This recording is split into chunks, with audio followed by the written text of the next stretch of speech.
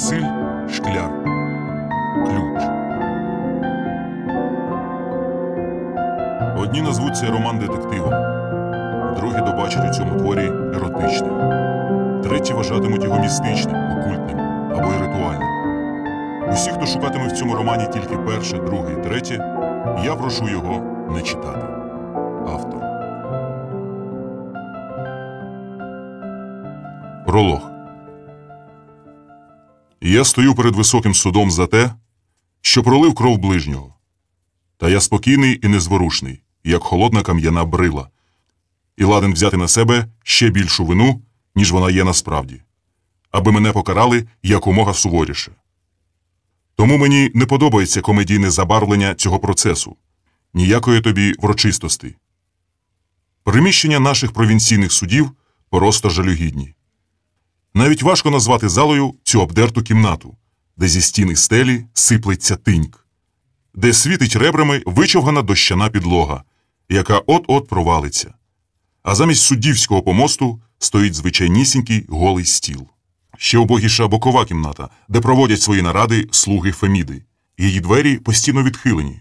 Їх кілька разів сердито причиняли, а вони все відходять. І ще на самому початку я помітив, як за тими лаштунками рожевощокий кирпатий суддя на швидкоруч натягує через голову, наче спідницю, пожмакану чорну мантію. Він задягає її поверх пістрявого светра, грубої в'язки. І я ще тоді звернув увагу на його пухкенькі рожеві щоки. Здавалося, він і досі ссе мамину цицьку, хоч розміняв четвертий десяток. А коли всі встали і цей Пантагрюель усівся на своє місце, то з-під столу безглуздо виглядали його нечищені черевики 46-го розміру. І навіть видніли заправлені в чорні шкарпетки сині кальсони. Молоденьке дівча, яке вело протокол засідання, витріщило свої здивовані оченята на вбивцю і злякано опустило їх тільки тоді, коли я не витримав і підморгнув їй. Мовляв, не хвилюйся, все буде гаразд. Що й казати, є в цих судових засіданнях щось від театралізованого дійства. І щоб скоротити кількість його персонажів, я категорично відмовився від адвоката. Дивлячись на кирпатого суддю і побоюючись, аби він не почав колупатися в носі, я прикликав собі у порадника мого давнього приятеля Жана Поля Сартра, який набагато раніше за мене дійшов висновку, що людина по-справжньому здобуває свободу лише у в'язниці. Я викликав його дух без особливих зусиль. Не так, як це робив великий медіум Казот, котрий після кожного такого сеансу непритомнів, або навпаки, впадав в істерику, і попросив поради, як його краще повестися, або виклопотати у високого суду щойнасуворішого покарання.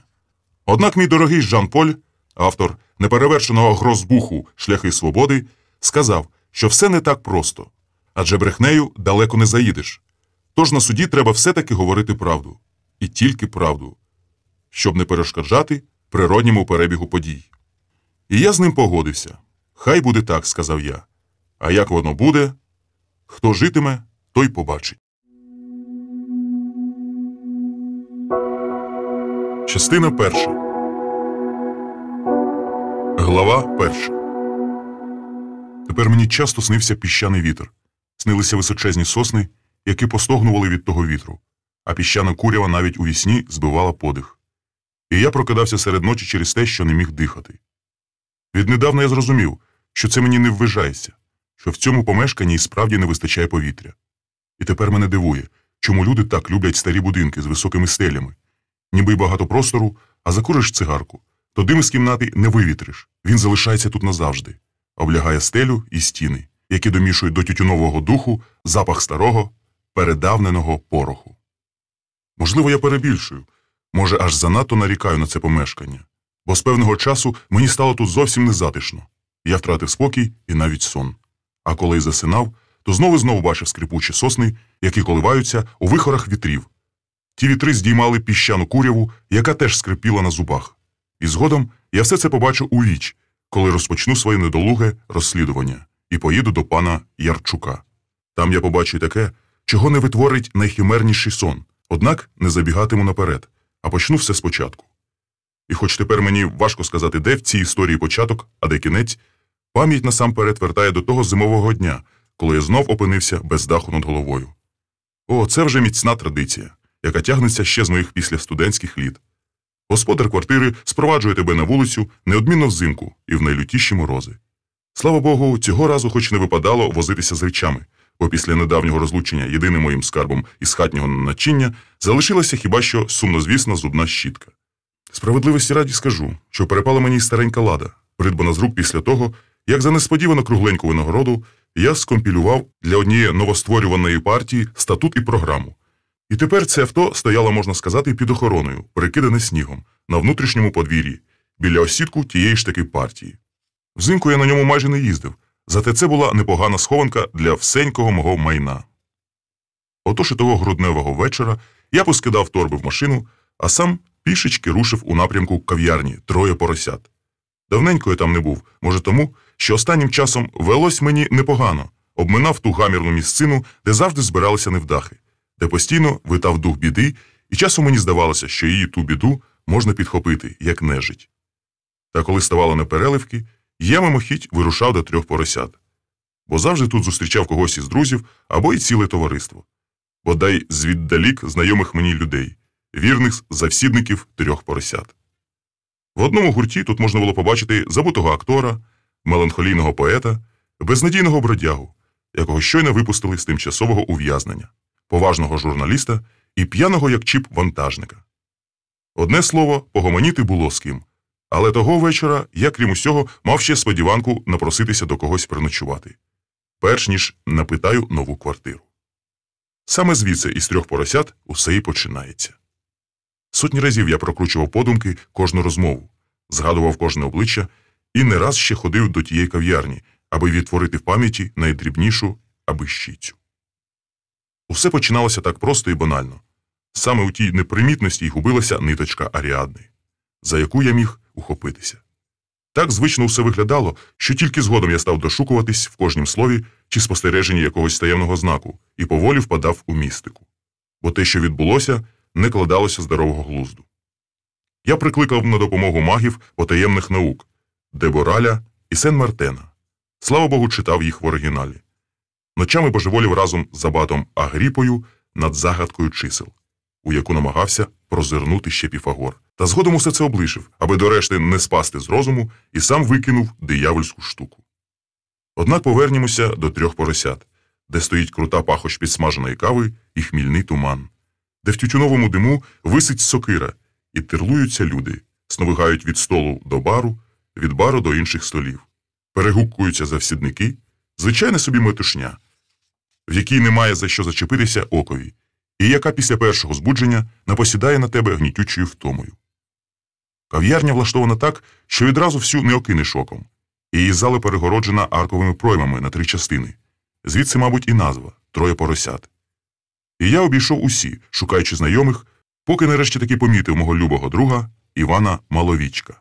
Його велика лиса голова світилася у мороці, як місяць повня, і цей місяць сідив із чарочки горілку такими делікатними ковточками, наче то був риб'ячий жир. «100 років тебе не бачив», – сказав Іван Маловічко. «Ти що, десь служиш?» «Не каркай», – відповів я і подумав, що мій любий друг Іван таки справді схожий на велику лису ворону, яка живе 300 років. Інакше як могло вийти, що він не бачив мене 100 літ? «А де ж пропадав?» – прискіпився Маловічко. «Писав дисертацію». «Ти?» «Не собі не лякайся. І всього лише кандидатську», – заспокоїв я Івана, щоб він не захлинувся риб'ячим жиром. «Так що я частую». Я підійшов до бару і галантно вклонився своїй щирій приятельці Катрусі. Для цілковитої чемності хотів ще підморгнути, але не вийшло. Зір поглинала пазуха, де здіймалися 2 вершини Арарату, і в тих вершинах дихало 2 пригаслі вулкани. «Десь далеко їздили?» – спитала Катруся. «А то ж до Америки, на Генеральну асамблею ООН. Ти не уявляєш, Севденько, як після Америки хочеться по-людському напитися. Давай пляшку княжого».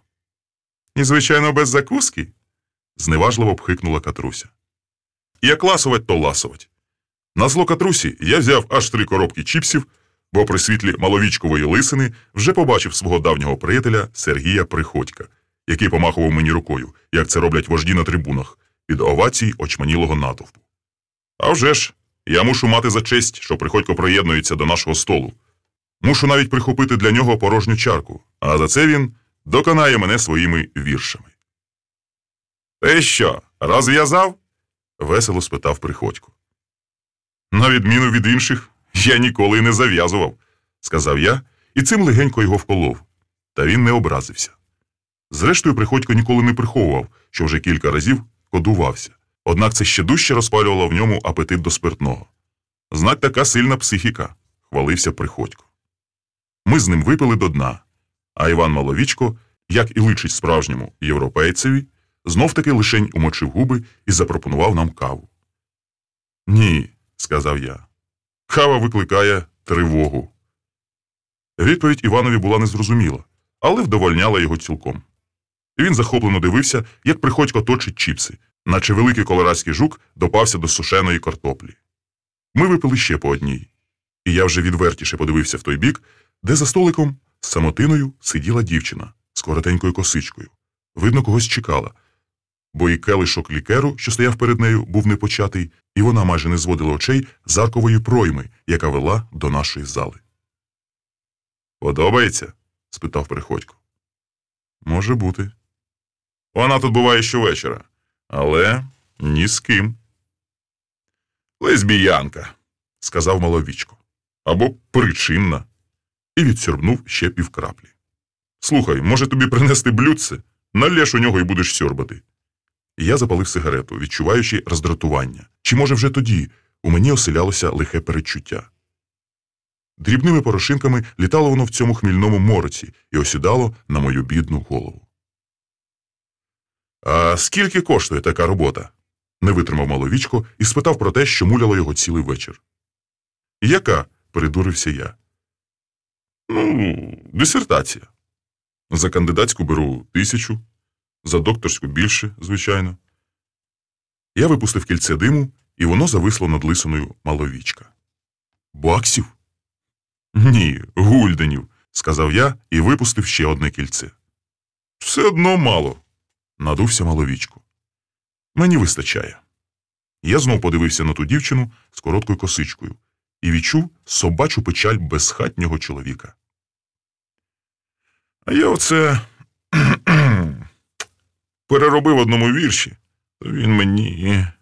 Почав було Приходько і примовк, бо над нами вже стояв наш любий друг Василь Іванович. Із його закручених високо вгору вусів сипались іскри. Я не певен, що Василь Іванович саме так і звався. Може, ім'я анекдотичного полководця приліпилося до нього якраз через оті пришелепкуваті вуса, що стриміли вгору, наче антени, і не від що виловлювали у повітрі. Може, вони навіть уловлювали сигнали біди, бо тепер, згадуючи його сатанинський регіт, я все більше схиляюся до думки, що людина не може отак безпричинно сміятися. На ньому була якась чудернацька бурячкова куцина під кольор його обличчя, а через плече звисала незмінна брезентова торбина, у якій завжди було кілька пляшок спиртного. Пізньої пори Василь Іванович збував напої з націнкою. Я щиро зрадів його з'яві, бо, по-перше, міг тепер взяти пляшку трохи дешевше, ніж у катрусі, а по-друге, з'явилася надія, що саме цей всюди сущий чоловік щось путнє пораїть з ночівлею. У мене вже туманіло в очах, та я ще бачив ту жінку чи дівчину, яку теж огортав сріблястий серпанок.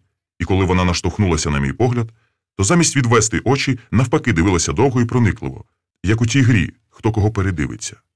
І я програв. Але це була приємна поразка. І саме тоді поскаржився Василеві Івановичу, що знову не маю даху над головою, шукаю квартиру, а він, помітивши мої позирки на коротку косичку, розхристано запитав: «Квартиру чи ключ?» І раптом зареготав мені в обличчя, як сатана. А коли я пояснив, що не маю де переночувати, Василь Іванович пообіцяв узяти мене з собою в КПЗ. «Найкраще КПЗ у Києві», – запевняв він, бо недалечко від вокзалу і поруч метро.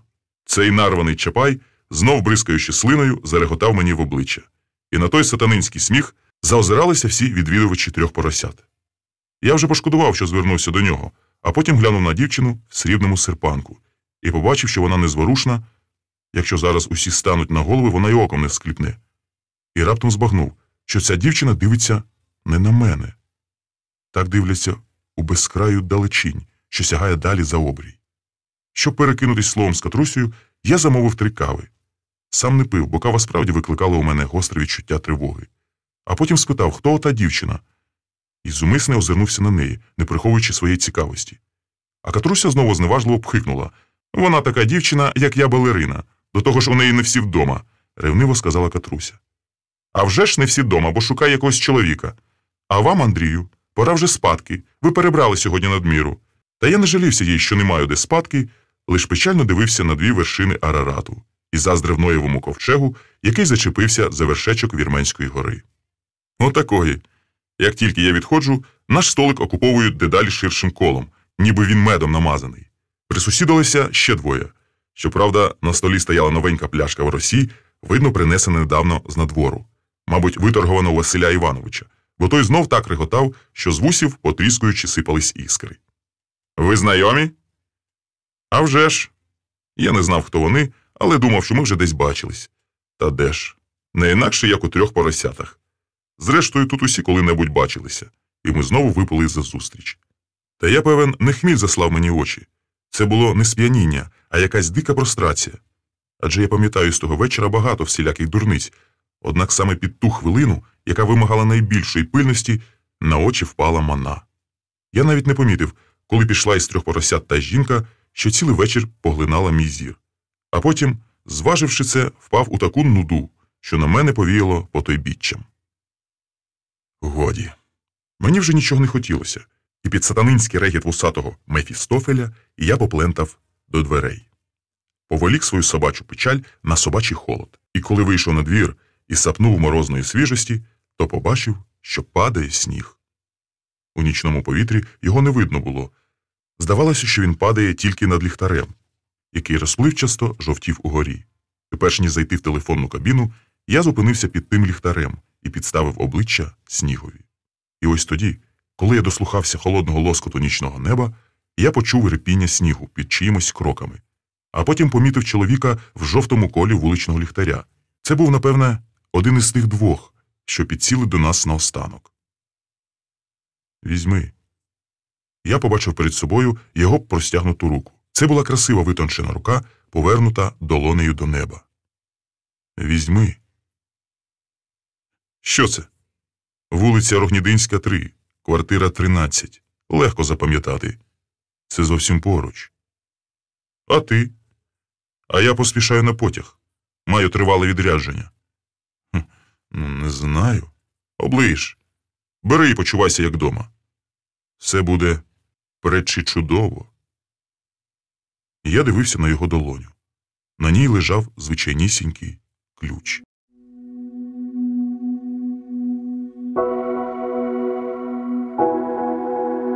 Глава 2. Я доплуганив до знайомої вулиці і без зайвих пригод знайшов 3-й номер. Старезна, 5-поверхова будівля, похмуро бовваніла за невеличким сквериком, відступивши від дороги і решти будинків кроків на 30. Колись мені доводилось редагувати довідник з історії Києва, і я знав, що ця вулиця поміняла вже кілька назв. Одну із них навіть пам'ятав – Бульйонна. До єдиного парадного вели височенні сходи. Далі був темний під'їзд і старий скрипучий ліфт. Я навмання натиснув на цифру 3, оскільки вона мене переслідувала, починаючи з 3 поросят. І, вийшовши із сітчатої клітки ліфта, опинився перед височезними двостульчатими дверима. Так і є. Номер 13. Я дістав із кишені пальта плескатого ключика, він на диво легко повернувся в замку. Було трохи моторошно ступати в темряву чужої оселі. Однак я креснув запальничкою і швидко знайшов вимикач. Коридор був голий-голісінький, окрім порожньої вішалки. Геть нічого. Далі 2 суміжні кімнати, також зяяли пусткою, хоча були дуже просторі. Але ця просторість ще більше підкреслювала порожнечу, в якій зовсім губився і чималий розкладний диван, і допотопна шафа, і ще якийсь дріб'язок. Трохи обжитішою здавалася кухня, розташована чомусь за обома кімнатами. Тут навіть висів на стіні телефон, але і її кухню не назвеш типовою навіть для холостяка-спартанця. З наскока майнула думка, що цю квартиру недавно обібрано, а мене підставили, аби замести сліди. Проте я відразу ж і відкинув таке припущення. У цій порожнечі був свій лад. Можливо, якийсь неприродний, ще невловимий на перший погляд, але він був і підказував, що крадіжкою тут не пахне. Скоріше за все, господар помешкання або ж перебрався сюди недавно, або жив, знаючи, що рано чи пізно йому доведеться звідси піти. Тому не обтяжував себе хатньою зайвиною. І все-таки вже тоді на мене повіяло холодним мороком невідомості. Хоча метрові стіни будинку не пропускали холоду. Тут було тепло, як у вусі. Я зняв пальто і повісив на вішальці в коридорі. Ну от, уже веселіше. Принаймні, не так порожньо. Потім, як дитина, що боїться ночі, знов позаглядав у всі закутки. Відчинив ванну, туалет і навіть зазирнув до шафи, в якій теж нічого не було. На кухні я машинально зняв телефонну трубку, однак почув лиш легесенький шум, що його чуєш, приклавши до вуха мушлю. Телефон не працював. Дякувати Богові, і трупа ніде не було. Майже не роздягаючись, я ліг на незасланий диван і, вже засинаючи, подумки мовив собі чудернацьке словечко, запозичене у свого благодійника. Пречі чудово. До ранку спав як убитий. Та, прокинувшись, знову став оглядати помешкання. Мене доймало сум'яття. То здавалося, що ось хтось прийде і спитає, як я тут опинився. То обсідали ще химерніші думки, про які й говорити соромно. Я відмітав усі найтривожніші здогади, та все одно не знаходив рівноваги. Той чоловік навіть не сказав, коли він повернеться. Тривале відрядження. Це, за теперішніми мірками, може бути і тиждень, і місяць, і рік. Втім, якби від'їжджав так надовго, то певна річ подбав би, щоб здати квартиру за круглу копійку. Отож я вирішив не перетягувати сюди свої речі з машини, взяти хіба сумнозвісну зубну щотку, та ще, може, якісь папери. Вчорашні посиденьки у 3 поросятах підірвали мій бюджет, і тепер уся надія була на політичний портрет одного депутата, за який мені обіцяно 300 зелених. З цього приводу, напевно, вже розривається телефон у квартирі, з якої мене вчора попросили. Ну і нехай. У моїх нових апартаментах було тихо, як у льоху. Не вірилося, що цей будинок у самісінькому центрі міста. Так, тут можна попрацювати, і якщо мій благодійник затримається у від'їзді на тиждень-другий, то я встигну залагодити фінансові справи і найняти нове житло. Я вийшов на двір. Свіжий сніг у скверику був такий білий, що мимоволі подумалося про чистий аркуш, з якого все починають спочатку. Тільки тепер я роздивився, що мій будинок мав напідпідвальний поверх, де діяла постійна виставка акваріумних риб. Сам фасад підказував, що будинок зведено десь на межі сторіч, коли міська архітектура перейшла до сецесії, відступивши від класичних стилів. Щоб не курити надще серце, я випив у Забігайлівці на басейні зеленого чаю, а потім для розваги повештався на Бесарабському ринку і рушив до осідки моєї любої партії. Крім усього, мені потрібен був телефон. Моя кохана Лада стояла у сніговій шапці зовсім нещасна, поруч з надутими іномарками. Вона виглядала сиротиною-попелюшкою, що притулилася зі своїми підсніжниками поміж нахабно-потворних перекупок. Я позичив у чергової баби Наді, тут її звали пані Надя, віника, ретельно обмів машину, потім піднявся до штаб-квартири партії, яка розгортала свою діяльність згідно із моєю програмою і статутом. Це, звичайно, невеличке перебільшення, бо ті серйозні документи, я, самовпевнений ерудит і поліглот, передер із західної демократії. І новоспечені партійні боси пісяли від задоволення. Врешті-решт, програмні документи були потрібні їм не стільки для дії, як для Мін'юсту, тобто для реєстрації партії напередодні виборів. Та все одно ці високі політики шизіли від того, як бездоганно написано їхню програму. Чого вартий хоча б ось такий постулат.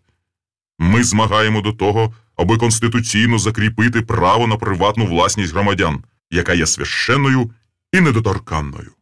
І хоча в нормальних країнах це було зрозуміло і козі, партійні боси виклали штуку фактично за казку про солом'яного бичка, ще й дозволили мені тримати на подвір'ї їхнього офісу всю свою приватну власність, яка, треба сподіватися, також є священною і недоторканною.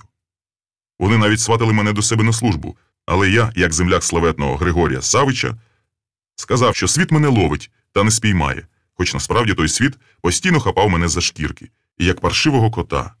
І особливо боляче ухопив, коли я з намови тих таки високих політиків зав'язався з одною небезпечною аферою, яку згодом назвав «Операція «Ватяні штани». Погодився я на ту цікавенну пригоду не за гроші. Вона імпонувала не тільки моїм авантюрним уподобанням, а так би мовити, громадянським. Це коли відомий татарин Рафат організував моїм партійцям коридор у заблоковану Чечню, і треба було перевести тим коридором чималу суму валюти. Вибір упав на мене не стільки через уроджену смаглявість і гарні очі, як завдяки знов-таки моєму ненаситному поліглотству і давньому інтересу до кавказьких народів.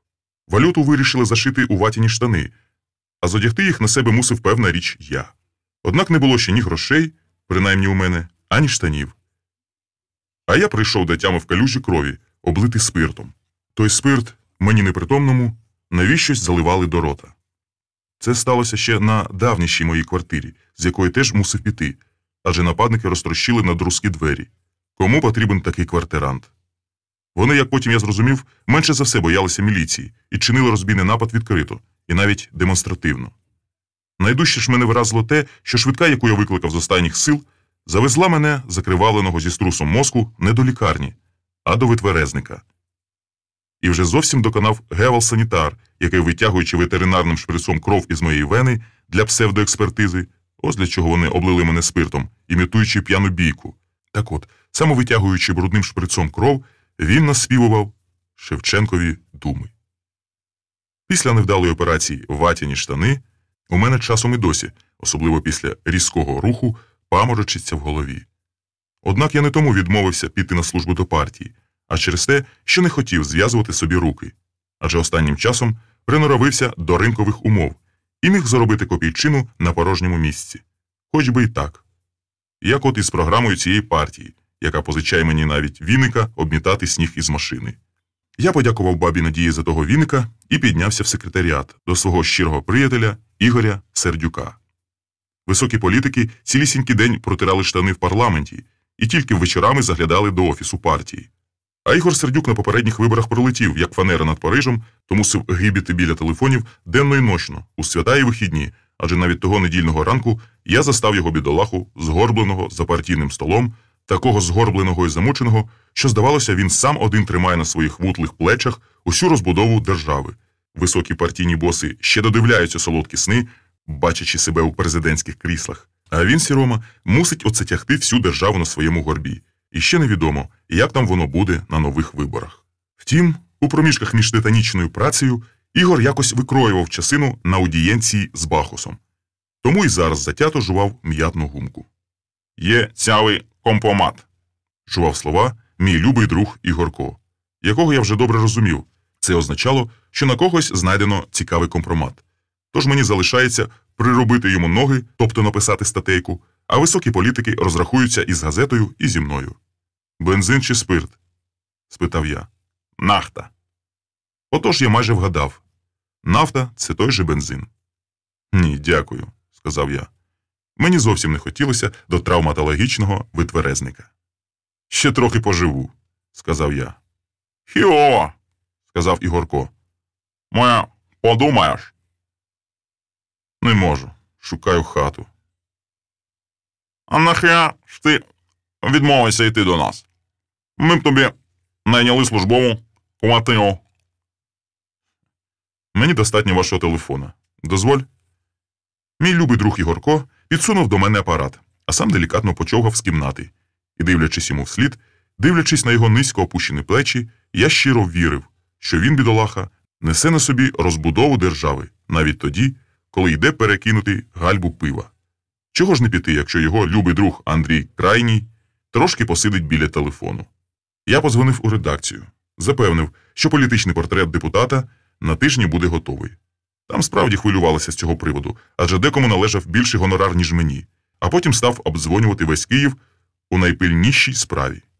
Самотній чоловік, безпартійний, інтелігентний, високоосвічений, вільно володіє французькою, і грабаром, фарсі, і гуджараті, вік Ісуса Христа, зріст 182 сантиметри, був одружений всього лише один раз, кажуть, що симпатичний. Ось такий славний чоловік за помірну ціну найме однокімнатну квартиру на тривалий термін.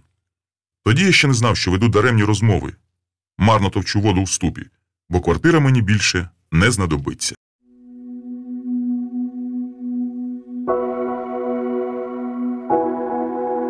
Глава 3. Симпатичний чоловік з невеличким шрамом на вилиці, віку Ісуса Христа, упевнено перетнув залу кав'ярні і підійшов до столика, за яким сиділа молодша від нього років на 5 жінка. Вона вдивлялася у денці чашки, наче сама собі ворожила на кавовій гущі, і чоловік спитав з геніальною простотою: «Шампанського вип'ємо?» Вона звела на нього тернові очі, не чорні, як співається в пісні, а кольору ще не достиглого терну, із синіми і зеленими переливами. У неї були зовсім білі губи, наведені білою помадою, і білі перламутрові тіні аж до тонесеньких брів. Так досягається разючий ефект очей. Вип'ємо. Так само просто сказала вона. Я взяв шампанське і під ревнивим поглядом Катрусі налив 2 келихи. Як усім цікаво. Головне, гіркаво-солодкий запах французьких парфумів завжди мене хвилював. Робити добре і не зважати на те, що говорять. Добре або ніяк. О Боже, хоч негайно у ліжку. Ви не схожий на сексуального маньяка. Інакше я не погодилась б з вами пити шампанське. Бачте, Оксана, можете називати мене Санною. бачте, Сано, цих навіженців розпізнають, коли вже запізно. На жаль, так. Але це не про мене. Ви добрий психолог? Ні. Поганенький сексопатолог. У мене шампанське ледь не пішло носом. Ви здивовані. Я думав, це чоловіча професія. Чоловіки якраз мало у цьому тямлять. Чесно кажучи, я трохи розгубився. Наскочив чорт на відьму, і не з того краю почав. Але й відступати було не з руки. Ну тепер мені зрозуміло, чому ви так легко погодилися зі мною випити. Чому? Професійна цікавість. Адже з красивою жінкою не так легко познайомитись. Не вгадали. Просто я бачу, що у вас є на те серйозна причина. Тому ви і підійшли без комплексів. Хіба ні? Ваша взяла, сказав я. Причина справді серйозна. Того вечора, коли я вперше вас побачив, ми сиділи втрьох, он за тим столом. Пам'ятаєте? Вона запалила сигарету і з цікавістю дивилася на мене. Цівочка диму соталася з-поміж її загострених пальців, які ледь помітно тремтіли. Потім, десь уже під кінець, до нас приєдналося ще 2. Ви їх не пригадуєте? Ні. Я запам'ятала тільки вас. У загальних рисах. Я розумію, що це не був удар грому, що в переносному сенсі означає кохання з першого погляду. Але мені приємно, якщо це так. І все-таки дуже хотілося б, Санно, аби ви згадали тих хлопців. Ну, може, одяг, якісь дрібнички, жест, годинник на руці. Ви що, з міліції? Ніколи не повірю. Я не знаю, який ви сексопатолог, але психолог справді непоганий. Я не з міліції, Санно. Щось сталося? Поки що не знаю, але цілком можливо. Ще пам'ятаю того, на Чапаєва схожий. І потім, якщо ті 2 прийшли під кінець, то, напевно, мене вже не було. І це можливо. Річ у тім, Санно, що тут є і ваша вина. Моя? Так, коли ви пішли, я вже не бачив, що діялося навколо. Я просто осліп. Не перебільшуйте. Це правда.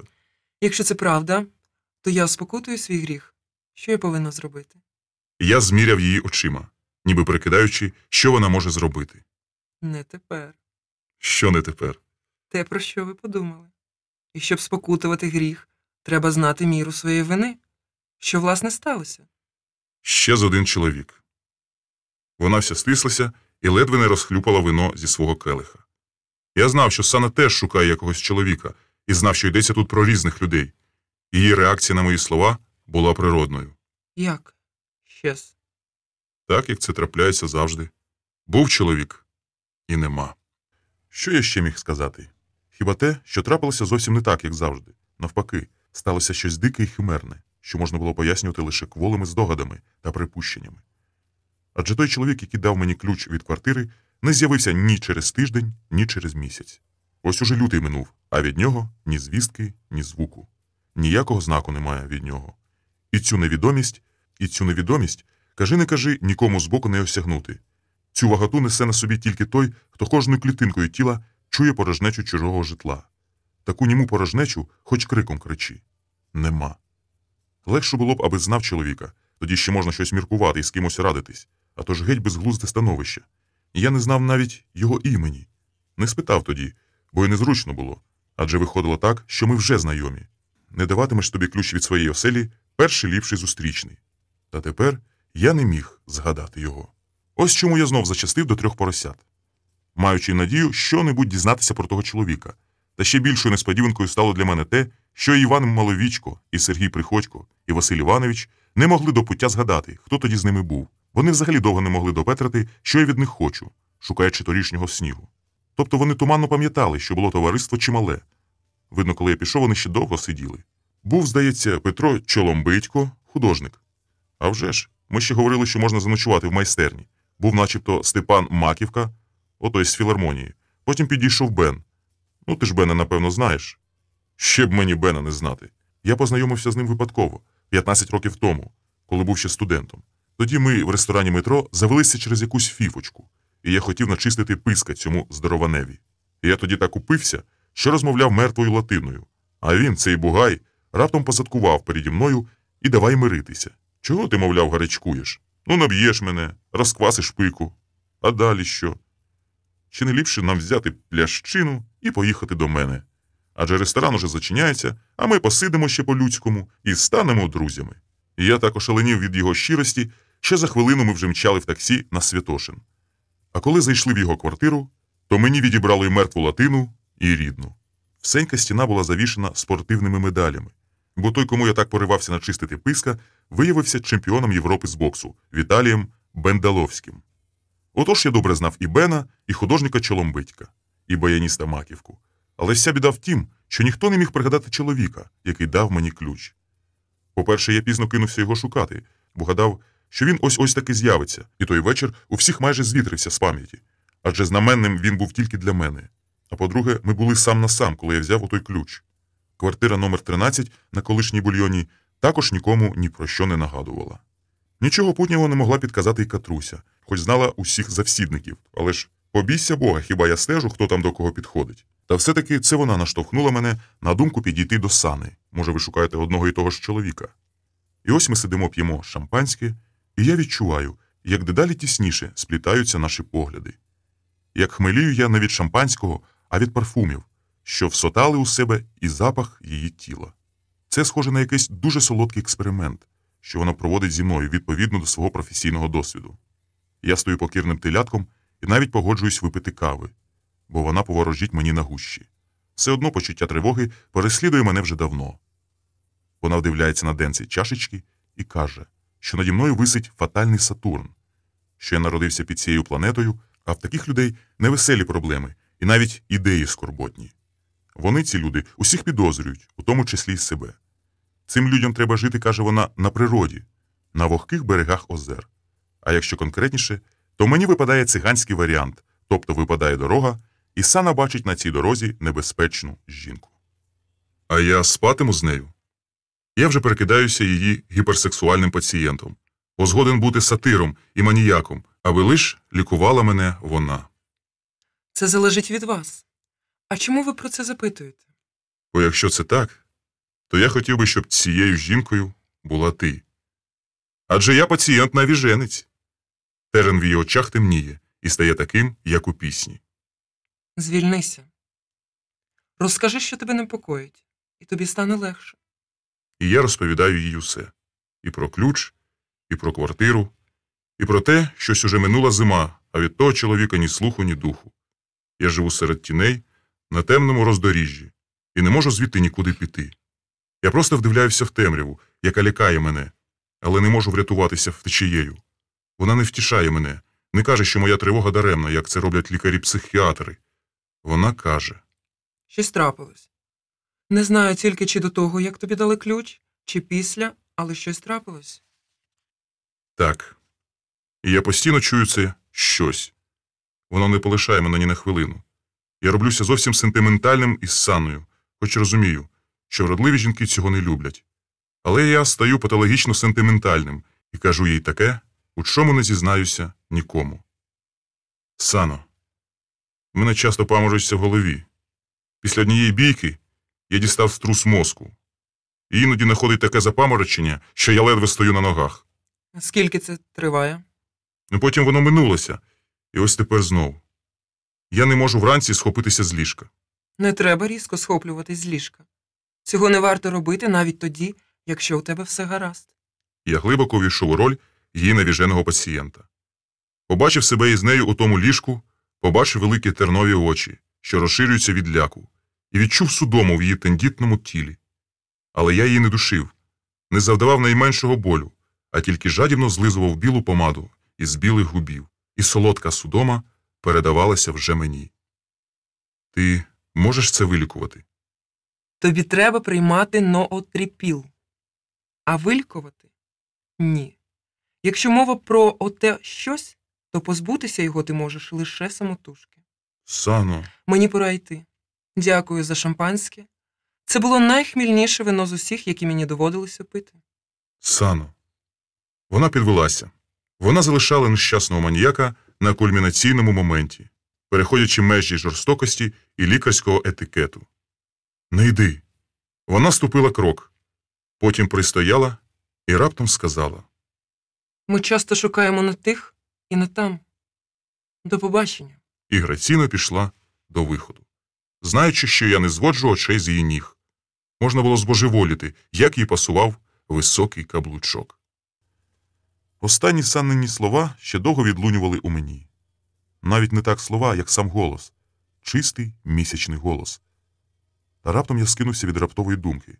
А й справді, хіба ти певен, що той, хто дав тобі ключ, сидів з тобою за одним столом?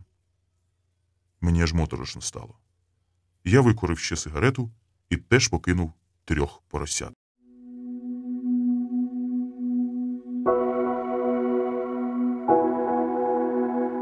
Глава 4. Але тепер я приходив сюди майже щовечора. Приходив як злочинець, котрого тягне на місце злочину. Чи, може, як маніяк, що вистежує жертву. Мені тяжко працювалося у тій, невідомо чиїй оселі. Мені там не сиділося, адже це вже нагадувало полон. Якийсь неймовірний полон, коли над тобою ніхто не чинив свавілля. Навпаки, тобі зробили добре. Та бач, примкнули там ключиком у лабіринті постійних тривог. Саме тому, що ніхто силоміць не кидав мене до цієї в'язниці неспокою, я не міг звідси піти допоти, поки не знайду чоловіка, що з доброго наміру дав мені ключ. А потім, напевно, потрапив у біду і так ненароком завдав мені гризоти. Я житиму в цьому полоні, поки все не з'ясується, інакше ніколи не знайду собі спокою. Так само, як до тієї квартири, я був прикутий до 3 поросят, у яких шукав слід мого благодійника, адже він мусив лишитися там, його слід. Мусила лишитися, якщо не аріаднина нитка, то бодай якась павутина, за яку я рано чи пізно зможу вхопитися. І я йшов до 3 поросят, де так само, як і в порожнечі моєї квартири, витав дух біди. Та мені вже не треба було унікати його, того духу. Не треба було боятися, що біду можна підхопити як нежить, адже інфікованому будь-якою хворобою вже не варто остерігатися її мікробів. До того ж тут, у 3 поросятах, іноді можна було зустріти чудового лікаря-психіатра, хоч усім відомо, що це той рідкісний тип лікарів, котрі найдужче піддаються хворобам своїх пацієнтів. Бо вони, ті хвороби, не мають своїх мікробів. Ніхто не знає тих потаємних шляхів, якими вони проникають до своєї жертви. Не відає цього і Санна. Либонь, лише надмірністю андрогенів вона може пояснити, чому я, зустрівшись із нею вдруге, знову сказав, що хочу спати з тією небезпечною жінкою, котра стане мені на дорозі. «Я хочу, Санно, щоб нею була ти», – сказав я, адже спілкування із лікарем вимагало виняткової щирості. Мені приємно, що ти так хочеш. Але тепер я боюся просити того, що хочу я. Ми знову надовго примовкли. Я обережно голубив її слова у собі, переставляв їх місцями, підворушував, мов жарок у багатті. «Не бійся».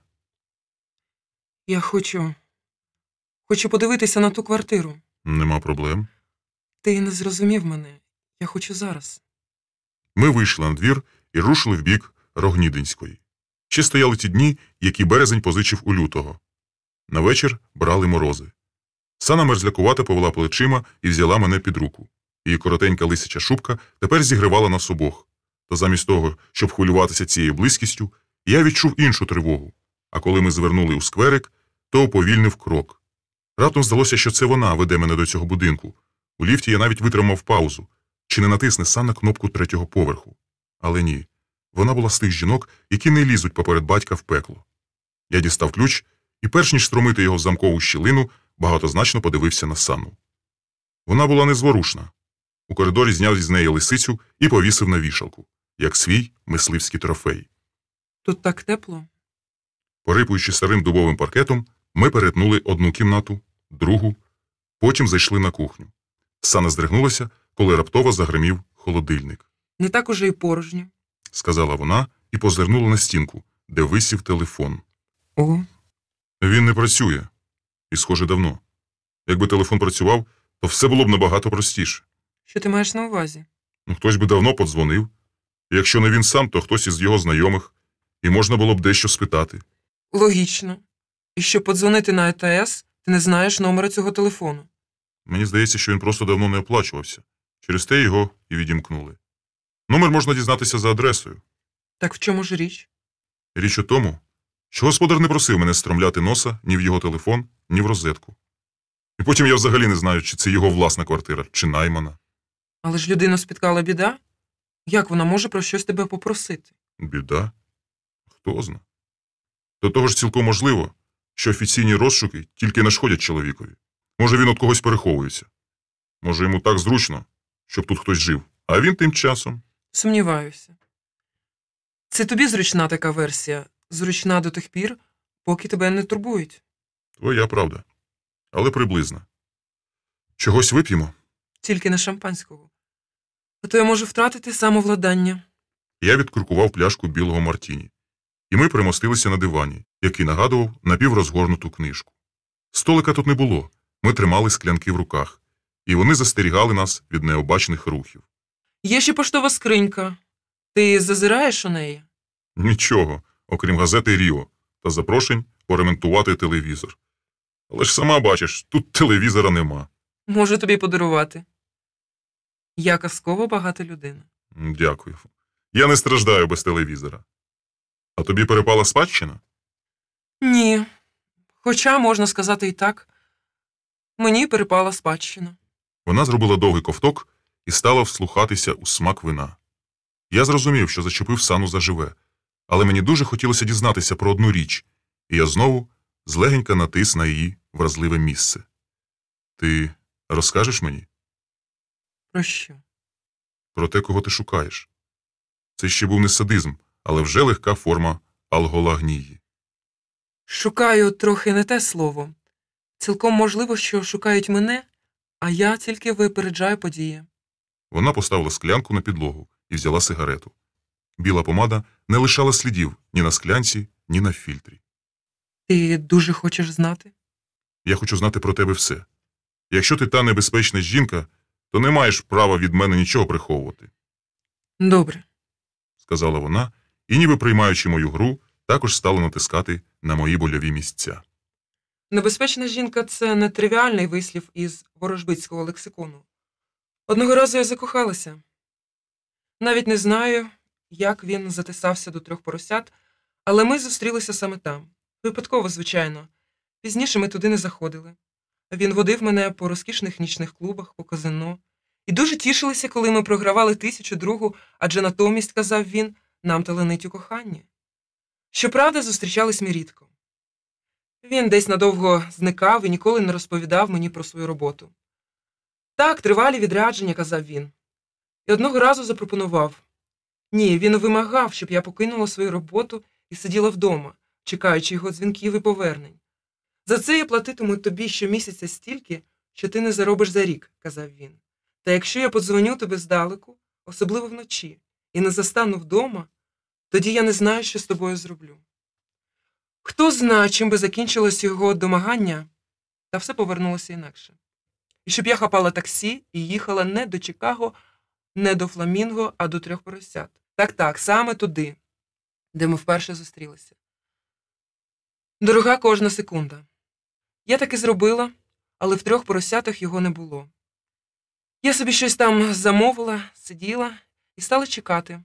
Думала, він ось з'явиться і скаже: «Вибач, я був такий дурень, чи може щось інше, не знаю». Але було гостре перечуття якоїсь зміни, гостре перечуття. Сана піднесла склянку до білих губів. Її рука злегенька тремтіла. А я вже зовсім не чув болю. Був спокійний і холодний, як крига. Тієї хвилини мені як ніколи йшло на душу це холодне біле вино. І те, що відбувалося далі, я намагався сприймати ніби далеку чужу історію, яка відбувалася не з нею, а з кимось іншим. Він таки прийшов до 3 поросят. Прийшов і вимучено їй усміхнувся. Але усмішка та була страшною на блідому, як смерть обличчі. Він сів навпроти, та сумку, з якою прийшов, звичайнісіньку спортивну сумку, ногою підсунув до Сани і попросив заховати в надійному місці, бо він так поспішає, що навіть не в змозі її поцілувати. Хоча невідомо, коли вони знову побачаться. Він попросив за ним не виходити і поволі рушив до дверей. Та видно було, що заледве стримує крок. Ту спортивну сумку Сана відкрила вдома, і їй стало млосно. Там було стільки доларів, що вона боялася їх лічити. Того ж вечора ТСН передала, що на прорізній з вогнепальної зброї убито бізнесмена. Як завжди, ніяких подробиць в інтересах слідства. У мене відразу тенькнуло серце. І не тому, що від 3 поросят до прорізної палицею кинути. І не через гроші. Я просто згадала, як він виходив. Згадала його ходу, спину. Я вже тоді відчувала, що бачу його востаннє. Слідом за ним ступала смерть. Сана притихла. Очі її потемніли, бо, мабуть, знов побачила, як ішов од неї той чоловік, і як у його сліди ступала Костомаха. Важка тиша щільно облягала порожнечу кімнати. Вона була як граніт, ця тиша. Раптовий гуркіт старезного ліфта розбився об неї, як скло. Може, ти собі навіяла? Може, він потрапив за грати? Вона глянула на мене, як на дитину. Про що ти кажеш? Такі люди і за гратами п'ють мартіні і розмовляють по стільниковому телефону. Але, як це кажуть криміналісти, немає тіла, немає смерті. У всякому разі, для мене. Ти дуже довірлива, Сано. Занадто. Бо я хочу, аби ти знав, у чому моя небезпечність. І якщо це тобі неприємно, вважаю, що я все вигадала. Коли я кажу про довірливість, то маю на увазі... Кримінальні гроші? Я зробила їх у найчесніший спосіб, бо після того, як усе це сталося, справді не порушувала угоди. Я більше року майже не виходила з дому. І щодо пояса вірності, то не зняла його й досі. Ти не уявляєш, як він мене тисне. Якраз це я уявляв непогано. Як і ту скляну стіну, що виросла поміж нами. Якби він з'явився, я б звільнилася і від пояса, і від грошей. Але віриться мало. Раніше я ще всяке думала, може, і справді навіяла, та не було в кого навіть спитати. Я раптом зрозуміла, що зовсім нічого не знаю про цю людину. Нічогісінько. Такий, бач, світ настав. Живемо з людьми і не знаємо, хто вони. Спимо з ними, оселяємось в їхніх квартирах. А потім, хіба це нормально? Що я міг відповісти? Хіба те, що бажання спати з такою жінкою, як вона, це абсолютно нормально. Та цього разу я замовчав. Не моє тут мололося. Немає тіла, немає смерті. Часом вважається, що мене шукають, що ось і зараз подзвонять у ці двері. У двері невідомо чиєї квартири. Сано, оближ. У мене і так повна голова химер. Знаєш, про що я думав, коли ми сюди йшли? Знаю. Про те, що я тут вже була. Що довкола тебе затіяно якусь змову. Але все набагато простіше. Зараз ти ляжеш спати, а завтра дізнаєшся, хто є власником цієї квартири. Це ж не так складно, хіба ні? Вона вийшла в коридор і зняла з вішалки мій трофей, дозволивши мисливцеві Невдасі тільки його потримати. Я сама спіймаю таксі. Сано, Не сумуй. Можливо, мені ще тяжче. Адже тоді, коли я вперше тебе побачила... вона примовкла на мить. Загримів ліфт, і той гуркіт розбився об гранітну тишу, як скло.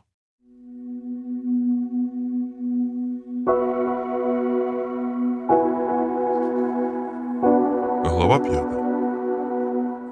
Ідучи до партійного сітку, який тепер став мені пунктом телефонних переговорів, я думав про акваріумних риб, що жили у підвальному приміщенні мого будинку. Чи вони чують весну? Саксофоніст, котрий грав у підземному переході над порожнім капелюхом, чув її безпомильно. І я кинув йому на почин святого Володимира. Кинув у капелюх червоне сонечко, адже так називали князя, аби воно світило у похмурому підземеллі і нагадувало про весну. Зі стріхщини капли, та козаченькові уже пахне мандрівочка. Отому козаченькові, що йому випаде дорога, і я закохано обмітаю сніг зі своєї попелюшки, але цілком можливо, що мені доведеться мандрувати з нею у парі. Дякую, пані Надію, за віник. Як там наш пан Ігарко? На місці? А вже ж розбудовує державу і ніяк бідолаха не розбудує. Думаю я собі, бо одному все-таки важко. Один у полі не воїн. Він цей бравий вояка, Ігорко Сердюк. Увесь обклався газетами. Це ж скільки людей їх пишуть, а він, сірома, мусить читати їх сам один. Мусить, бідолаха, вишукувати, що там пишуть про його партію. Та саме завдяки газетам він, мабуть, і згадав те, що мав мені переказати. «Слухай, старий», – жував він слова разом із м'ятною жуйкою. «Тебе давно шукає кіт». «Який кіт?» – витріщив я очі на Ігорка. Мені що цього бракувало. «Та не кіт, а...» Він витяг із рота жуйку. «Кріт, з відомостів. І дзвонив Сокирко, головний редактор ВВ». Я на хвильку замислився, куди мені спершу передзвонити, і вирішив, що кіт хай ще половить мишей. А дзвінком до Сокирка я, мисливець невдаха, можу вбити відразу 2 зайців. Уже при самій згадці про любого друга Сокирка, з яким ми з'їли пуд солі разом із пивом і раками, ще в комсомольських газетах, мені ставало весело. Та й хто б це міг стримати усмішку, дивлячись на Сокирка, тобто на його довгобразу кобилячу голову, позичену у Фернанделя. Тепер мій любий друг і колишній комсомолець Фернандель виявився великим ЦБ, бо секретарка довго допитувалася, хто і в якій справі турбує. І я хотів було сказати англійською, що дзвонять із Голлівуду, хочуть запросити симпатягу Фернанделя на роль червоної шапочки. Але потерпаючи, що Сокиркова секретарка не такий поліглот, як я, сказав, що турбує генеральний прокурор у справі майбутнього підпалу редакції. У слухавці відразу заграла музика, а відтак почувся знайомий голос. «Сокирко слухає». «Справді?» – здивувався я. А мені здалося, що Сокирко давно став неслухняним хлопцем, тому й довелося покликати на правоохоронні органи. «Ти влучив у десятку», – не образився він. «Саме про це я й хотів з тобою поговорити». «Про що?» «Про вбивство», – сказав Сокирко. «Убивство?» Мені зробилося недобре. «Це гиба», – буркнув Ігорко, який очима стримів у газеті, а вухами в нашій розмові. Від цікавості він навіть перестав жувати. «Справа серйозна. Ти сам приїдеш чи прислати машину?» Сокирко зробив широкий жест. «Знай наших». «Краще прийшли, бо мою прикидало снігом». «Добре, кажи, де тебе забрати». «В ЦК». Я намагався жартувати, але відчував, як від хвилювання гіркне в роті. «Маю до тебе зустрічне прохання. Щоб я не світився по всяких ЖЕКах, дізнайся, будь ласка, хто є власником ось такої квартири». Я двічі повторив адресу. «Тільки прошу тебе, без шуму». «Не вчи їсти печеного. Через 20 хвилин виходь на вулицю. І не зв'язуйся з тими партіями, бо не відмиєшся. Скоро вибори». Він поклав трубку. Та найцікавіше те, що Ігорко Сердюк, який, звичайно, не чув Сокирка, раптом сказав: «Слухай, старий, якщо вони сватимуть тебе на оботу, не зв'язуйся з ними. Краще іди до нас. Ця жовта газетка зараз набундючась, а завтра лопне, як бульбашка. Її створили тільки під вибори». «Світ ловив мене», – сказав я, та згодом переконався, що смертним не личить позичати у геніїв крилатих слів, бо для цього й самому треба мати крила. А посадив мене на грішну землю мій такий любий друг Фернандель. Він гречно зустрів мене своєю кобилячою усмішкою, я страх, як люблю коней, у просторому кабінеті. Потім завів у задник невеличку кімнату з баром і холодильником. «Що тобі? Чай, каву, пиво з раками?» – сказав я, пам'ятаючи його давню пристрасть. Але раків у нього не було, то я погодився на коньяк. І коли перша хвиля тепла скинулася в жилах, Сокирко розшифрував мені загадкові запросини. «Я хочу, щоб ти очолив у мене відділ убивств». Він так і сказав. Не відділ права чи там криміналістики або силових структур, а вліпив у самісіньке око відділ убивств. У мене відлягло від серця, і я спитав весело: «Хіба в газетах уже є такі відділи?» У моїй є, сказав він. Причому це має бути наш козир. Треба ж у щось загортати оте лайно, яке нам нав'язує інвестор. Ну, ти мене розумієш. Розумію, але я вільна пташка. І вже давно. Вільна пташка. Хикнув Сокирко. Ти мені ще святе письмо процитуй. Подивіться на птахів небесних, що не сіють, не жнуть, а живуть собі. Чи як там? А ти знаєш, що в Європі лише двоє людей вижило на творчих хлібах.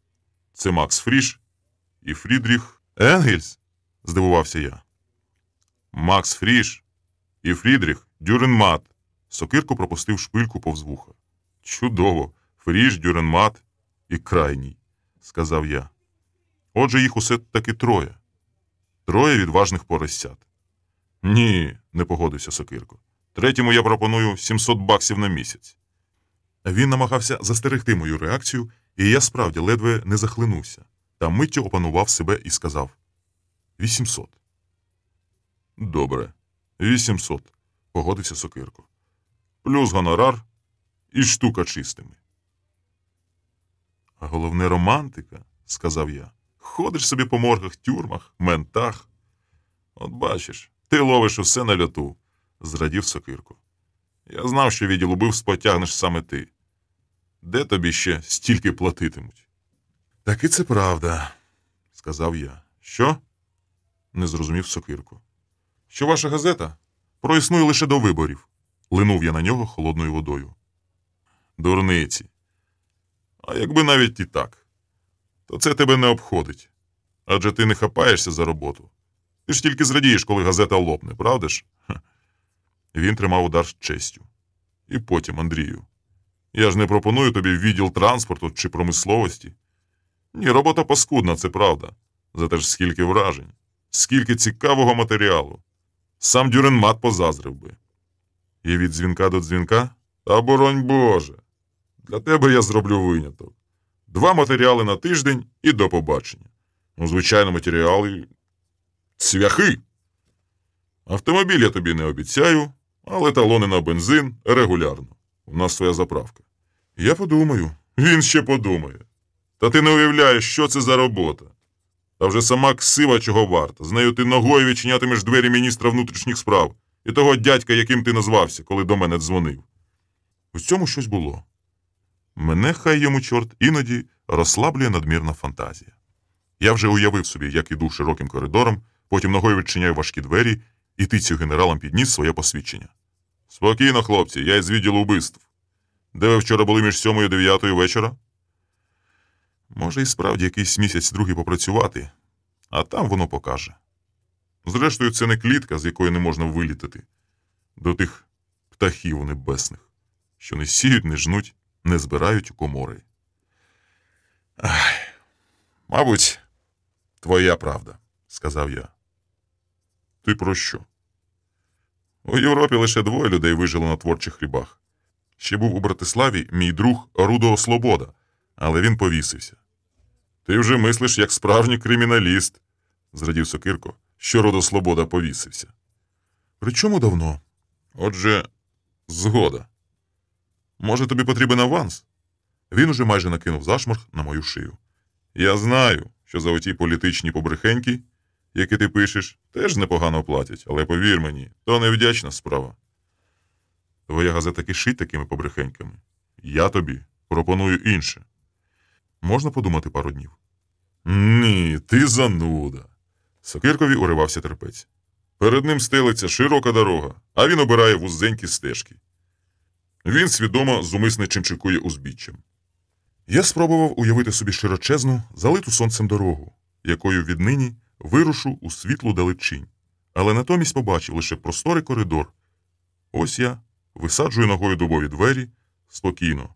Руки на стіл, панове генерали. Де ви були тоді, як напівмертвого поліглота швидка завезла у відверезник? У нього лишилася крапля крові, а ваш задрипаний санітар витягував її з вени брудним шприцом. Мовчати! Я ще не все сказав. Хто дозволив тому покидькові співати Шевченкові думи у вашому смердючому кублі? Певна річ, йому сказали, що впіймали націоналіста. І співав він навмисне. Але ж, панове генерали, тільки ж не Шевченка. Цього я не можу простити вам. Можу пробачити те, що в мене досі після різкого руху темніє в очах, можу пробачити все. Але не думай. І я пристав на Сокиркову пропозицію. Він таки умовив мене, хоча я чхати хотів на його штуку і дармовий бензин, перемішаний з кров'ю. Не можу сказати, що все це було зайвим для мене, однак найдужче зворушило те, що Сокирко у ці непевні часи простягав мені свою руку. І я не міг її відхилити, і я не міг відштовхнути цього сумно усміхненого Фернанделя. «Добре», – сказав я, – «ступимо на широку дорогу. Ти дізнався про те, що я просив?» «Звичайно». Він пішов до свого робочого столу, на який міг би сісти вертоліт, і приніс мені вирваний з настільного календаря аркушик. «Ярчук Саватій Данилович», – прочитав я і розгублено глянув на Сокирка. «Це все? А ти більше нічого не просив?»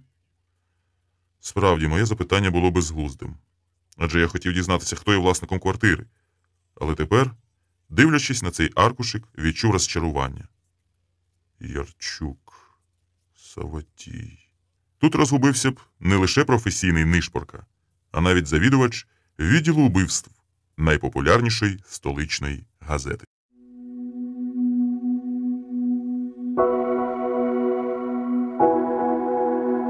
Глава 6. Відбіснувалися березневі завії. Вони для мене найтяжчі, ці останні витівки зими, яка заповзає у весну. У скверику, перед моїм будинком, з усіх сил задзвеніли синиці. Я певен, що весну приносять не журавлі із вирію, і навіть не ластівки. Її вістують осілі синиці, саме їхнє найстрімне цінь-цінь пробуджує мерзлу землю, продзьобує кригу, і тоді з дахів падають дзвінки, як синичний щебет, краплі, а в повітрі пахне зелом і близькою мандрівкою.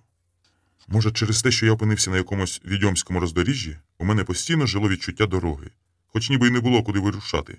Мав тепер постійну роботу, мав житло, в якому мене ніхто не турбував. І мав невідступну гризоту, що оселилася десь на споді серця, і часом виповнювала сенське єство. Мій господар так і не з'являвся. Жодного разу не подав ані звістки, ні знаку. Та замість того, щоб тішитися його щедрістю, я сприймав її як химерну ношу. І ця ноша день у день ставала нестерпнішою. Дедалі частіше закрадалася думка полишити 13-ту квартиру і піти собі геть, найняти інше житло, проте я не міг так зробити, адже мені було довірено ключ. І річ не тільки в цьому шматочку металу, який мені треба повернути господареві. Можна купити новий замок і 7 ключів від нього. А справа в тому, що, можливо, мені довірено ключ від таємниці, яку я конче мушу розгадати. Довірено, може, і не самим господарем, а волею випадку. Адже я дедалі більше схилявся до думки, на яку наштовхала мене Сана. Немає цілковитої певності, що той, хто дав мені ключ, сидів зі мною за одним столом. Це міг бути чоловік, який ненароком почув мої бідкання у 3 поросятах.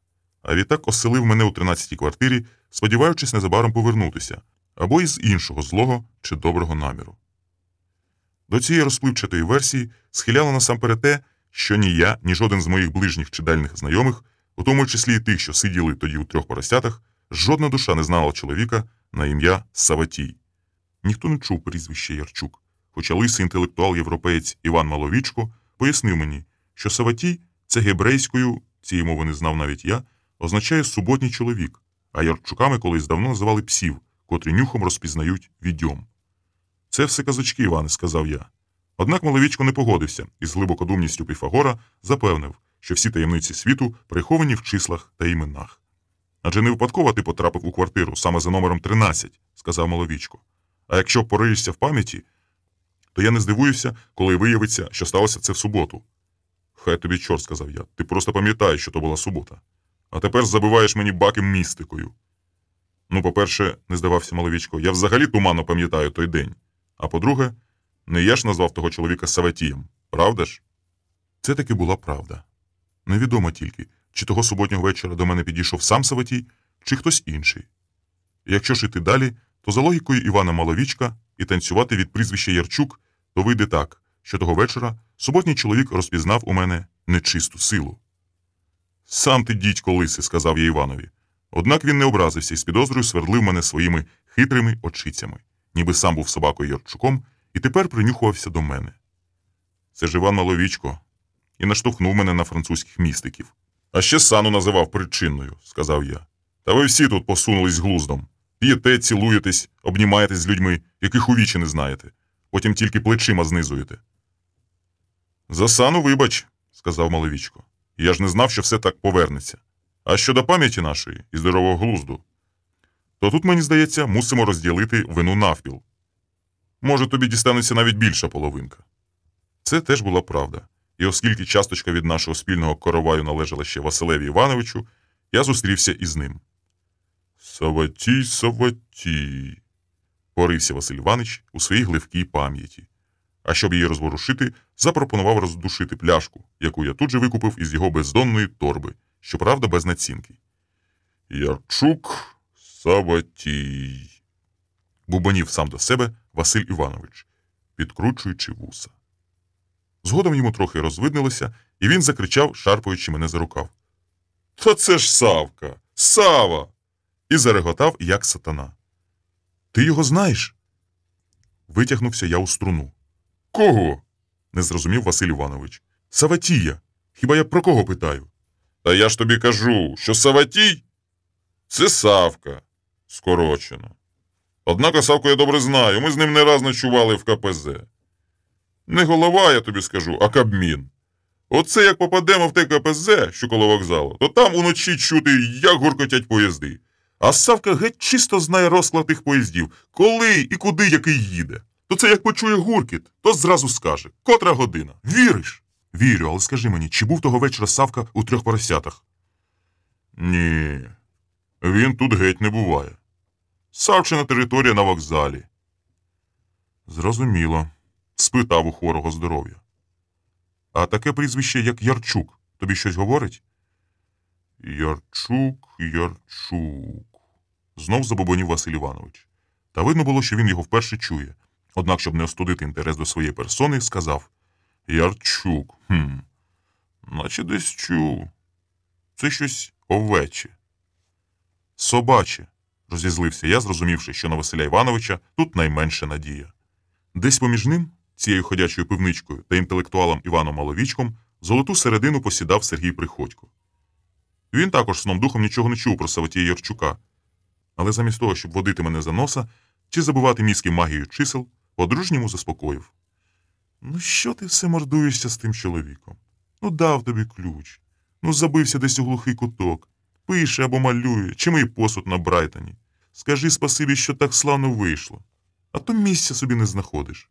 Хіба не знаєш, що найтяжче боротися з тими труднощами, які ми самі собі вигадуємо? З'явиться твій Саваоф, чи як там його, ще й не радий будеш, що так швидко вернувся.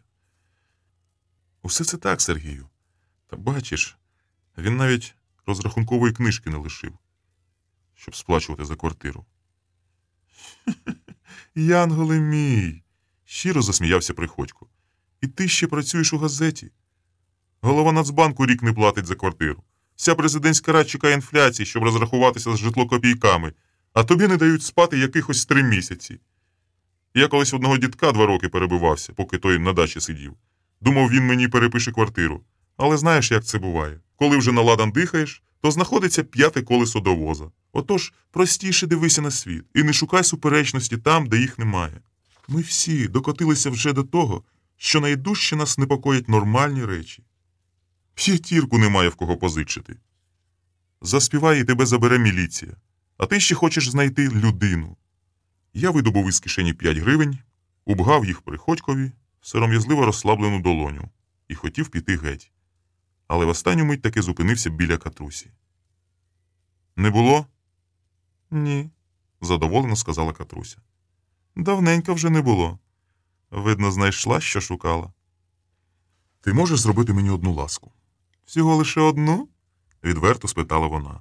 Так, одну. Коли з'явиться, скажи, що я дуже скучив за нею. Заплатив я відвертістю за відвертість. І передай ось це. Катруся взяла мою візитку. Довго вчитувалася, і нарешті до неї дійшло. Матінко рідна, завідувач убивств. І кого ж це ти убиваєш? Таких гарненьких жінок, як ти. причому на повал, сказав я і вийшов на вулицю. Стояв прохолодний вечір, але він уже пах соками, які тільки-но прокидалися у стовбурах дерев. Я любив цю пору, перші дні ледь уловимого пробудження. І, мабуть, ще довго блукав би містом, проте мав термінову роботу. Було домовлено про моє інтерв'ю з генерал-лейтенантом міліції. Тож мусив ще переглянути купу паперів, накидати план розмови і наперед заготувати запитання. Мене нудило від таких шаблонів, та цього беззастережно вимагало відомство, де все було за формою і регламентом. Усе, окрім хіба що репертуару співаків із травматологічного відверезника. Втім, і тоді, коли я не мав удома нагальної роботи, часто ловив себе на тому, що поспішаю сюди навіть з якоїсь спонуки.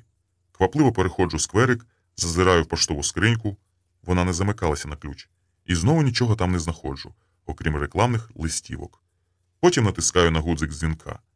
Я щоразу, перш ніж дістати ключ, дзвоню у двері, та ніхто не відчиняє мені. І щоразу, так як уперше, оглядаю обидві кімнати.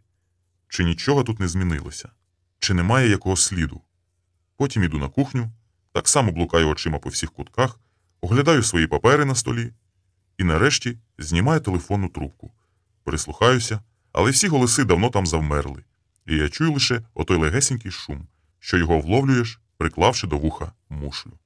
Я згоден із Сергієм Приходьком. Усі ми схильні до перебільшень. Усе набагато простіше, ніж ми собі уявляємо. Але не знаю, якої він заспівав би, якби сам опинився у моїй шкурі. Збоку справді, усе набагато простіше, коли не бачиш оцих голих стін, не вдихаєш цього повітря, в якому загусли чужі голоси, і перетворилися на кам'яне мовчання, коли не здригаєшся на кожне гримання ліфта, що з важким скрипом розчиняється на твоєму поверсі. Коли у твоїй кишені не лежить ключ, якого ти бережеш, мов зіницю ока, хоч іноді тобі хочеться вийти на середину Дніпровського мосту і пожбурити цього ключа на таку глибочинь, де його не знайде жодна тортила. Того вечора я поспішав додому, бо мав таки пильну справу. І якщо глянути збоку, то все виглядало дуже просто. Ось чоловік поспішає додому, до хатнього затишку. І тільки я сам відчув, як крок за кроком у мені намагнічується кожна жилочка. Ось я підіймаюся сходами до під'їзду. І я впізнав би його із заплющеними очима, бо чую на дух цей старезний будинок. Ось відчиняю поштову скриньку, дістаю листівку. Але що це? Я тримаю в руці не рекламну листівку, а біленький аркуш паперу, вирваний із записника. Чи не випити нам по чашці чаю? С. Я чамрію над цією запискою. Спершу те «С» прочитую як Саватій, і мене пробирає холод. А потім здогадуюся, що так мені могла написати тільки Санна. Ми розминулися з нею. Санна не застала мене вдома і лишила це дивне вітання, щоб я гостро відчув, як скучив за нею.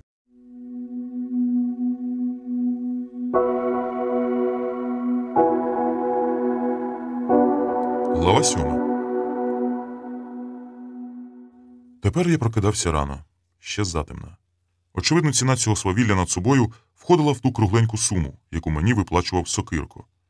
Не меншим дивом було і те, що у відомості я розписувався майже за символічну платню, а потім отримував конверт із зеленими. Тут також уміли обводити кругом пальця податкову інспекцію. Отож я прокидався у досвіда, чалапав на кухню, ставив чайника. Чи не випити б нам по чашці чаю? І під першу цигарочку прикидав, що мені треба сьогодні зробити, аби не підвести свого любого друга Фернанделя. Потроху я таки втягувався в роботу, нудною її не назвеш, проте й сказати, що ця робота цікава, не повертається язик, адже доводилося писати про смерть. Певна річ, основним моїм матеріалом були щоденні зведення кримінальних подій, які стікалися до управління внутрішніх справ, де я вже став майже своєю людиною. Принаймні, настільки своєю, що міг доступитися до певних архівів і без будь-яких перешкод переглянути ті ж таки зведення давно минулих днів. То таки правда, що все в цьому світі пов'язане однією ниткою. І відображення в іменах та числах, додав би Іван Маловічко. Адже була якась закономірність і в тому, що Сокирко накинув мені відділ убивств саме тоді, коли я став задихатися у квартирі під номером 13. А якщо не закономірність, то принаймні якийсь зв'язок чи натяк згори, та все одно події самі по собі тяглися до певного порядку і нанизувалися на оту єдину нитку, як намистини. І коли я пристав на Сокиркову пропозицію, то, може, підсвідомо, сам собі в тому не зізнавався, уже бачив цей зв'язок і думав, що так воно мусить бути. Все це колись мені знадобиться. Щоправда, переглядаючи зведення кримінальних подій і нещасних випадків від грудня минулого року, я ніде не натрапив на прізвища Ярчук чи ім'я Саватій. Звичайно ж, скупі повідомлення не рясніли іменами, проте й між рядками телеграфного стилю я не вловлював нічого такого, що могло нанизатися на мою вутлу, як павутина, нитку. Може, варто було б запустити офіційну розшукову машину, тільки ж, по-перше, для цього поки що бракувало серйозних підстав, а по-друге, ця надто груба машина не мала гальм та обачності на поворотах. Я залишив свої запитання для генерала в його приймальні. Якщо вони працюють з такою оперативністю, як дають інтерв'ю, то ліпше вже покладатися на власні сили. Потім узяв таксі і поїхав до редакції, де дізнався, що мені вже двічі дзвонили, не з управління, певна річ, бо ті б сказали, що й до чого. Було не з руки допитуватися, чи не місячним голосом мене цікавились. Таким, знаєте, тихим, спокійним і чистим, як місячний промінь, голосом, без якого я не знаходжу собі місця. Та я вдав, що зовсім байдужий до тих дзвінків, і пішов до Сокирка. Мій любий Фернандель спитав, як справи з генеральним інтерв'ю. Я заспокоїв його. Все гаразд. Генерал думає і, можливо, незабаром заговорить. Потім Сокирко закинув мені, що я трохи сентиментальний у своїх матеріалах. Мовляв, син зарізав батька, а ти витискаєш сльозу. Тепер людям немає коли плакати. Не ті часи, щоб займатися моралю. Тож давай лапідарніше, коротко і страшно. Я сказав, що мені так ще легше. Щодня вбиває як не син батька, то батько сина. Немає чистої години, щоб хтось когось не порішив. Отож над усіма не наплачешся, сказав я, і нагадав Сокиркові за талони на бензин, бо вже весна, і підсохли дороги, і пора запрягати свою кобилку. Він послав мене в бухгалтерію, де сиділи генії по боротьбі з податковою інспекцією. Але я туди не дійшов, бо на моєму столі вже сюрчав і підстрибував, як той чайник, телефон. Я вхопив трубку і хотів було сказати, що вмираю від чайної спраги, та замість місячного голосу почув жорстоке і нетерпляче булькотіння. «Це відділ убивств?» «Так. А де крайній?» «Я слухаю вас». «О, то ви крайній», – забулькотів смішок. «Тоді я буду за вами». Мені ще зі школи набридли ось такі жарти з моїм прізвищем. Хоча треба погодитись, що в контексті убивств це звучало. Та я ніяк не міг розпізнати дуже знайомого голосу. Либонь, уперше чув його по телефону. «А з ким маю честь?» «Із тим, кому ти вчора дав Богдана». «Кого?» «Богдан Зіновій, намальований на 5 гривнях. Так йому й треба». Я нарешті впізнав свого любого друга Сергія Приходька і подумав, що зараз він попросить Івана Степановича, котрий удостоївся 10-гривенної купюри, та сучка з цицьками, що за них міг би зачепитися мною в ковчег, роздає вже мій телефон наліво і направо. «Сергію», – сказав я, – «мені немає коли теревенити». «Мені також, але для тебе є новина». Я відразу подумав про суботнього чоловіка. Так я тепер його називав, хоч, може, звався він не Саватієм. «Ти серйозно?» Я навіть вірш написав з цього приводу. Тяг із мене жили Приходько. «Послухаєш?» «Світає пустеля в листку подорожника, та хто знайде ключ від його мовчання?» «Сергію», – заблагав я, – «конкретно. Але йдеться про те?» «Так, увечері можемо зустрітись, і я тобі все розкажу. Отже, у 3 поросятах?» «Ні, зараз», – сказав я. «У 3 поросятах і зараз. Через 20 хвилин я там буду». У мене, мабуть, був конячий вираз обличчя, бо коли замість талонів я попросив у Сокирка службову машину, то він тільки приклав до серця долоню. Сергій Приходько, вочевидь, переживав чорну смугу. Сидів за порожнім столиком і не зводив очей з аркової пройми, де мав з'явитись я. Він скидався на забутого пса, який виглядав господаря, і в його сумовитому погляді також було щось собаче. Приходько, певно, й дзвонив від Катрусі. Моє роздратування на неї минулося. Навпаки, я готовий був поцілувати її пухкеньку в ямочках ручку. Чорна смуга завжди вела його до 3 поросят. Він винувато взяв із моєї коробки сигарету і навіть затягнувся неглибоко. Боязко. Його гнітило – це безгрошів'я. Свою оповідь теж почав знічено, наче почував за собою вину. Що не дізнався про це раніше. Однак я слухав його і не дихав. Приходькова розповідь дуже вже приставала до тих подій, які відбулися, і які я тільки собі уявляв, виходячи з того, що сталося. Це вже була, якщо не нитка Аріадни, то принаймні волосинка із неї, що вказувала на слід. Отож учора Приходько вирішив не тринькати п'ятірку в 3 поросятах, а взяв пляшку і пішки помандрував на Поділ, у майстерню до Петра Чоломбитька. Давненько його не бачив, ніби виправдовувався Приходько. Адже художники – це не поети. Вони місяцями не вилазять із своїх нір. Це я напишу тобі вірша в трамваї і ось тут, за столом, а їм подавай мольберта. Тож дай, думаю, провідаю Чоломбитька. І, слава Богу, застав його таки ж у майстерні. Ну, випили, розбалакалися. А далі я й кажу Чоломбитькові за твій клопіт. Так і так, мовляв, чи ти, Петре, нічого не пам'ятаєш із того вечора, бо ж, здається, мені і ти тоді був у 3 поросятах. Петро мовчить, як заціпило. Десь у себе дивиться. А тоді й каже, теж ніби сам до себе. Стривай. Це ж тоді я був із Олесем Остапчуком. Ну, я Остапчука не знаю, бачив його пару робіт на виставці. Техніка в нього цікава, це мені запам'яталося, а самого Остапчука і приблизно не знаю. Та знаєш ти його добре, дивується Чоломбитько. Такий, середнього зросту, русявий, худий такий. Еге, кажу, із одним носом і 2 вухами, правда ж? У Києві, кажу, 1 мільйон чоловіків середнього зросту, худих і русявих. Але річ не в тому, вів далі Приходько. Тут ось яка штука. Виявляється, що той Остапчук десь тоді взимку саме найняв собі нове житло і дуже тішився з того. Він, здається, заплатив за нього наперед, хоча саме ще не вселявся, бо мав десь від'їжджати. Так ось, Чоломбитько запевняє, що Остапчук був того вечора з нами у 3 поросятах. Та ще раз тобі кажу, сам я не пам'ятаю ніякого Остапчука. Але ж Чоломбитька ти пам'ятаєш добре? Ну, Петра я знаю 100 років. Їх тоді підійшло 2, сказав я. Слухай, не сатай нерви, скривився Приходько. Їх було там ціле тирло, і якби я знав, що це тобі знадобиться, то взяв би усіх на список. Зрештою, ти й сам там був і міг це зробити. Гаразд, погодився я. Поїзд пішов. Але ж ми можемо через Чоломбитька розшукати цього Остапчука. Ні, не можемо, похитав головою Приходько. У тому та й річ, що не можемо. Чому? Він що, помер? Тому що поїзд пішов і не повернувся.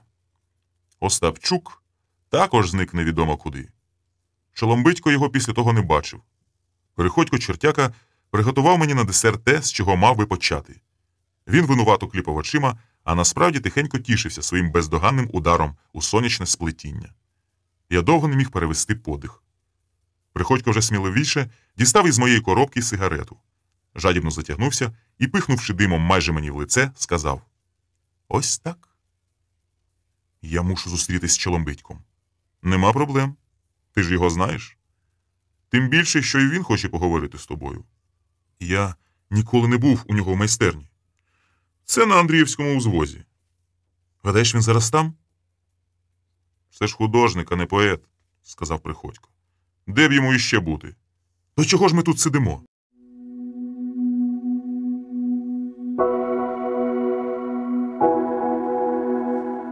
Глава 8. Чоломбитько і сам був середнього зросту, русявий, худий, хоч би вже борідку завів для малярського шарму. І, здавалося, він над нами знущався, коли наділяв Остапчука цими безбарвними рисами. Вони не могли засвітити в пам'яті жодної іскорки. «Слухай, Петре!» – не втерпів Приходько, котрий уже вдруге слухав цю пісеньку. «Тобі не здається, що ти малюєш автопортрет?» «Чого ви від мене хочете?» – розсердився й Чоломбитько. «Аби я сказав, що Олесь був із рогами». «Ні, він мав звичайнісіньку зовнішність. Не любив ні довгого чуба, ні бороди», – вцілив у мене Чоломбитько. «Бо й без того був сильним художником. Не мав носа Сірано де Бержерака, не відрізував собі вуха, як Ван Гог, а був... Тьфу, прости, Господи. Ви так мене затуркали, що я кажу про Олеся, ніби його вже немає живого. Остапчука треба із середини бачити. Ви просто сліпі, якщо його не помітили». Ще невідомо, чи ми взагалі його бачили. Мені страшенно кортіло попросити Чоломбитька, аби він олівцем накидав Остапчуків портрет, якщо не виходить словами. Однак я був переконаний, що в нього і це не вийде. Не ті тепер маляри. Втім, я був несправедливий до Чоломбитька і згодом зрозумів, що він надто шанував Олеся, аби отак відразу плескати язиком довкола його особи. Проте Чоломбитькові також щось пекло, не давало спокою, і потроху-потроху ми таки наближалися до Остапчука, може не стільки до його зовнішнього портрета, як до чогось набагато важливішого. Дві речі любив у цьому світі Олесь Остапчук – малярство і зимову риболовлю. Ні, ти не смійся. Всяк, хто на цьому знається, скаже тобі, що коли літній рибалка – це алкоголік, то зимовий – наркоман. Йдеться, звичайно, про силу пристрасті. Отож ці дві речі він любив до безтями. І вони любили його, чи принаймні не зраджували. Крім них в Олеся не було нікого. Він дитбудинківський. І навіть у худінституті ні з ким не сходився на близьку ногу. Був сам по собі. Либонь, ця самота і стала сестрою його Божої іскри. І як то здебільша і буває з талановитими людьми. Остапчук не мав ані слави, ні грошей, не нажив ні сім'ї, ні хати. Це вже тепер його стали помічати, а тоді ж цькували, як білу ворону. Одні від заздрощів, інші через невігластво. Потім перестали цькувати. Потім настали ще гірші часи – мовчання. Втім, Остапчук працював і далі. Працював несамовито. Він уже не помічав того, що не помічають його. І одного разу сказав Чоломбитькові: «Знаєш, коли я постану із праху, то поведу за собою світ». «Ви з ним дружили?» – спитав я. «Ні», – похитав головою Чоломбитько. «Це не можна назвати дружбою. В Олеся взагалі не було друзів. Просто так сталося, що його майстерня у мене над головою». Він показав пальцем на стелю. Вона йому правила і за житло. Холостякові ще можна. Є кімната, кухонька, а взагалі-то це не життя. Так я теж тут днюю і ночую, але знаю, що будь-коли можу все покинути і піти додому. Це багато важить. Це дуже багато важить, повторив Чоломбитько. Мене пробирало хвилювання. Погляд мимоволі блукав по стелі. Чоломбитько завважив це і хотів було щось сказати, але завагався. Він передумав і перейшов на інше. Він розповів нам про жінку, яка приходила до Остапчука в майстерню. Чоломбитько бачив її раз чи двічі на темних східцях. Він її зовсім не розгледів, але, мабуть, то була дуже вродлива жінка. Це відчувалося навіть з її кроків, коли вона проходила повз Чоломбитькові двері. І підіймалася на горішній поверх. Це відчувалося з того, як зітхають дерев'яні східці під її ногами. Саме так, не риплять, а зітхають. Чоломбитька хвилювала ця хода, і та нероздивлена постать, як хвилює усе, що огорнуте сутінною вуаллю. Так тривало днів скільки, а потім кроки затихли, і їх стало не вистачати навіть Чоломбитькові. Та він ще дужче занепокоївся, коли перестав чути Остапчука. Ні там на горі, ні на східцях. І одного разу не витримав, піднявся на горішній поверх. Він постукав у двері. Та вони виявилися не на замку. Чоломбитька зайшов у майстерню і побачив, що Остапчук сидить на підлозі, прихилившись до стіни. Це, я вам скажу, був фрагмент із пієти. Сидить, ніби його щойно зняли із хреста.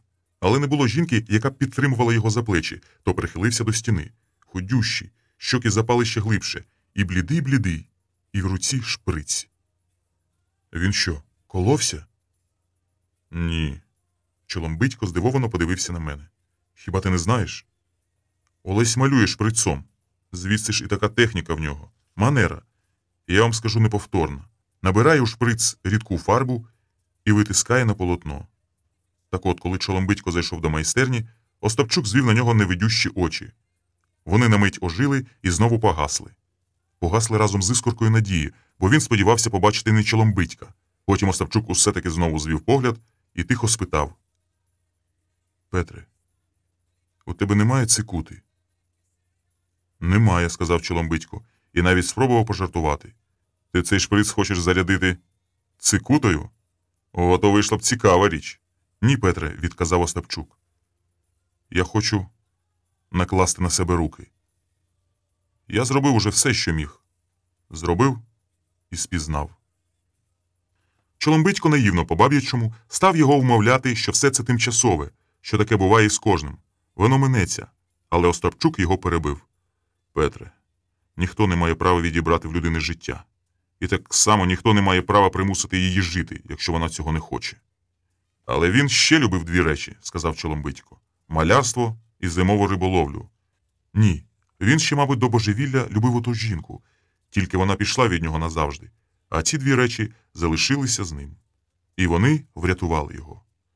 Остапчук знову почав працювати, як скажений. Ви не знаєте, як він працює. Тиждень підпирає стіну або сидить на Дніпрі чи десь на Десні на морозі, а потім за годину-дві витискає зі своїх шприців шедевр і злягає хворий. Шедевр тут не красне слівце, сказав Чоломбитько. Я дуже обережний в оцінках, але ж недарма Олеся нанюхали іноземці. Ну, ці, що іноді забредають на Андріївський узвіз, і потихеньку почали розтягувати Олесів доробок. Як йому здавалося, за фантастичні гроші. Але скажіть мені, хіба $100-200 – це нормальна ціна за Остапчукові роботи? Чоломбитько притих, наче спіткнувся об якусь думку. І на його обличчі знову з'явилося оте вагання. Зрештою він одважився. Якщо вже на те пішло, якщо вже так сталося, то я можу вам дещо показати. Невпевнено мовив він. Бачите, ми іноді даємо ключі один одному. Ну, якщо десь від'їжджаємо на довший час або що. Так, про всяк випадок. Це після того, як Олесь мене затопив. Води не було, а кран він залишив відкручений. От і вийшла халепа. Чоломбитько показав на стелю, де я вже давно запримітив руді пасмуги. Потім понишпирив рукою за шафочкою і дістав ключ. Мені теж хотілося взяти того ключа в руки. Проте я і так помітив, що він на мого не схожий. Та й чого раптом. Ми піднялися крутими дерев'яними східцями поверхом вище. І я чомусь подумав про ту жінку, яка приходила до художника. Навіть почув легенький шелест її сукні і вловив гіркаво-солодкий запах парфумів. Хоча услід за мною чалапав прокурений моїми сигаретами Сергій Приходько. Майстерня Остапчука за плануванням була точнісінько така, як і в Чоломбітька. Але це була зовсім інша майстерня. Не тому, що тут більше світла, а через те, що це був інший світ. Цей світ дивився на нас зі стін сумно і пронизливо. Дивився всохлими деревами, вижухлою травою, порожніми пташиними гніздами, сухими маківками. На одному полотні я побачив виловлених смугастих окунів на кризі і згадав другу Остапчукову пристрасть. І здригнувся, коли угледів на столику шприц, наповнений кров'ю. Не разовий, а чималий ветеринарний шприц. Таким колись смердючий гівал витягував останню кров із моєї вени. Я здогадався, що у шприцу була всього-навсього червона фарба, до того ж уже висхла, і все-таки бачив у ньому якийсь лихий знак. «Чи немає часом тут його автопортрета?» – спитав я в Чоломбитька, показуючи на картини, що стояли рядком під стіною, зіперті одна на одну. «Може, я згадаю його? А вже ж згадаю, якщо то був він». Чоломбитько подивився на мене, як на дурника. Сказав він, – тут має бути його автопортрет. Олесь мені показував. Пошукай, будь ласка». Він став відхиляти одну за одною ті картини, зазираючи, що там намальовано, і нарешті раденько видобув те, що шукав. Ось він, його автопортрет. І я отетерів.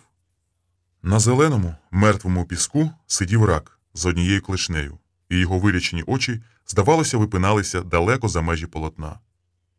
«Я не жартую», – сказав Чоломбитько.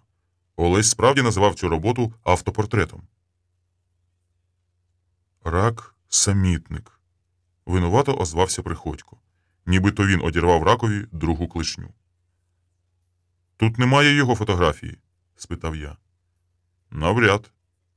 Та й не буду я ритися в чужих речах», – сказав Чоломбитько. «Ми без того багато собі дозволили. Вдерлися, може, у найбагатшу оселю в Києві. Ходімо до мене». Ми рушили дерев'яними східцями вниз. Ось її граційна ніжка ступає на одну сходинку, другу, шелестить тонка сукня, сколихуючи гіркаво-солодкий запах парфумів. Цього разу граційна ніжка, обтягнута чорним шовком, ступає не вгору, а вниз. «Куди ж ти йдеш? Повернися». Але вона невблаганна. Вона спускається все нижче і нижче. А там угорі баграніє висохлою кров'ю шприц. «Іноземці платили йому мізер, порівняно з тим, що мали платити», – вів далі Чоломбитько. «Та все одно, для Олеся то були грубі гроші. Цей аскет не знав, що з ними робити. І десь тоді похвалився, що хоче зняти в центрі міста квартиру, приноровитись до неї, а згодом може й купити. Він радився зі мною, бо мало тямив у цьому ділі. Мені здається, що Олесь просто намагався щось змінити у своєму житті, ніби хотів утекти від чогось. І от надумав таке з тією квартирою. Серйозно надумав, бо збирався заплатити за рік наперед, поки є гроші. Цікаво, сказав Сергій Приходько. Дуже цікаво. То він таки найняв собі хату? Спитав я. У тому та й річ, що я не знаю, відказав Чоломбитько. Бачиш, десь на початку зими на Олеся знову напосіла депресія. Він уже не питав про Цикуту, але знову тихо сидів у себе, як рак у норі. Я подумав було, чи не перебрався він на квартиру. А ні, знову застав його на підлозі в отому зацепенінні. Мене зрадила найбільша любов, видихнув він. І я спершу не допетрив, про що мова, а тоді зрозумів. Не те ми, Петре, малюємо, сказав Олесь. Ми всі пішли не тим шляхом. Ми втекли від досконалості, бо нам так легше. Ми розучилися малювати людські обличчя і живу природу. Ми мазюкаємо лише свої сни, сни, сни. Закричав він і вдарив обома кулаками об підлогу. Потім притих, змучено сміхнувся. Не бійся, я ще поживу. У мене ще лишилася зимова риболовля. А невдовзі потому, якось надвечір, заніс мені запасний ключ від своєї майстерні. Сказав, що має цікаву поїздку, а зараз ми підемо до найкращого ресторану. І я продав свою вошиву стерню за стільки, що ми можемо напоїти весь Київ, похвалився він. Мене здивували його запросини, бо Олесь ніколи не ходив по ресторанах. Він взагалі обминав велелюддя, а пивнички тим більше. Та якщо вже на те пішло, то навіщо поїти весь Київ? І невідомо кого, сказав я. Ліпше підемо до 3 поросят, там свої хлопці. Чоломбитько значуще подивився на нас. Чи оцінили ми, свої хлопці, його товариський жест? Ми оцінили. Приходько навіть зробив украй винувате обличчя, наче все, що сталося потім, відбулося з його вини. Однак ніхто достеменно не пам'ятав, що відбувалося потім. Чоломбитько добре пригадував, що Остапчук частував у 3 поросятах не тільки його. Він тоді просто віяв грошима. Вони водили козу від столу до столу. Але незвиклому до того Олесові, видно, це швидко набридло. Чоломбитько також пам'ятав, що вертав із 3 поросят уже сам. Адже йшов він додому, а не в майстерню. Остапчук зник ще раніше. Чи зустрів когось, чи десь поспішав. Але після того Чоломбитько його більше не бачив. «Уже тепліше. Дай закурить», – сказав Сергій Приходько, коли ми вийшли на двір і рушили Андріївським узвозом угору. «Мені холодно», – мовив я. Приходько винувато похнюпився. Ми зупинилися біля Андріївської церкви. Вітерець полоскав наше обличчя, повіваючи десь із недалекого квітня. «Тобі ще на роботу?» – спитав Приходько. «Так, маю клопіт», – збрехав я. «Дзвони, коли що». Я дав йому Івана Степановича, а сам пішов додому. Поштова скринька була порожня. Тобто вона була напхом напхана передвиборними агітками. Але того, що я шукав, не було. Я зайшов у свою пустку. Тут також ступала граційна ніжка. 1000 років тому. І, можливо, ступала нога дивовижного художника, який замість пензля взяв до рук шприц. Можливо. Коли я постану із праху, то поведу за собою світ. А поки що я з однією клишнею. Поки що я нікого не поведу, бо й сам ледве рухаюся, невідомо в якому напрямку, і маю тільки відкриті очі та наповнений червоною барвою шприц. Я навіть не маю цикути, щоб перейти у порох землі, звідки потім мушу вернутися. Старий дубовий паркет скрипів під моїми ногами, як ті дерев'яні східці. Ні до чого не лежала душа. Я вийшов на двір подихати вітерцем, що повівав уже з квітня. І сам не счувся, як опинився біля осідку партії. На подвір'ї стояла моя цнотлива попелюшка і кликала до себе. На ній уже не було ані сніжинки. Я дістав ключі, відчинив дверцята, потім капот, позаглядав коло неї, і вона, трохи почмихавши, як то й належить примхливій паннуці, завелася. «Молодчина! Як тебе досі не вкрали?» Я прогрів двигун, тихенько виїхав на вулицю і лиш тут згадав, що не взяв із собою шоферські права. Нічого, покатаємося. А якщо зупинить міліція, то зробимо психологічний трюк. Я тицьну даїшникові підніс своє редакційне посвідчення і скажу незворушним тоном. Майор Крайній із відділу вбивств. Перепрошую, я поспішаю.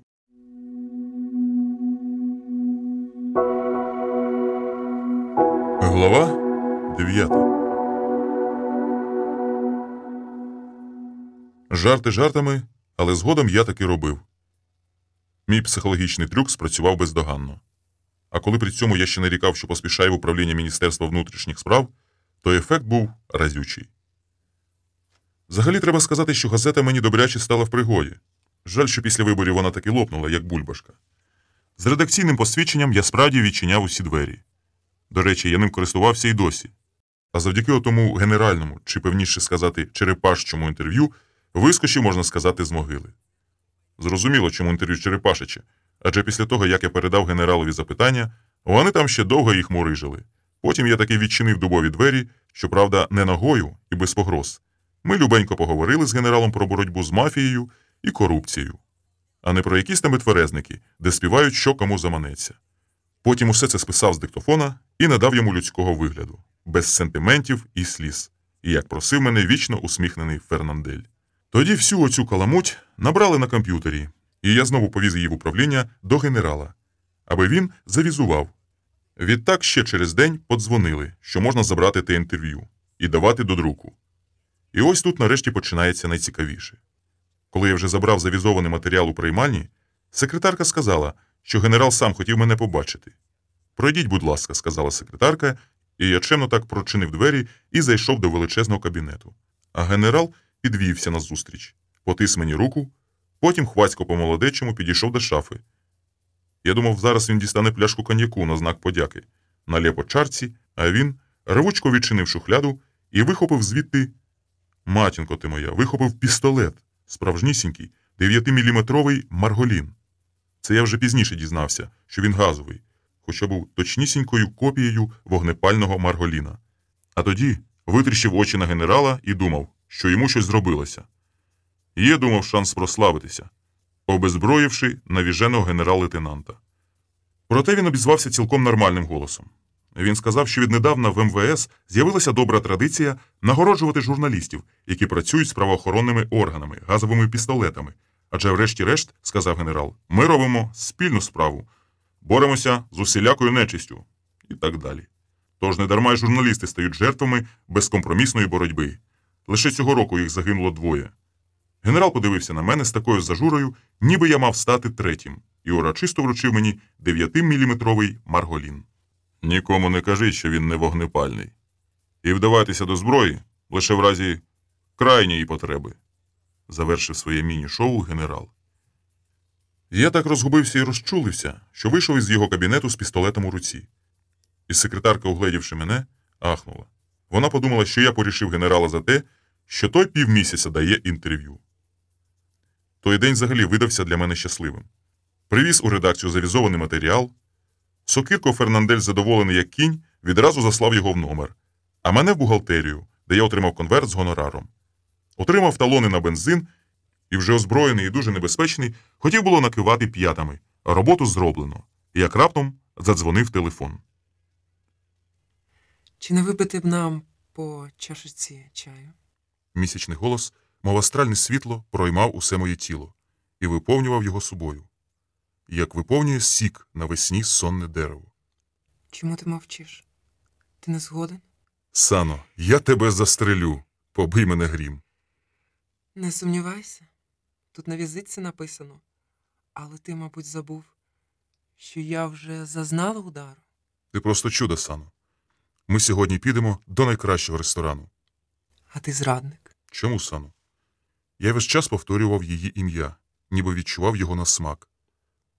То неправду кажуть, що скільки не повторюй слово «цукор», то у роті солодко не стане. Стане. Ще й як. Чому, Сано?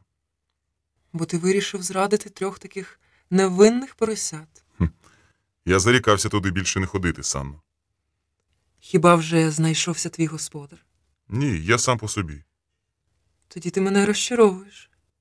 Я тобі все поясню, Санно. Не розчаровуйся. Добре. Отже, в 3 поросятах?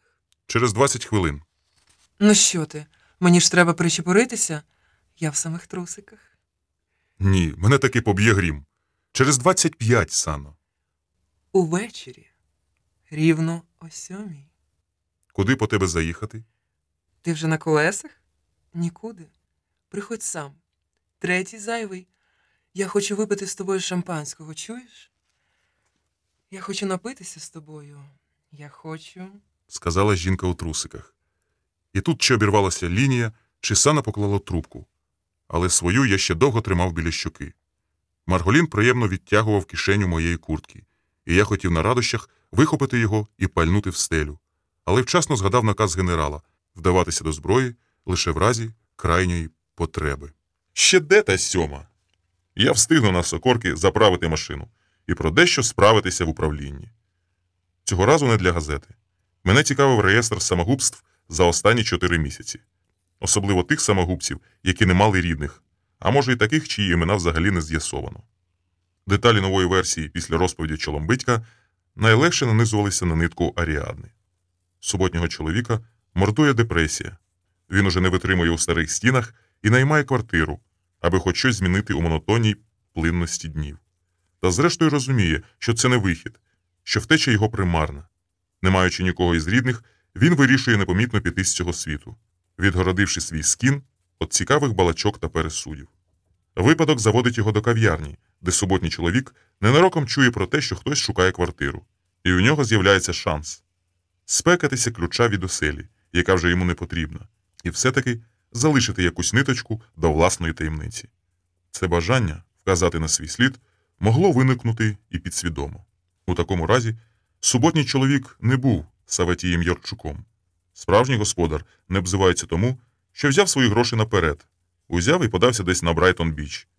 Або живе собі в Києві, нічого не відаючи, і навіть регулярно платить за квартиру під номером 13. Щось там символічно сплачує за світло.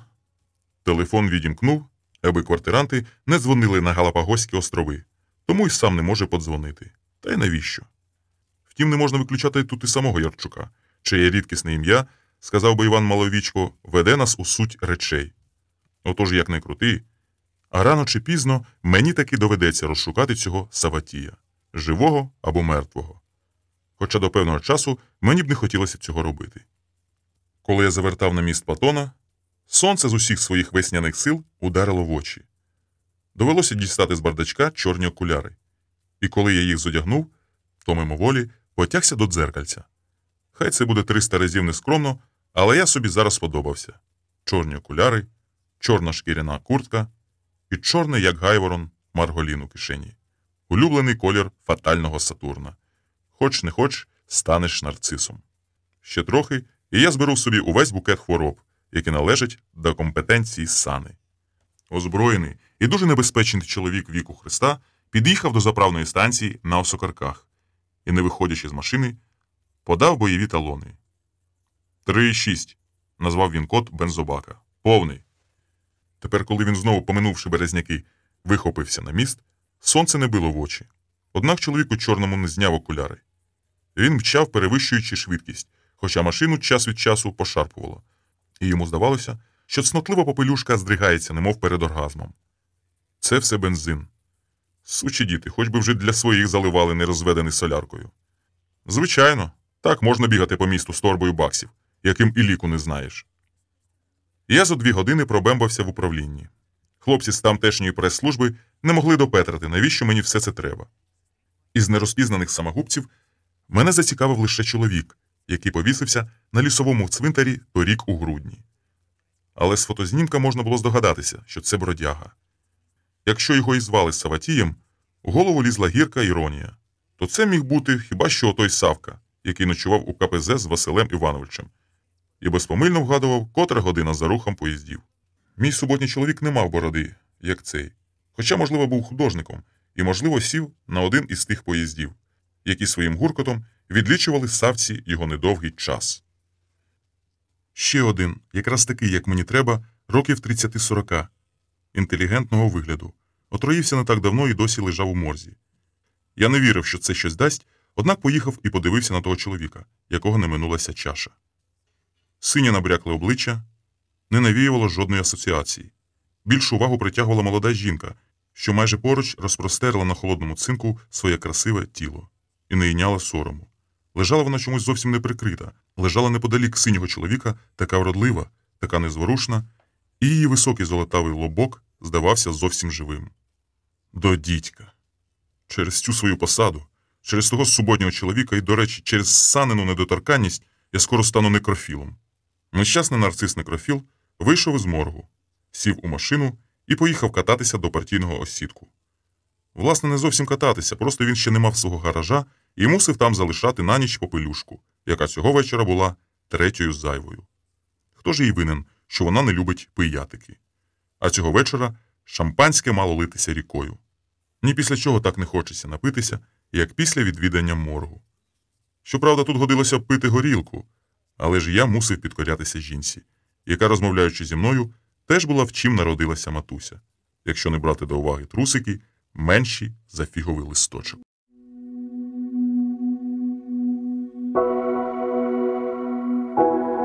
Глава 10. У школі я непогано знав арифметику. Зробив я винувате обличчя, наче Сергій Приходько. Добре, наприклад, знав, скільки можна настригти вовни зі 100 овець, якщо з однієї стрижуть, скажімо, 600 грамів, а з тієї вовни можна зв'язати аж 40 светрів. Однак я ніколи не думав і не гадав, що з однієї косички, завбільшки з морквину, можна зробити таку розкішну зачіску. Санна була в легенькому синьому сурдитикові, що так пасував до її тернових очей. А лисичку свою, видно, вона сховала до наступної зими. Мабуть, я так люблю оцю весняну пору, ще й тому, що мені подобається поступове звільнення жінок від зайвого одягу. Воно хвилює і приносить тепло так само, як радісний дзвін синиці. З такою панною нам годилося б сидіти десь у затемненій залі при високих свічках, мовчати і під музику органа дивитися одне на одного. Та що вдієш, коли доля послала нам цих 3 поросят, з яких ми ніяк не можемо виборсатися. То я Сані правду сказав, що зарікався сюди ходити, бо мої розпитування про суботнього чоловіка дійшли до маразму.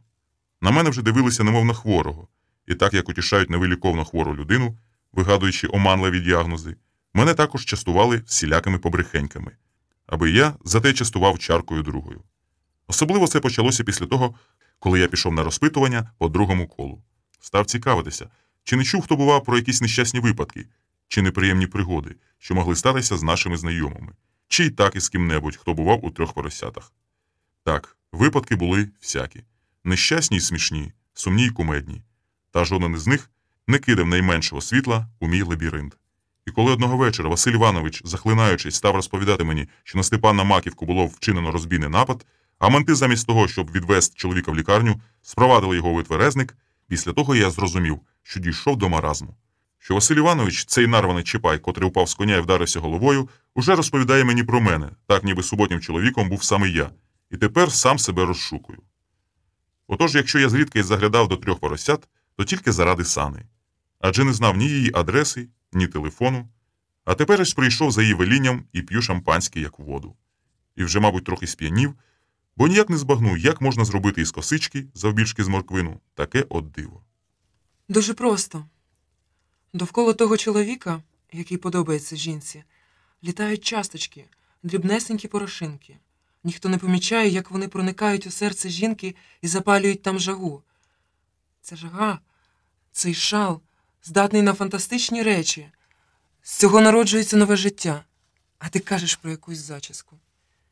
Хіба ти не відчуваєш того шалу в мені? Сано, мовчи. Чому? Я хочу бути з тобою щирою. Ти мучиш мене. І давно. Зараз я не можу з тобою спати. Гаразд. Спи хоч із самим дияволом, але ж не щезай.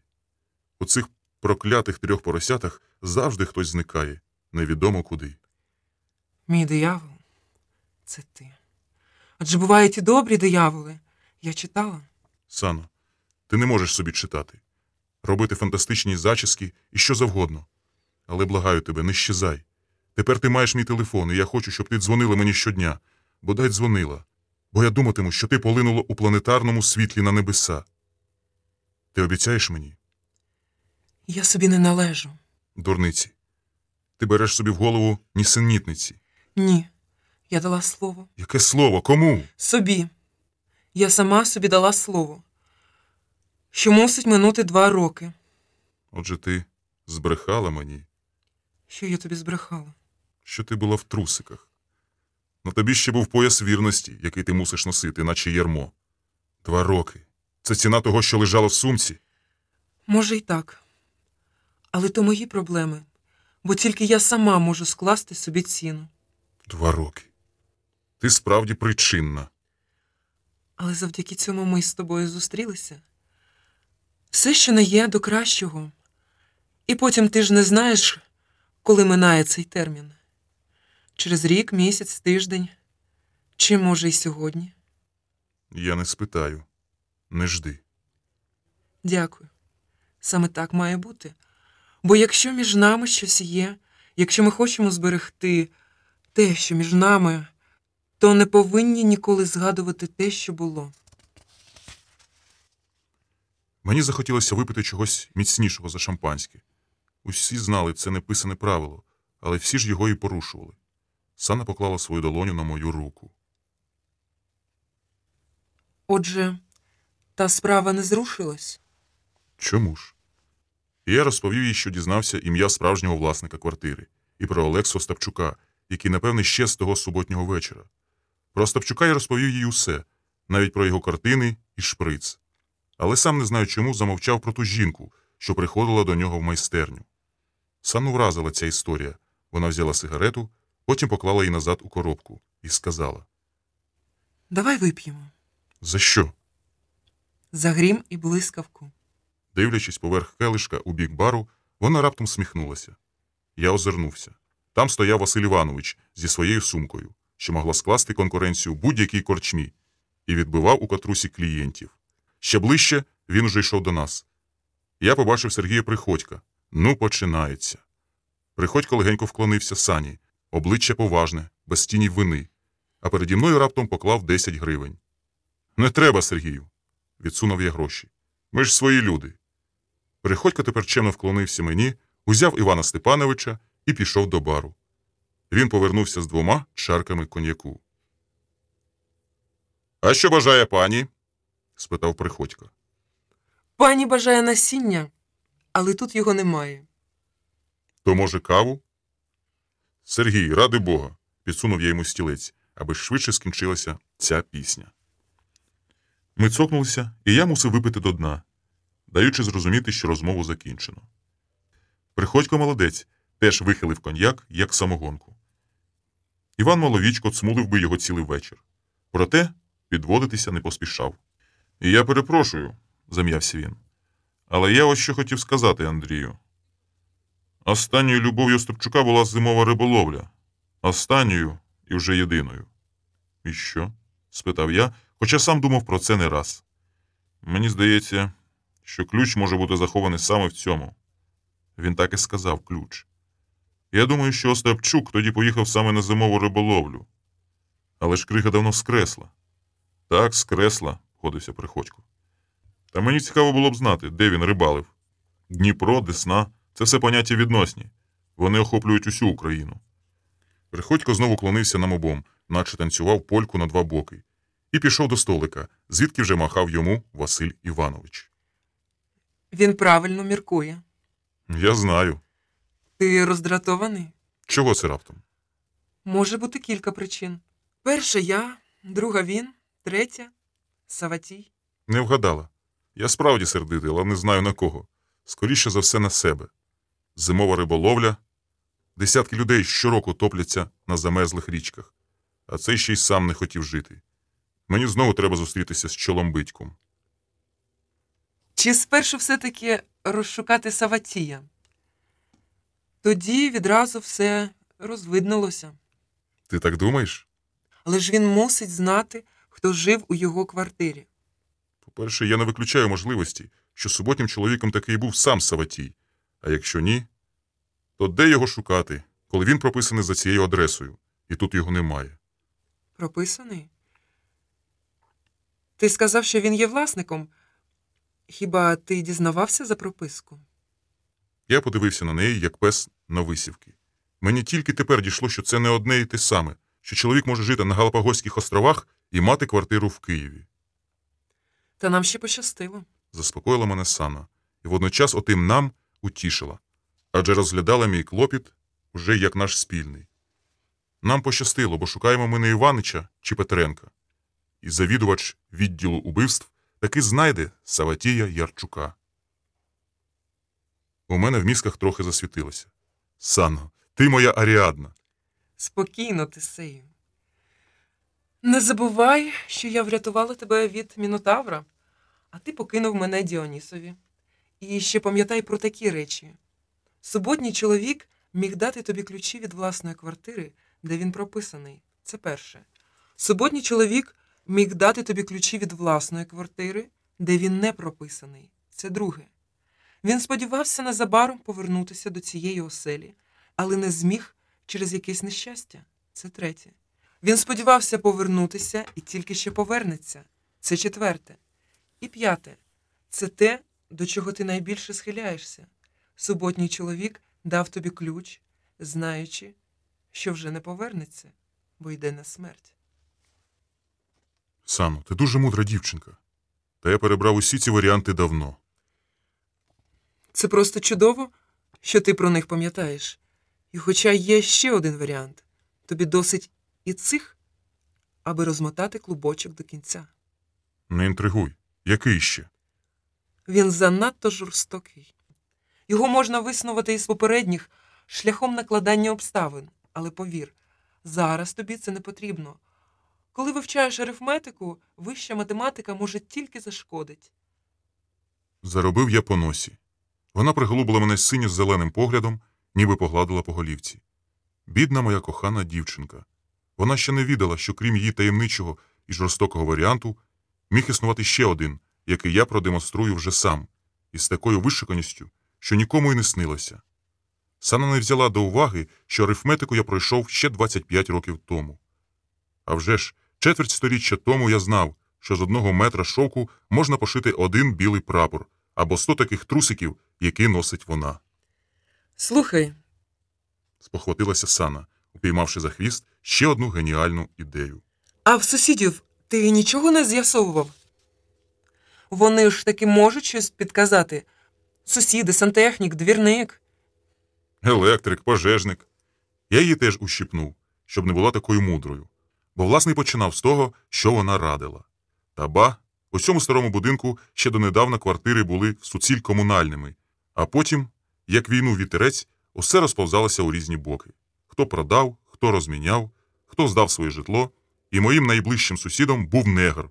Симпатичний такий качконосий Мурин, який, до речі, вітався до мене французькою «бонжур». І я собі нищечком усміхався. От якщо це й загубиться, то легше буде знайти на місці злочину, Підемо. сказала Санна. Я таки захмеліла. І не лише від вина. Подарувала вона мені той погляд, від якого я от-от мав поповнити букет своїх душевних недуг, хоч би й тим же сатиреазисом. Коли ми були вже біля дверей, я помітив, що Сергій Приходько подає мені якісь різкі відчайдушні знаки, а Василь Іванович усміхається на всю широчінь високо закручених вусів. Можна повісити відра. Я протримав Санну за руку і бровами запитав у Приходька, в чим справа. Він підтюпцем підбіг до мене, проте не наважувався сказати, тільки винувато розводив руками. Як справжньому поетові, я дав йому Івана Івановича Франка і побажав ночувати в різних місцях з Василем Івановичем. Приходько галантно вклонився Сані, а потім узяв її руку і притулився до неї губами. Це була та мить, коли я заздрив Приходькові. Ми вийшли на двір. У світлі того ліхтаря, де колись шелестіли сніжинки, тепер кружляли нічні метелики і теж шелестіли крильцями. Я трошки тебе проведу. Добре? Дивне було становище, та я не перечив, адже поклав собі ніколи їй не лізти в душу. Нехай усе пливе за течією. Я пильнуватиму отого неписаного правила. І хай буде усе так, як є, повторював я собі. Може, це моя самота ступає поруч. І якась невинна печаль щеміла в мені, як дитяча образа. Дивна така печаль. І я роз'ятрував її до солодкого болю. Я бачив засніжене поле, десь під тим снігом загубилася дорога. І крізь хорделицю ішов чоловік, ішов навмання, загинаючись від вітру. Він опирався на пішню, якою прорубують ополонки, а за плечима в нього погойдувався ящичок для рибальського причандалля. Такий собі дерев'яний ящичок, схожий на мольберт. Нехай усе буде, як є. Печаль розросталася в грудях, така невимовна печаль, нібито я брів тим засніженим полем, ніби я був отим зимовим рибалкою і відночас був суботнім чоловіком, який шукає самого себе. У скверику перед моїм будинком ми зупинилися. Наставала мить прощання, і в густій сутіні я бачив лише її білі губи.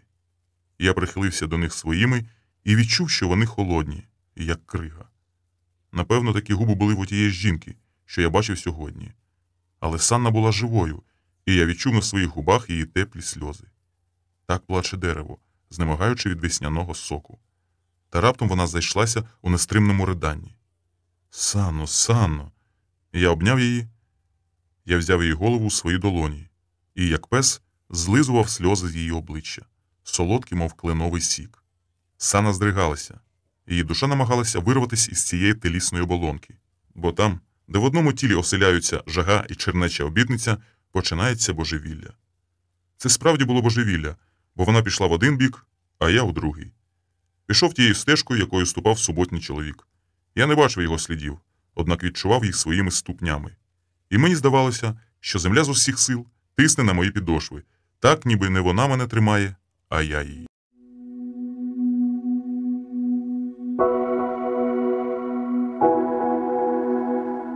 Глава 11. І все-таки мені далеко було до вищої математики.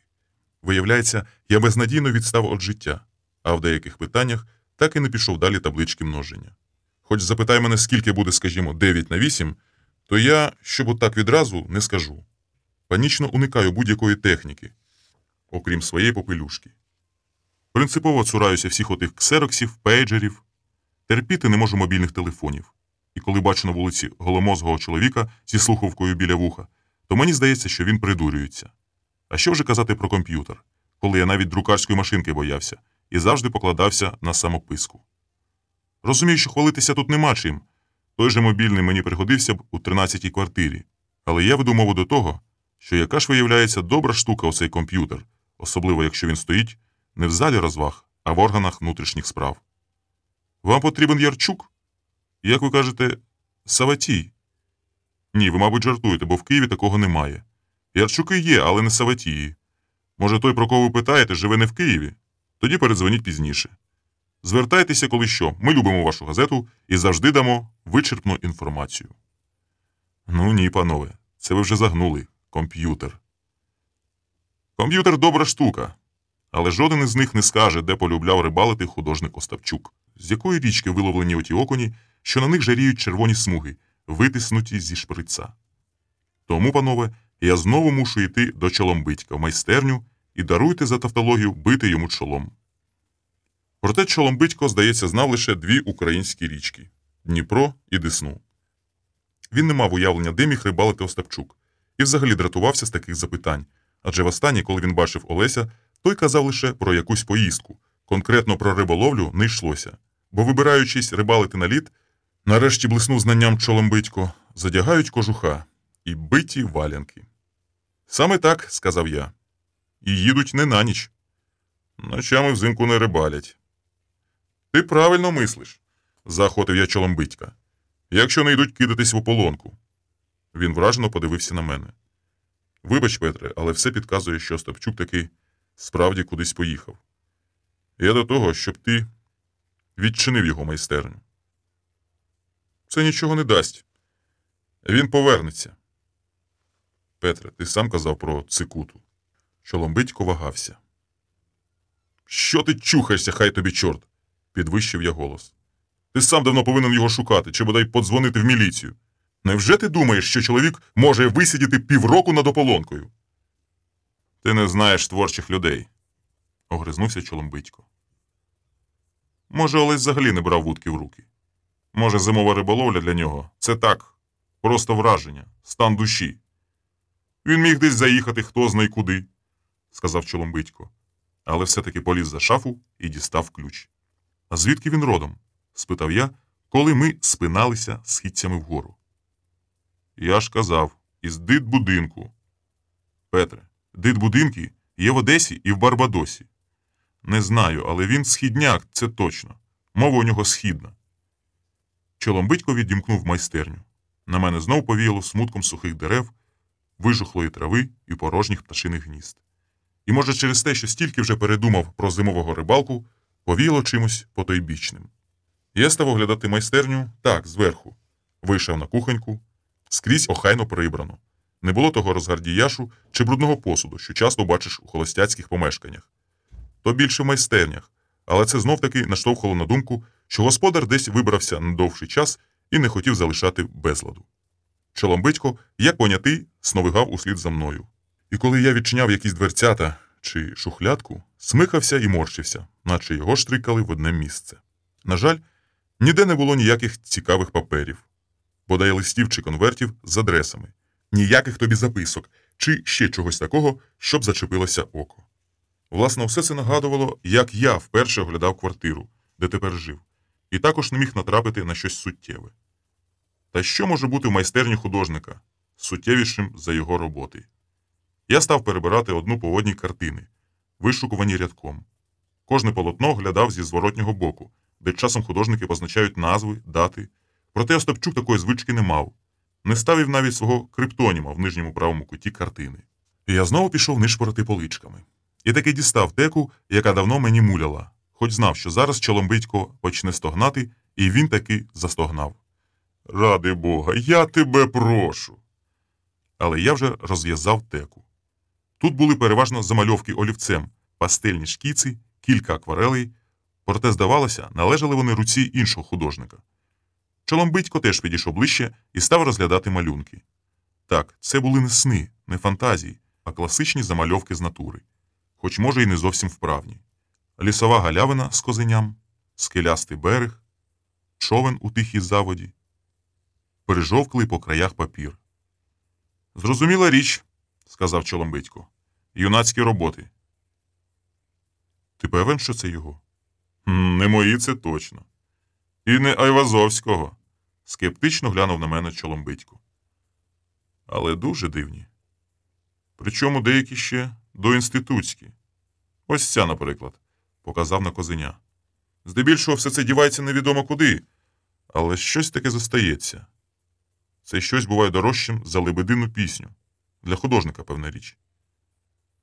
«Сам малюнок чи те, що намальовано?»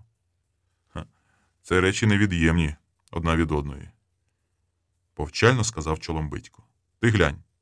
Він узяв один аркуш, повернув його ближче до вікна. Чудо! Тонесеньким, як голка олівчиком, було виснувано, наче павутиною, якусь кам'яницю. «Замок?» «Дуже дивна споруда», – сказав Чоломбитько. «Деталі не виписані, але настрій схоплено блискуче. Цікава робота. І намальовано так, ніби олівець не відривався од аркуша. Суцільна в'язь». Між іншим, у цій суцільності ліній вже вгадувалося підсвідоме передчуття шприца. Це була справді надзвичайно цікава робота, особливо для мене, бо тоді, коли Остапчук її малював, він ще не був генієм, котрого впізнають з одного мазка, і на звороті аркуша вивів тим же олівчиком, каліграфічним, ще школярським почерком. Некричі, 1975 рік. Некричі. Ти не чув од нього про Некричі? Не чув, упевнено сказав Чоломбитько, ніби він взагалі був глухий, як Бетховен.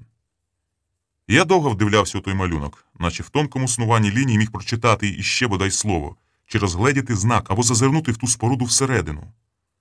Ну що ж ти, хлопчику, не назвав хоча б річку? Некричі. Швидше за все, це було село. Та могла бути і назва якоїсь місцевості. Урочища, балки, лісу. Ти кажеш, навчався з ним разом? Спитав я у Чоломбитька.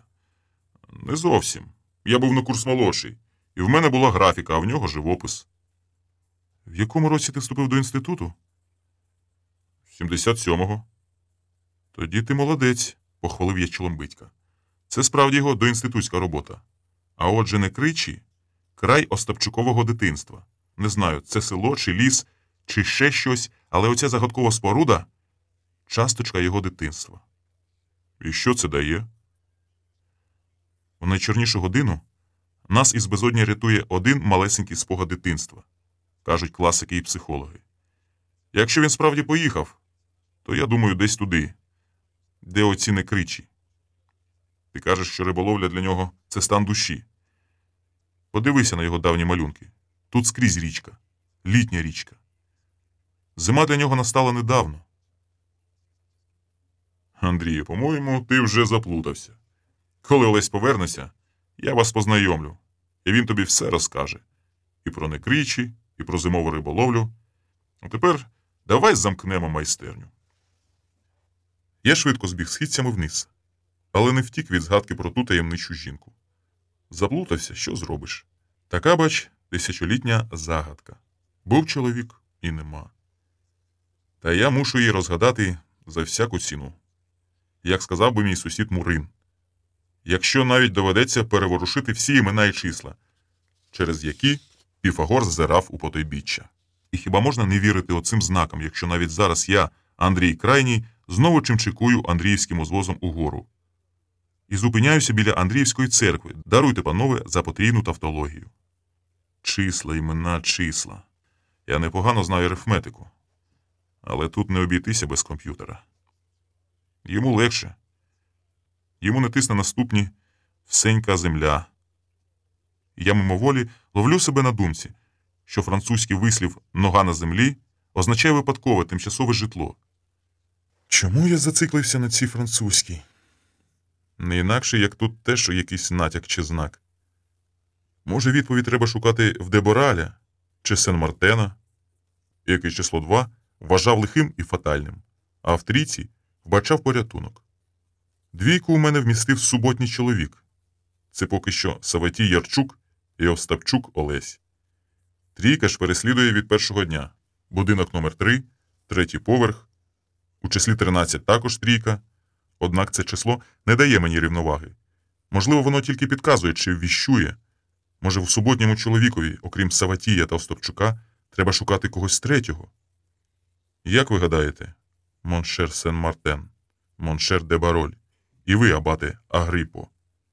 Бо, наприклад, Василь Іванович на прізвисько Чапаєв вважає, що я вже повинен шукати самого себе. І регоче мені в обличчя, як сатана. Числа. Числа.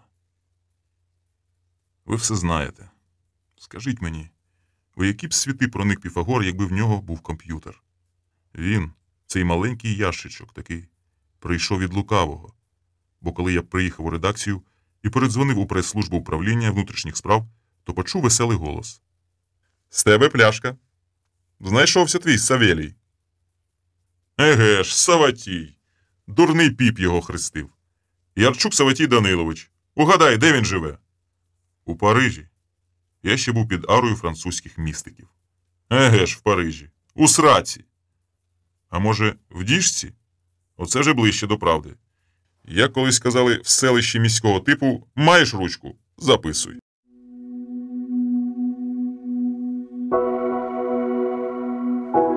Глава 12.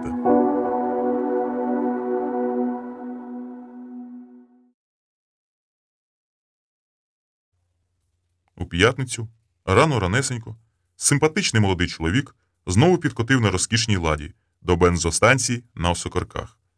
Але цього разу без окулярів, бо ще тільки розвиднялося, і він так рано прокинувся, що прийшов до осідку партії, коли спали партійні боси, і насилу розбудив чергову – бабу Надю.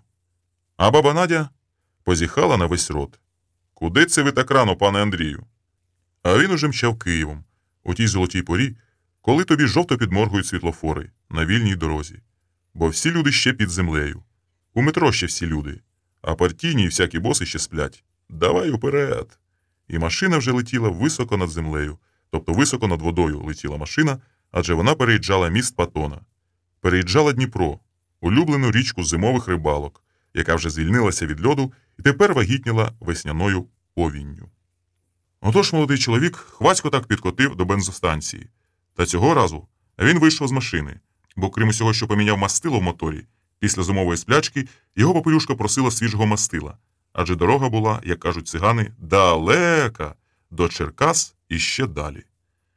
Власне, заради своєї головної мети я міг би не заїжджати в Черкаси, міг би помчати в те селище міського типу ближчою дорогою через Обухів, Богуслав і далі за картою. Однак спрацювала давня звичка поєднувати приємне з корисним, тобто підтасовувати під приватну поїздку службове відрядження. І я дуже швидко знайшов такий привід. Коли дізнався адресу Савватія Ярчука, то переглянув свіжі зведення з областей і натрапив на таку штуку, яка заінтригувала б не тільки Сокирка та інших вимогливих читачів, але й неписьменного канібала. У Черкасах двоє бродяг з'їли людину. Мій дорогий Сокирко так зрадів, що злопали ту людину, не міг прийти до тями від щастя і навіть запропонував службового Форда, щоб я негайно дув на Черкаси. Проте я від Форда відмовився, а конверт і талони на бензин таки взяв у бухгалтерії. Для того ж і замислювалася ця пісенька. Ось чому я поїхав до селища міського типу не ближчою дорогою, а з Осокорків узяв на Бориспіль. А там біля церкви повернув праворуч на Черкаську трасу, у бік Переяслава, Золотоноші, від якої вже палицею кинути до великого міста сільського типу, де їдять людей і дарують приголомшливі заголовки на першу шпальту найжовтішої столичної газети. Втім, мене дужче за людожерів хвилював Савватій Ярчук.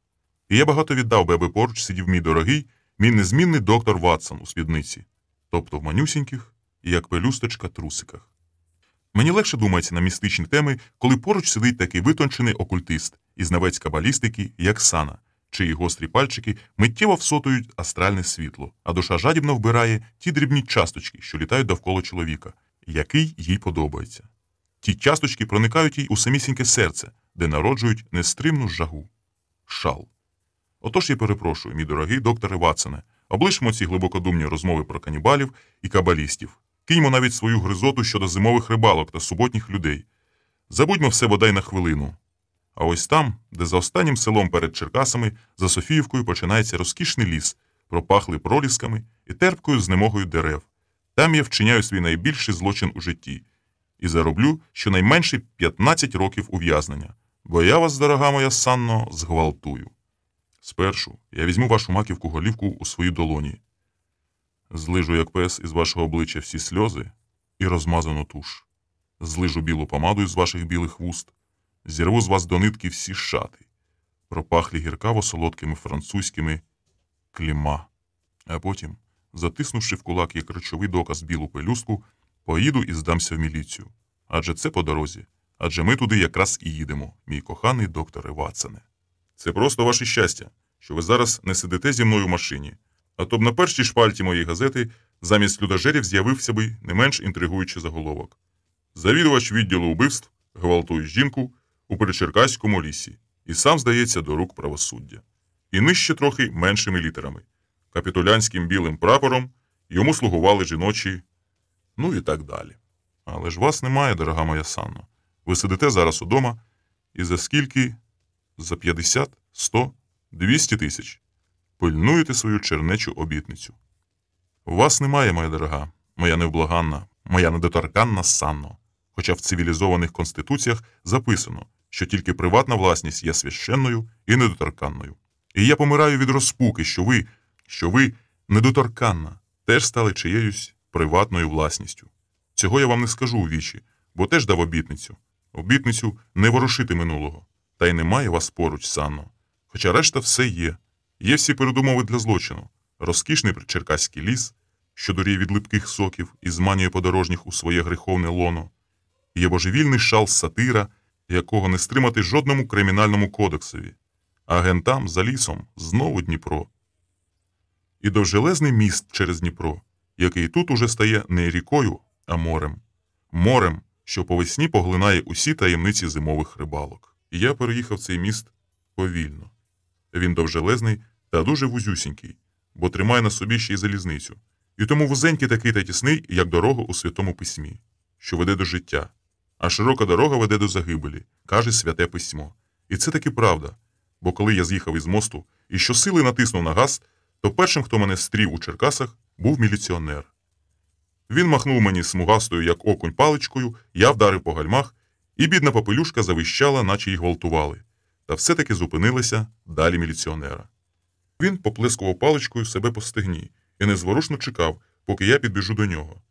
Та я теж був незворушним. Сидів у машині, як справжній європеєць, Іван Маловічко. І чекав, поки той підійде до мене. Нехай сам підходить. Адже він живе з наших податків, хоч моя бухгалтерія чхати хотіла на ті податки. Ну ось. Він не витримав першим і рушив до машини. Кинув руку під козирок. Інспектор Державної автоінспекції, лейтенант Халявський. Ви порушили... Там стоїть знак 40 км. Але я не дав йому доказати і махнув перед носом вишневими палітурками. Майор Крайній, відділ убивств. Я, власне, до вас, тобто в обласне управління внутрішніх справ. Як мені краще проїхати? Він був дуже кмітливий, цей пан Халявський, бо все схопив на люту. Момент, і вже за хвилю, перевищуючи швидкість, переді мною мчала жовта-синя машина з державним гербом на дверцятах. Дякувати, що хоч сирену не вмикав, бо я страшенно не люблю сирен.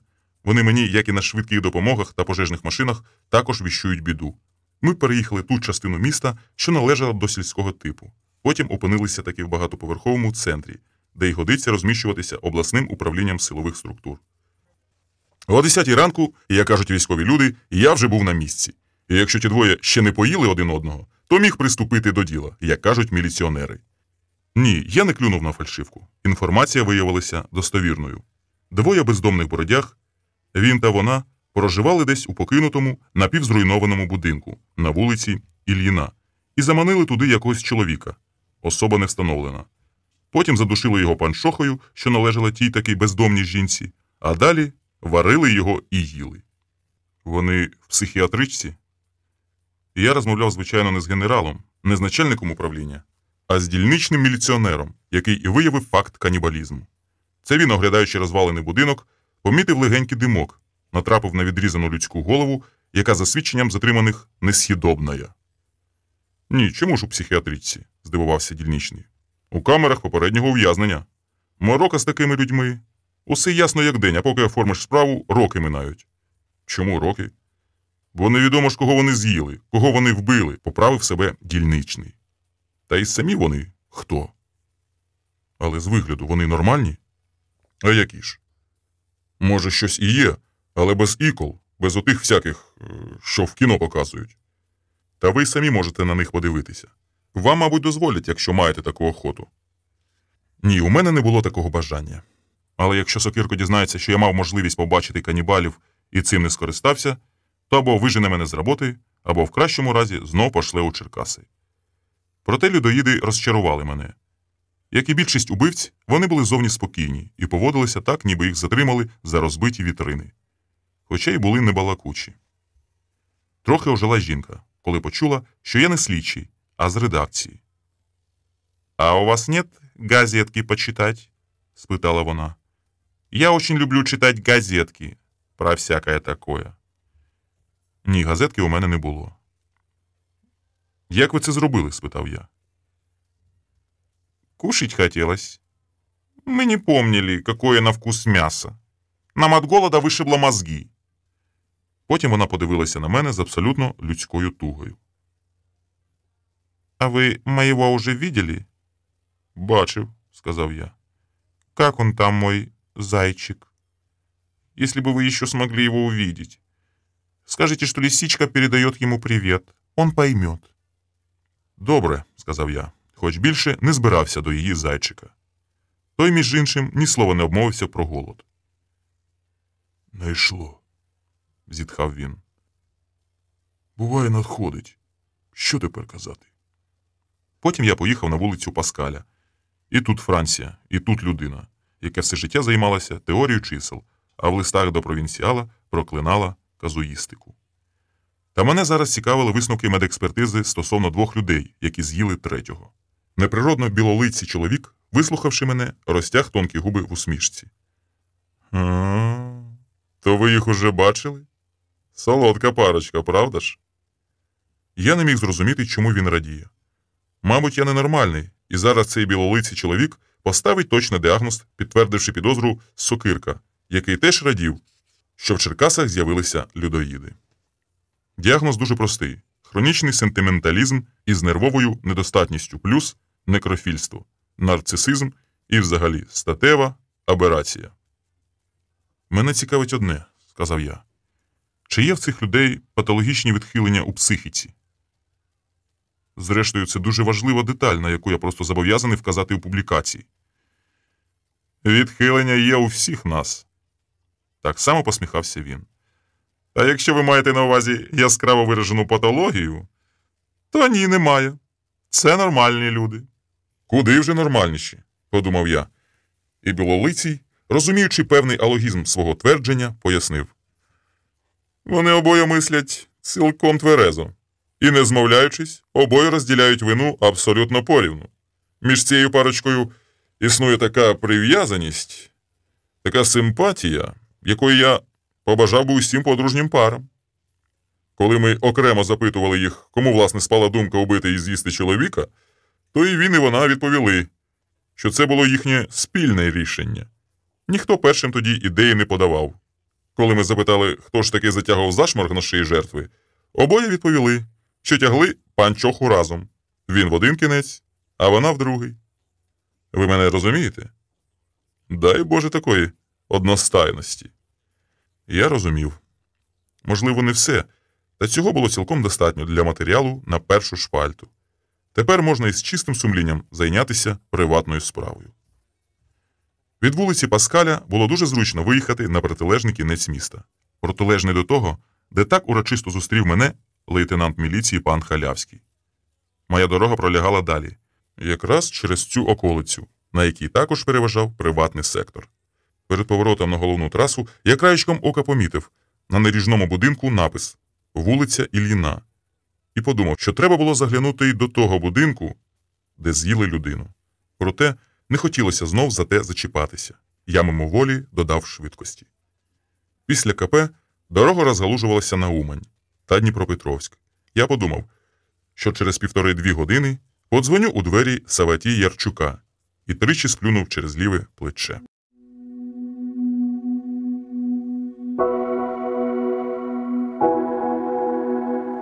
Глава 13. Тричі – це добре. Трійка, запевняє Сен-Мартен, це вихід з антагоністичної двійки, який веде до рівноваги, а отже й до успіху. Жаль тільки, що сьогодні п'ятниця. До суботнього чоловіка годилося б їхати завтра, в суботу. Та я ж не міг брати відрядження на вихідний день. Цією думкою я накаркав собі, хоч дізнаюся про це трохи пізніше. Однак не забігатиму наперед, а тільки скажу, що ніяке вороння не накаркає так людині, як вона сама собі може наврочити. Тоді ж дорогою, проїжджаючи Смілу і Шполу, проїжджаючи всі оті наші зворушливі містечка сільського типу, що гніздяться на берегах милих і сонних річечок під дивними назвами Тясмин, Шполка чи, скажімо, Гірський і Гналий Тікач, які зливаються воєдино в третю річку – Синюху. Ось де найзріміше із двійки випливає трійка. Я вже шизію через ці числа. Я заказуватиму 5-му і 10-му, щоб, боронь Боже, ніколи не зациклювалися на числах, цих найпотаємніших знаках неба, які справді можуть вказати дорогу у потойбіччя, дорогу до божевілля, як це зробили вони з абатом Агріпою. Та зараз я мчав до Савватія Ярчука, котрого мав ось-ось побачити. І дорогою, проїжджаючи ті зворушливі містечка, мабуть, уже в тисячне, відколи це сталося, намагався згадати людину, що дала мені ключ.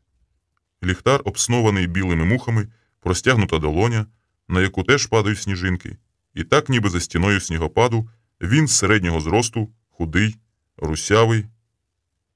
Та який русявий, чоловіче? Адже він був не просто волосий, у шапці був, і сніг пролітав легенький, отак навскоси, безгучно. Ти навіть шелест його придумав, а русявого запозичив від Чоломбитька, бо тобі незручніше лягає у схему Остапчук. Ти певен, що це саме він дав тобі ключ і почав танцювати біля Чоломбитька, хоч той до пуття не може навіть описати чоловіка. Він просто дальтоник, цей Чоломбитько. Тому я обрав не живопис, а графіку. Ой, шизію я. Та хай. Якщо я побачу його, то впізнаю запевне.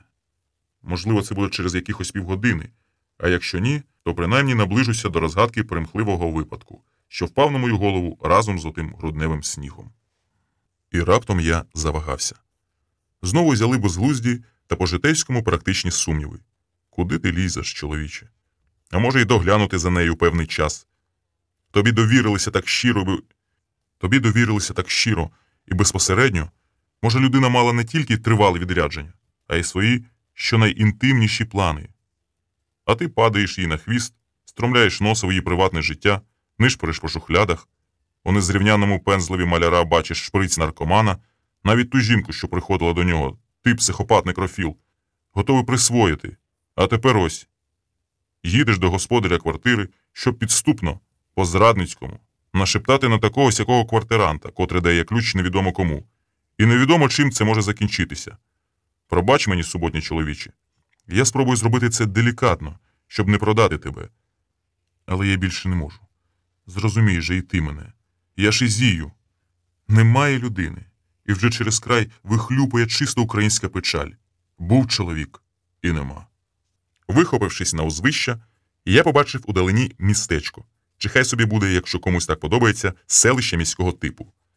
До нього навпрямки було кілометрів зо 2, а крученою дорогою трохи далі. І скотившись із пагорба в низовину, переїжджаючи міст через Тікач, я помітив ліворуч дивовижну споруду. Стояла вона над скелястим берегом, і сама була як та скеля. Тільки горішні округлі віконця вказували на те, що кам'яна тверджа мала не лише природнє, а й рукотворне походження. Істотний недолік колісного подорожнього полягає в тому, що саме там, де йому треба на все гарненько роздивитися, як от, скажімо, на річку та її береги, саме там, на мостах, заборонено зупинятися і не з руки головою крутити, щоб не шубовснути з мосту та в воду. Отож я не дозволив собі таку розкіш, щоб роздивитися на ту дивовижну, можливо, справді давню захисну тверджу, споруджену ще Черкасами. Не хотів зупинятися, бо вже хилилося до вечора, і невідомо було, що там чекає мене попереду. Однак за мить я побачив стрілку, що показувала ліворуч, і цілком сучасну, цілком європейську назву – «Мотель Млин». Шляховий знак на синьому тлі з ножиком і виделечкою нагадав, що я від самісінького ранку ще не мав різки в роті. Та їсти зовсім не хотілося. І, мабуть, ще довго не захочеться після мого службового візиту до людоїдів. Отож я знову натиснув на газ і незабаром побачив праворуч ріденько розкидані хати-будиночки. Проте це ще було не містечко, а тільки невеличкий висілок, що відірвався від нього в поле, такий незначний, що не мав навіть шляхового позначення назви. Бодай на синьому тлі без обмеження швидкості. Втім, про швидкість уже не було й мови. Сталося таке, що я похолов і вдарив по гальмах. З-під капота валував дим, моя нещасна попелюшка от-от мала перетворитися на попіл. І тільки вискочивши з машини та піднявши капот, щоб зірвати з акумулятора клему, я збагнув, що то не дим. То парував тосол, який закипів у радіаторі. І, булькаючи, виривався з допоміжного пластмасового резервуару. Ось тут і далася в знаки моя зневага до техніки. Бо тоді я ще й уявлення не мав, чого може закипіти тосол. І не здогадувався, що в моєї попелюшки є така груба штука, як храповик. Якби ж був дотяг до містечка якийсь кілометр, бідкався я, позираючи на дорогу. Чи не їде хтось із путніших водіїв? І плекаючи надію, що зламалась якась абищиця. І ось тоді, замість цих першокласних водіїв-асів, доля послала мені унікального дідка, котрий саме чимчикував із містечка, з надкушеною хлібиною під пахвою. Чимчикував, як виявилося, он до тієї хатки, але помітив, що чоловік поламався, то дай, думаю, розвідаю, що там таке. Це був справді рідкісний дідок, який знав геть чисто все на світі, усе вмів і за все брався. Тільки, на жаль, не все виходило в нього. Можна сказати, ні чорта не виходило. Але ж як він, бідака, старався, як він хотів усім прислужитися, помогти, підставити плече, і, підійшовши до машини, теж став заглядати в мотор, тяжко зітхати. «Поламалося, це я вам точно кажу», – промовляв дідок. Але що поламалося, не казав. Зате поперед мене вискочив на дорогу і рішуче зупинив першу ліпшу машину. «Поглянь, пане брате, що тут скоїлося, бо я вже не добачаю». І хоч пан брат був ще зовсім зелений, миттю сказав, що це, дідику, не термостат, це полетів храповик. Ота гайка, що тримає шків метелика-охолоджувача. Видно, відкрутилася і загубилася десь по дорозі. «А чи немає в тебе, пане брате, такої запасної гайки, аби ти виручив чоловіка?» – спитав дідок. «Ні, дідику, таких гайок я не вожу. бо таке дуже рідко буває. Це я вперше чую, щоб храповик відкрутився. Не знаю, чи вони й в магазині є. А покажи-но мені, пане брате, який він із себе той храповик. Сказав він, трохи соромлячись, що призабув, яка ж ота гайка. І коли хлопчина показав на своїй машині, ось же вона, ручна корба в неї вставляється, дідок зрадів і сказав, що така в нього точно має бути, цих гайок у нього вагон. Він чемно подякував хлопчині, а мене повів до своєї хати шукати ту гайку. Я теж запалився надією, побачивши на подвір'ї дідка старого горбатого запорожця. Отже, маю справу таки з автомобілістом. Хоча дідок сказав, що цьому запорожцеві давно жаба цицьки дала. Уже, пане брате, його лишилося перекинути догори дном, щоб кури воду пили. Але запчастин у мене більше, як у сільгосптехніці. І він завів мене у повіточку, захарщену металобрухтом, де ми потім кирилися в гайках, гвинтиках і шайбочках доти, аж поки вже й забули, який він із себе той храповик. Що ж, пане брате, Сказав дідок, не знаючи, де подіти очі від сорому. давайте знайомиться, бо вам прийдеться ночувати у мене. Сьогодні п'ятниця, і ми вже не вспіємо з вами ні по лавках, ні в сільгосптехніку. Мене величають Григорієм Івановичем. Прошу не плутати з Котовським, Петровським. Я був у розпачі. Мене їла така досада, що спершу навіть не зміг по-справжньому оцінити цього унікального, цього навдивовижно рідкісного дідка, який знав усе на світі, усе вмів і за все брався. Це треба було бачити, як він, бідака, впирався руками й ногами, коли ми закочували машину на його подвір'я, як шляхетно запрошував до своєї господи, де ось уже 7 годочків жив сам, і звідки навіть миші порозбігалися, бо не було за що зачепитися зубом. І як стелив мені постіль, любовно підбиваючи подушечку, і як бідкався, що немає людиновгодного частування для високого гостя. Він дуже втішився, коли я збрехав, що добре пообідав у Смілі. І похвалився, що теж колись був у Смілі, і в Миколаєві був, і в Києві, бо він, бач, скрізь побував на всім світі і всього надивився. А ви знаєте, пане брате Андрію, скільки страв можна зготувати з одного хліба? Ні? А я читав у газеті. 100. Але скажіть мені, пане брате, навіщо переводити хліб на страви, якщо він і так найдобріший? Та найдужче вразило те, як Григорій Іванович присів у мене в ногах. Це вже коли я вмостився в розпушену ним постіль. Присів із якоюсь старою, потріпаною книжечкою і раптом сказав: А давайте-но, пане брате Андрію, я вам трошки почитаю перед сном. І сором'язливо додав: Я, знаєте, люблю почитати у голос. І я слухав той його голос, як слухають шум дощу. І думав, що це допоможе мені заснути. Я не розумів жодної фрази з того, що читав мені цей кумедний дідок, але я вірив, що він усе знає на цьому світі. Знає, може, найбільше за всіх людей. Адже жоден мудрець іще не додумався частувати високого гостя читанням книжок. А я, невдячний гість, заклопотаний сам собою, був такий неуважний, що якби Григорій Іванович не сказав, як його величати, то, либонь, забув би спитати і про це. Він би так і лишився в моїй пам'яті кумедним дідком зі своїм шляхетним пані-братом, і через місяць-другий я не зміг би згадати його обличчя, як не можу тепер згадати суботнього чоловіка. І задля свого виправдання захотілося запитати у нього про щось таке просте і природне, як ота надкушена сіра хлібина, що лежала на припорошеному столі. Я спитав: Григорію Івановичу, а як називається оце ваше сільце? Та воно, пане брате Андрію, і не сільце навіть, а так собі хутір. Немає його на картах, бо належить воно немов до містечка. А назву свою таки має, звісно. Не кричі воно називається. Як ви сказали? Не кричі. Хтось, видно, колись тут не кричав, коли треба було, от і пішло відтоді. Якби ж ви знали, пане брате Григорію, яким криком ця назва озвалася в мені. Не кричі. 1975 рік. І я вхопив тебе. Вутла Аріаднина ниточко. Усе тепер в'яжеться. Усе нанизується на тебе, як цілісне намисто, яке хтось розірвав, а я мушу збирати докупи. Я колінкую у злежаній пожухлій траві, що переплелася, як на картині Олеся Остапчука, і визбирую його ще і ще.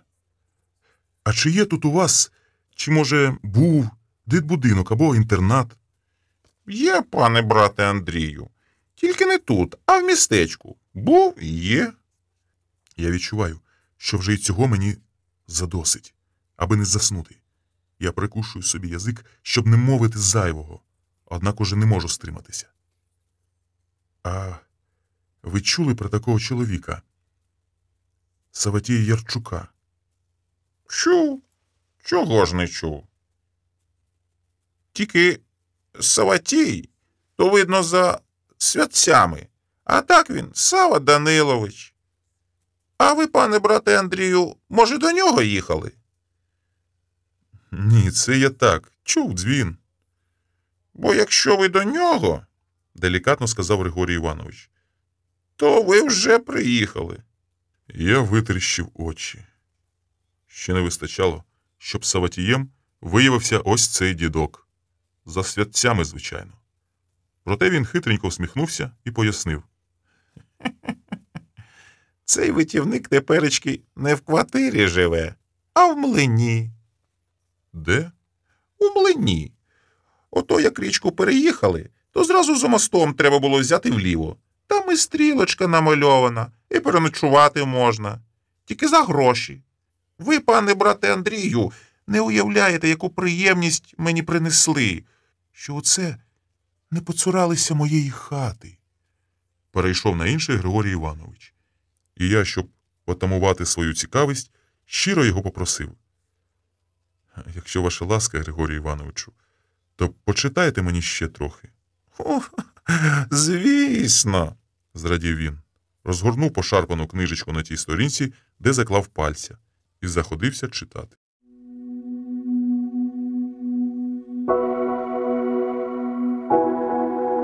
Глава 14. Окрім того, що Григорій Іванович знав усіх і все на світі, його, виявляється, теж добре знали в містечку. Бо я ще спав, коли він під конвоєм провів із сільгосптехніки якогось ще з вчорашнього дня п'яного чоловічка. І той за Івана Степановича не лише приніс храповика, а й поставив його куди треба. Мені шкода було, що я не побачив свого омріяного селища міського типу, до якого так поспішав, та ще більше жаль пробирав від прощання з Григорієм Івановичем. ви не уявляєте, пане брате Андрію, яку приємність принесли в мою хату. Притримував він за дверцята попелюшку, яка воркотіла і рівно, і задоволено. Я пообіцяв принагідно його провідати, і справді був би не від того, щоб не раз заглянути до дідка, бо на свій сором навіть ніякого гостинця не мав для старого. Але якби ж то знаття, що там небо готує далі. Вчора он теж собі думав, що вже на порозі в Саватія Ярчука. Потім накаркав із п'ятницею, хтось узяв переставив дні і числа, щоб я таки їхав до суботнього чоловіка в суботу. Комусь так було потрібно. І я певен, що не храповикові. Отож я рушив не до містечка, а знову помчав до мосту. Перед ним повернув праворуч і відразу опинився перед тією кам'яною тверджею, перед отим дивовижним палацом, що наче виріс у небо зі скляного берега, і поблажливо дивився на мене згори круглястими очима-віконцями. Перед цитаделлю на майданчику вже стояв чийсь білий фургон. Я припаркував до нього свою удвічі нижчу попелюшку, потім неквапом поважно вийшов із неї і від захвату знову втратив таку вкрай потрібну симпатичному чоловікові поважність. Іначе якась шантрапа присвиснув, видихнувши сакраментальне «Йо-майо!». А що я, хай би і тричі симпатичний чоловік, міг ще сказати, якщо переді мною була така краса? Я не бачив таких мотелів ні в Цюріху, ні в Брюсселі. Я не зустрічав нічого подібного на Гаваях і навіть під Києвом. Перший поверх, вимурований у суціль із граніту, був як у тій загадці про гарбуза, без вікон, без дверей, хоча мав, щоправда, гаражну браму. Другий поверх був невідомо з чого, бо його облицьовувала важка полив'яна кераміка. Вікно на півстіни, різьблені двері. Саме до цих дверей вели майже з-під мого носа литі бетонні сходи. Але до них я ще не дійшов. Я ще дивився на третій поверх з вишневої цегли. І той поверх дивився на мене круглястими вікнами, поблажливо, як на мураху. Другий і третій поверхи були, як то кажуть, новішого покоління. А от перший, що тримав їх обох на собі, вочевидь мав давнішу історію. Хоча, як неабиякий знавець арифметики, я швидко збагнув, що це не тверджа фортеця Черкасів, а залишки водяного млина, на що, власне, вказувала і сама назва цього розкішного закладу, і близькість річки, і кам'яне громаддя, рештки давньої греблі. Якщо ще перебирати моє намисто, як перебирають чотки деякі мудріці, то неважко прикинути, що напис «Не кричи» 1975 року і зображення на тому малюнку тісно лягають поруч з оцим першим поверхом. Але в той час, коли він був ще не мотелем, а водяним, хоча вже й не діючим млином. І юнак бачив у його стінах химерне плетиво таємниць та тіней, які, можливо, помандрували з ним в доросле життя. Сюди ж лягає ще одна намистина – інтернат, що був у найближчому містечку, звідки хлопець бігав до своєї кам'яної таїни, яка в майбутньому стане промінчиком у плетиві його сумних думок. Різкий порив вітру сипнув у мене жменю піску, нагадавши, що не личить симпатичному чоловікові так довго стояти з роззявленим ротом перед європейським мотелем. І симпатичний чоловік повагом, неквапом піднявся зовнішніми східцями на другий поверх, ступив через терасу, прочинив важкі різьбляні двері і зайшов до невеличкого бару. Цей маленький затишний бар на 3 столики був зовсім порожній. Навіть за шинквасом не було ані лялечки, тільки яскраві пляшки заклично дивилися на водія-аматора. Заклично і презирливо, бо водій-аматор був за кермом і взагалі не бавився цим зіллям уранці. Він недбало розкуто сів на високий кругленький стільчик біля шинквасу, він кашлянув, даючи знати про себе, і даремно дозволив собі розслабитися, бо коли з кухонних дверей вийшла жінка, водій-аматор ледь не гепнувся зі стільця. Він, цей водій невдаха, трохи не знепритомнів, бо зайшов до провінційного, хай і такого вишуканого, але ж до провінційного українського бару, і раптом побачив за шинквасом мулатку. Можливо, найвродливішу мулатку у світі, бо водій невдаха не бачив таких красунь ні в Ріо-де-Жанейро, ні в Мехіко, ні на Багамах, бо навіть на тих безлюдних островах, де він також ніколи не був. Звідкіля ж ти тут узялася? Таке диво. Подумав наш симпатичний водій невдаха, який сіє храповиками на крутих дорогах. Хто ж тебе зробив отак? Довершено, чудово, подумав він французькою, бо не міг не згадати свого сусіда Мурина, та зрештою трохи отямився, узяв себе в руки і замість «бонжур» сказав спокійно і чемно: «Доброго ранку, пані». «Доброго ранку», відповіло мені українською мовою це шоколадне диво. І я, тамуючи ще незрозумілу тривогу, подумав із неподібним оптимізмом: «Ти не один, нас 52 мільйони». До шоколадного обличчя українська мама дала цій жінці не качиного, а нормального носика, дала разом із статком горіхово-карі очі, вогкі, як вільхові береги, і такі повні, такі налиті і відкриті назовні губи, що якби моя воля, то я, не вагаючись, помстився б Сані за її чернечу обітницю. «Щось будете замовляти?» – спитала вона, не переймаючись моєю цікавістю, давно вже звикла до цього. «Я, серденько, вже цілу добу нічого не їв», – сказав я по-приятельському, наче розмовляв із Катрусею. «У вас є щось попоїсти? Окрім шоколаду Корона, звичайно». Якийсь дурний натяк прозвучав у моїх словах, і я притримав за зубами продовження про райську насолоду. «Якщо ви не поспішаєте, то я можу приготувати вам щось із рибних страв», – сказала вона. «Наприклад?» «Наприклад, підсмажити судака, або зварити юшку з окунів. Ви що дужче любите?» і то хижаки», – сказав я. «Тим-то вони й смачні», – сміхнулася вона, показавши чималенькі, але гарні зуби. «Тоді підсмажте, будь ласка, судака». «Є ще раки. Вам зварити раки?» «Ні», – сказав я. «Не п'ю вранці пива, а то б залюбки. То, може, чай, каву?» «Чай», – сказав я. Вона щезла за тими дверима, що вели на кухню, а я сів за стіл і подивився на широчезне вікно, за яким відкривався сосновий краєвид. Вікно виходило, на жаль, не до річки, але й сосни були чудові, такі високі, золотокорі дерева, з яких можна робити щогли. Дивно було, що вони так наблизилися до води, витіснивши традиційні верби і вільху. Сосни любили пісок, а його тут було доволі. Я бачив, як тим путівцем, що вів від траси до мотелю Млин, пробіг піщаний вихор. І завважив, що й сосни коливаються від вітру не з боку в бік, а якось немов по колу, ніби й ними хитали не повіви вітру, а крутили вихори. Дерева протяжно скрипіли, і їхній стогін долинав і сюди, до бару. Я подумав, що вітер зірвався недавно, бо навіть там, на узвищі, можна сказати, на Белебні, де тулилися не кричі, вранці було тихо і затишно. Тепер же зірвався просто крутіш. Здавалося, він силкується вирвати дерева із нетривкого піщаного ґрунту. Коли мулатка принесла мені судака, золотисті рум'яні шматочки ще пострілювали гарячими крапельками олії. Я показав очима за вікно. А, вітер, який зірвався. Тут завжди вітри, сказала вона. Навіть якщо ніде не шелесне, тут отаке робиться. Що ж, буває. Так, видно, пролягла ця річкова улоговина, що утворюється протяги з усіх боків. І все одно тут чудово, сказав я. Так, непогано. А хто власник цього райського куточка? Власник? Здивувалася вона. Ми з чоловіком. І пішла за шинквас. Увімкнула музику, наче хотіла приглушити завивання вітру і стогін сосен. Елла Фіджеральд підвивала не менш меланхолійно за той вітер, однак голос чорношкірої співачки, видно, все-таки був ріднішим для хазяйки цього симпатичного бару. Мабуть, той голос линув до неї ще з більшої далини, аніж вітер, і навіював та пробуджував те, що ми називаємо голосом крові. Цей витівник, пригадалося, як казав Григорій Іванович про Ярчука, і тільки тепер я зрозумів, що він мав на увазі. Витівник – це навіть м'яко сказано про чоловіка, який із занедбаного водяного млина робить казку.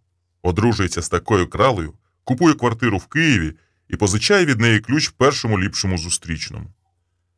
Але ж де він тепер, цей філантроп, цей власник такої цінної нерухомості і не менш дорогої рухомості? Пас я очима його дружину і не знав, з якого боку підійти до цього питання, як кажуть грамотні люди. Моїх знань з арифметики тут явно бракувало. Ось я вже дожовую цього, правда сказати, смачного судака, ось уже досьорбую чай, ну ще викурю сигарету, а далі що? Вам тут не страшно самій? Спитав я, наче якийсь жевжик, що не вміє підкотитись до дівчини. Страшно? Здивувалась вона. Чого? Ну, все-таки дорога. А на великій дорозі, знаєте, хто тільки не вештається. Я вмію постояти за себе, сказала вона. Та й не сама я. Тут є люди. Побалакали, називається. Боже, як швидко згорає це Мальборо. Краще б я перейшов на приму. Або ще ліпше на люльку. Тепер я розумію, чому великі нишпорки палять люльку. Її півдня можна тільки натоптувати. А тут кінець. Скільки з мене? Вона помітно завагалася, перекидаючи собі, чи я не з податкової інспекції, а потім усе-таки наважилася. 7 гривень. Я поклав на стіл $5. Вибачте, не встиг розміняти. Але якщо вас так влаштовує, то здачі не треба. Вона мовчки сховала гроші в кишеньку на фартушку. Здається, ми знайшли спільну мову. І можна було посидіти ще хвилину. У вас, бачу, є постояльці? Ну, звідки це ви взяли? Звела вона брови. Я до того, що, може, заїхав би ще до вас переночувати. Але, бачу, внизу стоїть фургон, білий Фольксваген. То машина мого чоловіка. Він зараз на річці. Рибалить. А переночувати, будь ласка. $5 зігрівали її трохи нижче пупка. Рибалить? І цей рибалка. Ну, звісно. У млині тільки рибні страви. І тут мормишки замело. Тут, пане брате, треба трусити сіті. Вона побачила, що я замислився. І, видно, запідозрила мене в лихих намірах. Зараз я або зґвалтую її, або в гіршому разі витрушу виручку. Випереджаючи події, вона сказала. Зараз він прийде снідати. Гаразд. Тоді живи, моя люба, подумав я. Тим більше, що 2 зґвалтування за одну добу – це для мене занадто. А якщо твій чоловік незабаром прийде, то достатньо найпростіше арифметики, щоб його вирахувати. Якщо 2 пішоходи вирушили назустріч один одному, ну і так далі. Я чимно подякував за хліб-сіль і, пообіцявши прийти ночувати, якщо затримуюся у справах, пішов до виходу. Та вже у дверях пристояв. Даруйте за нескромне запитання, але я хотів би знати ваше ім'я.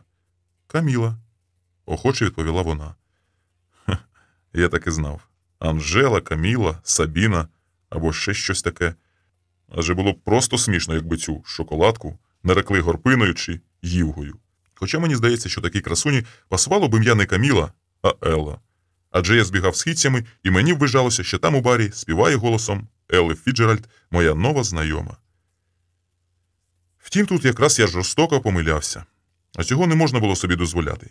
Не можна помилятися там, де йдеться про імена і числа. І я це добре знав. Але ж не було коло мене мого дорогого доктора Ватсона, який би підказав ще тоді, що Каміла – це ім'я, котре вказує на людину, що зобов'язана бути присутньою при жертвопринесенні.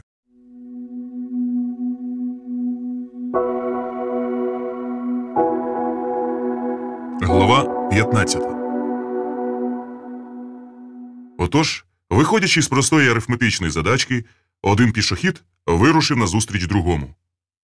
Повагом, неквапом спустився східцями, але він був дуже хитрий, цей перший пішохід, чи може просто не знав, куди йти, а тому зупинився біля своєї машини, відкрив капот і став заглядати в двигун, наче в нього там щось поламалося. Слава Богу, він уже знав, що на млинку є така гарна штука, як храповик, то можна не бігати, не метушитись, привертаючи до себе увагу, а зігнутися крячкою над мотором і вдячно погладжувати храповичка аж до пришестя Саватія Ярчука. Якщо відверто, я, звичайно, хвилювався, щоб не сказати гостріше. Та й що тут пояснювати чи говорити? Настав той суботній день, і наближалася та хвилина, коли я мав побачити суботнього чоловіка – Саватія Ярчука. Того чоловіка, який дав мені ключ, або якщо він дав його не мені, то тому чоловікові, який таки передав ключ мені. 1000 вибачень, але тут не обійтися без химерної тавтології, якщо хочеш бути арифметично точним. Я з усіх сил намагаюся бути точним, не злукавити в жодній подробиці, хоч цілком припускаю, що зрештою знайдуться серйозні підстави звинуватити мене у смертному гріхові. Бачу.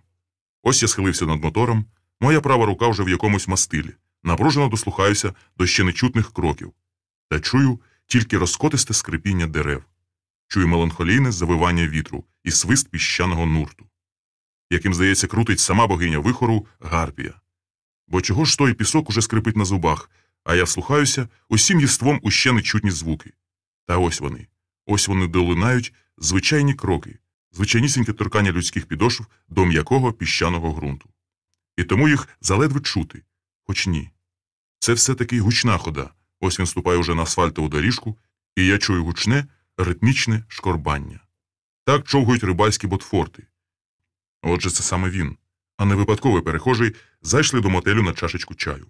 Це нарешті і є суботній чоловік, зимовий рибалка, хоч наближається він до мене не в битих валянках, а в гумових рибальських чоботах.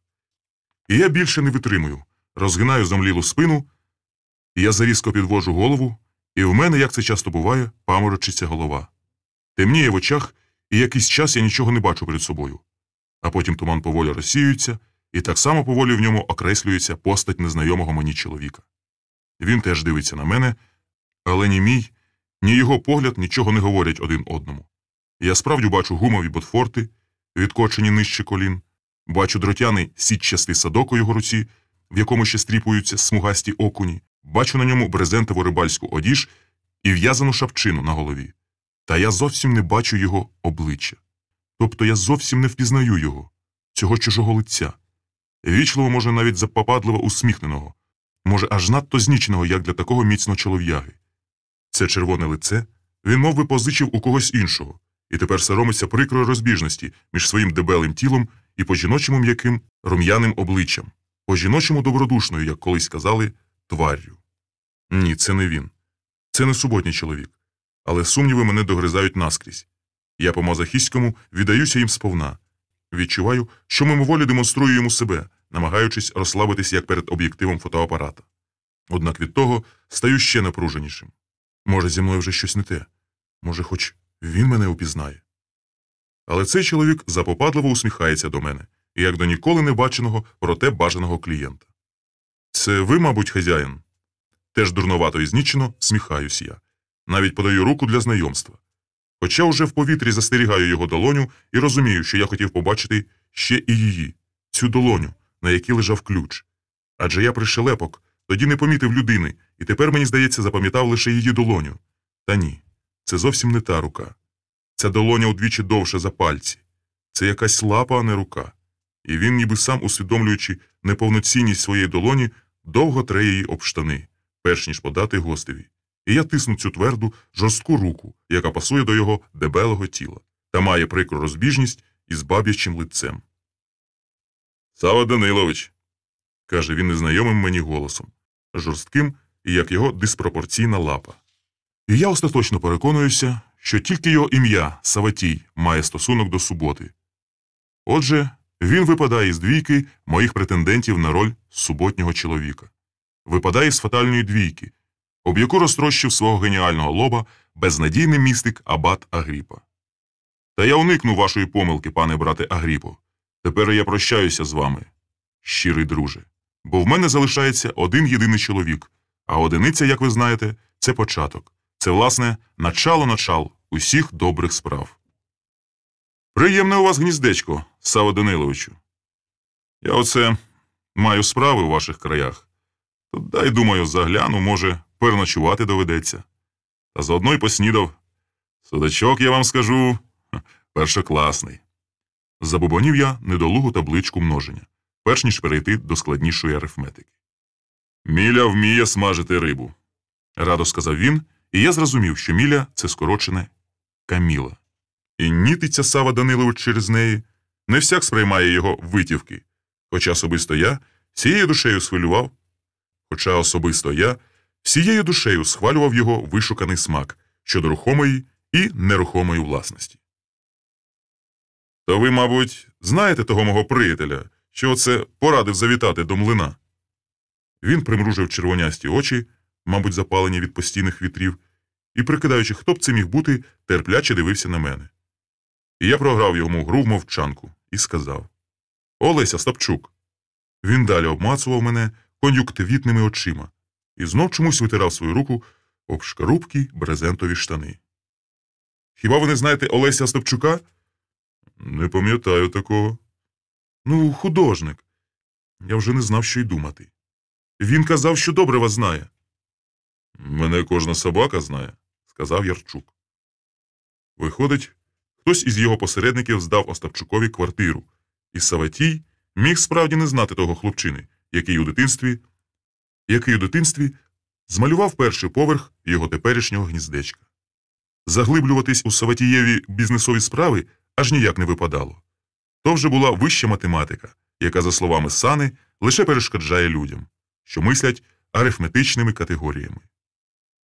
Хай йому чорт, мені треба було запитати про Остапчука в Каміли, але ж тоді ще жевріла крихітна надія, що суботнім чоловіком все-таки виявиться витівник Саватій. Звичайно, Каміла могла пригадати Олеся. Може, він тут і бував, у млині. Можливо, навіть заночував. Та хіба Ярчук мусив стежити за кожним приїжджим? А от вона якраз могла запам'ятати сумного зимового рибалку.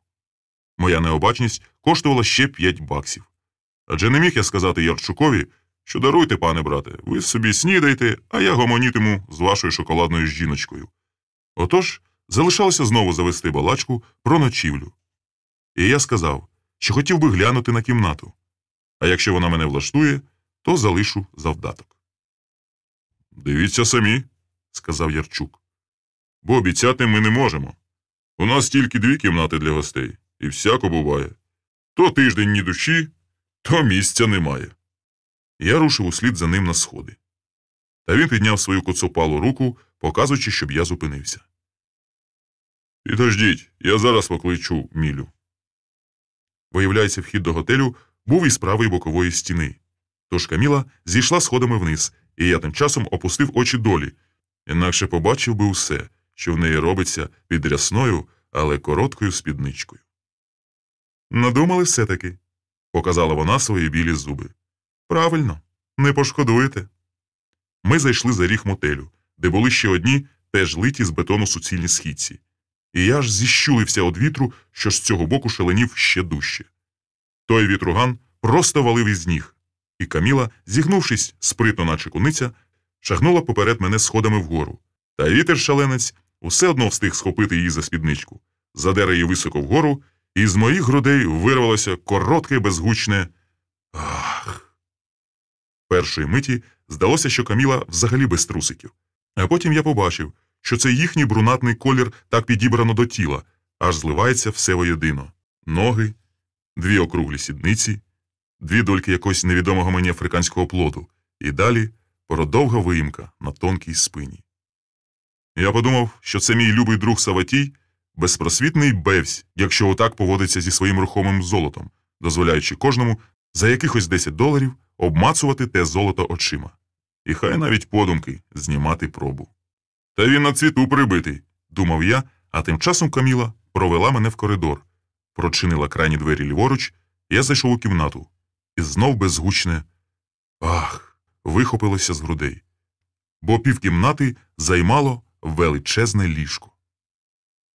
«У нас найчастіше зупиняються парами», – пояснила Каміла. І я тільки тепер помітив, що в неї неприродно великий перса, як для такого тонкого тіла. Катрусині вершини Арарату були пуп'янками проти цих персів. Повсте ліжко вела килимова доріжка до вікна, і коли я підійшов до нього і глянув, то нестримне солодке «ах» уже по-справжньому вирвалося із грудей. Я стояв над прірвою, бо задня стіна цієї тверджі була продовженням крутого кам'яного обриву, під яким хлюпотіла чорна вода. А Каміла теж розтулила свого великого, повногубого рота. Ті губи були її лоном, вивернутим знизу наверх. Вона дивилася мені просто в зіниці і думала, що я кинусь або на неї, або в оту чорну безодню. І саме за тої миті, зіниці в зіниці, я спитав. «Каміло, ви знаєте Олеся Остапчука?» «Олеся? А хто такий Олесь?» «Художник. Дуже талановитий художник, Каміло. Він бував тут у цих краях». «Не пригадую», – сказала вона. «Ні, не знаю. Він приїжджав сюди на зимову риболовлю. А колись малював оцей млин». «То й що?» «Ну, я думав, ви його згадаєте. Він не схожий на інших», – сказав я і подумав, що й сам не можу його згадати. «Ви теж художник?» – спитала вона. «Ні. А хто ви?» «Суботній чоловік». «Який?» «Суботній. Чоловік, який приїхав до вас у суботу, Каміло», – сказав я, кинув на ліжко $5 і швидко пішов униз.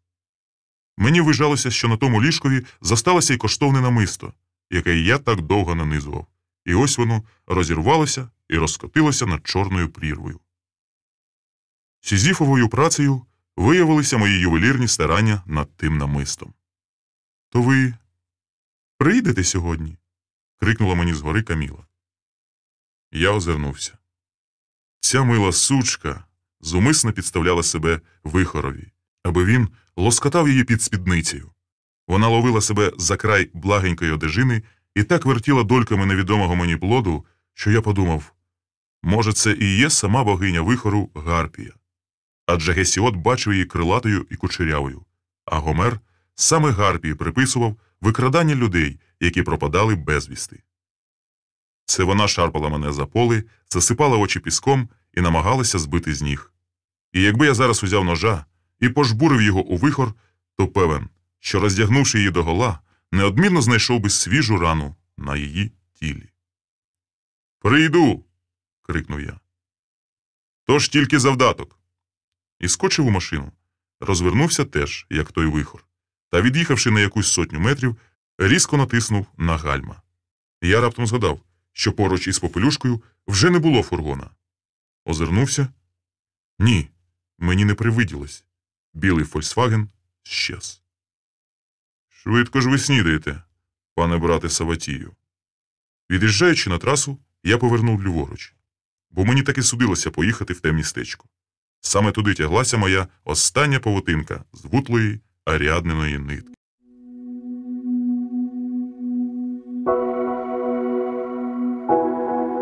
Глава 16. 2 стандартні коробки інтернатівських корпусів, спального і навчального, було поставлено літерою «Г» у той час, коли архітектура забула не лише свої класичні стилі, а й змішану сецесію. Тож вони, ці дві будівлі, що мали таке різне призначення, зовні майже нічим не відрізнялися одна від одної. Та я самотужки розібрався, що й до чого. І, прослизнувши до навчального корпусу, швидко знайшов на другому поверсі двері із написом «Завуч». Поруч був і директорський кабінет. Однак, виходячи зі свого дорогоцінного досвіду, я вже не тягся до людей найвищого ранку, як і в Черкасах, і взагалі відразу пішов би до учительської, та не хотів привертати зайву увагу. І не помилився. Бо за столом я побачив стареньку жіночку з обвислими щічками, яка з цікавістю дивилася на мене маленькими, сивими, як одна копійка, і такими ж абсолютно круглими очима. Я не став тицяти їй посвідченням, а просто на віру пояснив, що єсмь журналіст із Києва. Вік жіночки спонукав поліглота до мислення староукраїнською мовою. І хотів би поговорити з кимось із вихователів чи вчителів, котрі працювали тут у 70-х роках, на що моя співрозмовниця відразу впала у стан екзальтації. І з гордістю сказала, що вона в цьому закладі від першого дня заснування. І почала мені розповідати про те заснування, про історію цього чудового закладу, що вона пройшла шлях від простої виховательки і, можна сказати, до директора, адже завжди заступала директорові, коли ті від'їздили на курси підвищення кваліфікації. Хоч вона завуч з виховної, а не навчальної роботи, але ж бачите, таку довіру виявляли саме їй, підконюшій Олені Йосипівні. І поки вона перебувала в стані глибокої екзальтації, я терпляче ждав бодай манюсінької паузи, шукав бодай щілинки, аби й собі встромити слово, і зациклений на людських іменах думав, що прізвище Підконюший дуже пасувало б моєму любому другові Фернанделю, тим більше Йосипович, майже Йосип на кобилі, котрий з нетерпінням чекає мого повернення з Черкас і вже думає, що мене з'їли оті людожери. Він уже не знаходить собі місця, цей Підконюший сокирко, а я психопат, нещасний, останній некрофіл, нарцис і сатир, розвісив вуха і слухаю про химені кури. Я дивлюся на цю бабусю і певен, що вона тричі герой соціалістичної праці, але вже не здужує волочити на грудях аж 3 зірки. Тож даруйте, Олено Йосипівно Підконюша, я вже теж не маю ні сил, ні часу слухати про химені кури. Я таки закмітив ту щілину, коли вона переводила дух і сказав: Олена Йосипівна, мене, власне, цікавить один колишній вихованець вашого інтернату. Я пишу нарис про талановитого художника Олеся Остапчука. Мені сказали, що він тут колись жив і навчався. Як ви кажете? Забігали їй кругленькі очиці. Мені сказали, що в 70-х роках Олесь Остапчук закінчив вашу школу. Олесь. Мені жаль було цю стареньку, яку досі не випхали на пенсію тільки через її особливі заслуги на освітянській ниві. А тут з'являється такий писарчук-шизофренік і потьмарює її світлу голову невідомо чим і ким. Я пам'ятаю усіх наших випускників, Гордо, але вже не так екзальтовано сказала вона. багато хто з них досі пишуть мені листи. Коли я була ще директором, то... Вибачте, Олено Йосипівно, напевно, мені дали б помилкову інформацію. Однак вона, наче заскочена на якомусь гріхові, повторювала саме до себе. Остапчук. Був Сергій Остапчук, був Микола Остапчук. Був у 70-х, кажете? Олено Йосипівно, він гарно малював, він уже тоді гарно малював. Художників? Якось так сталося, що художників наша школа не дала. Є лікарі, є вчителі, інженери, навіть один академік є. Може, чули? Мартинюк Юрій Дмитрович. А художників? Ні. Хоч я завжди надавала великого значення дитячій творчості. І коли була директором... Олено Йосипівно, ну не вийшло художників, є, слава Богу, академіки, але ж були хлопці, які любили малювати. Остання павутинка вислизала з моїх рук. Остапчук, Микола, Сергій... ні, Сергій ще тоді загинув. У нас. Хотів залізти з дерева у вікно до дівчат і впав, бідненький. Ми прибігли, а в нього вже піна з рота. Це отам, коло спального корпусу. Вона раптом затнулася, спохопившись, що сказала зайвину, яка не робить честі їхньому зразковому закладу, і відразу додала. Але я тоді не була директором. Того директора вигнали, хоч він і не винен був. А коли я була директором, то в мене ні-ні. У мене все було по струночці, порядок був. Хоч це вам інтернат, тут нелегко. Тут усяке може трапитися. Щось мене непокоїло в її розповіді. Я ще не міг розібрати, що саме, але те щось не давало мені піти. Те чіпке щось, мов би, тримало мене за полу, і зринало воно, як не дивно, з того папужого, коли я була директором. І я спитав, дивлячись прямо в її кругленькі очі, які від екзальтації часом не знаходили собі місця на обличчі. Олено Йосипівно, ви часом не були директором у 75-му році? Ні, Твердо сказала вона. я тоді ще й завучем не була. І хоча вже мала чималий досвід, була вихователем. А які ви класи вели? Різні. Я маю на увазі 75-й рік. Її очка застигли нерухомо. Проте думала вона недовго. Випускний. 10-й випускний клас. І раптом її слова вдарили мене на відліг. Той удар струсонув мною і вже вдруге за день потьмарилося в очах, бо вона сказала. Був тоді у нас ще один Остапчук, але теж не Олесь. Його звали Альошею. І хай би вона зараз назвала його Никодимом чи Саваофом. Мене б ніхто вже не переконав, що це не той самий Остапчук, якого я шукав. А тут ще Альоша, Олексій, Олекса. І хай їм трясся цим українським художникам, хай їй чорт українській богемі, яка називає Олесями усіх Олександрів, Олексів і навіть Олегів. Вона, ця богема, ця високошанована мною еліта, ніякого дідька не тямить в іменах та числах. За винятком хіба Івана Маловічка. Вона наплодила в Києві цих Олесів та Лесів, більше як бродячих собак, тоді як ось ця сива жіночка з обвислими щічками і блискучою пам'яттю за всі свої роки подвижницької праці у східній провінції, не зустріла жодного Олеся, і якби я сказав їй, що шукаю Олексу Остапчука, вона, я певен, згадала б його відразу.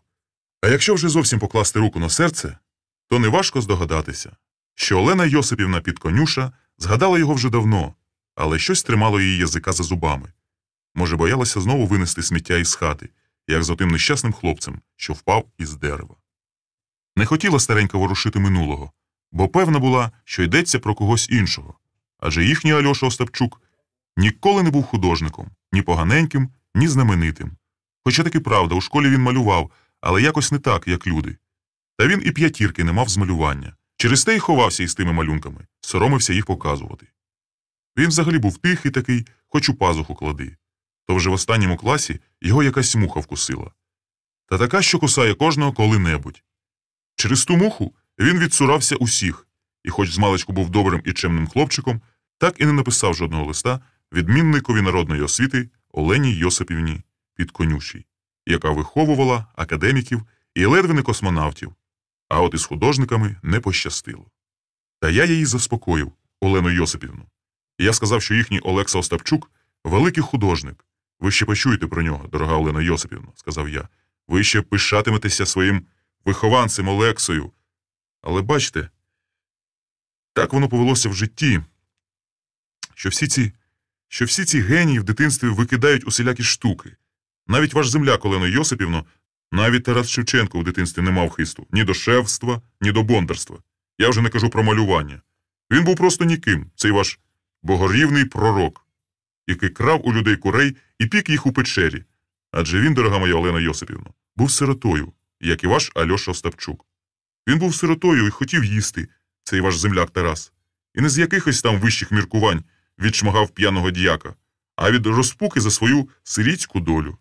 І ми, прості смертні, ми з вами, Олено Йосипівно, повинні їх зрозуміти, цих наших геніїв. З її круглих очей раптом покотилися, як горох, круглі сльози. Мовчіть, мовчіть. Але я із садомазохістською насолодою, завдаючи болю і собі, і їй, продовжував свій блискучий урок для відмінника народної освіти.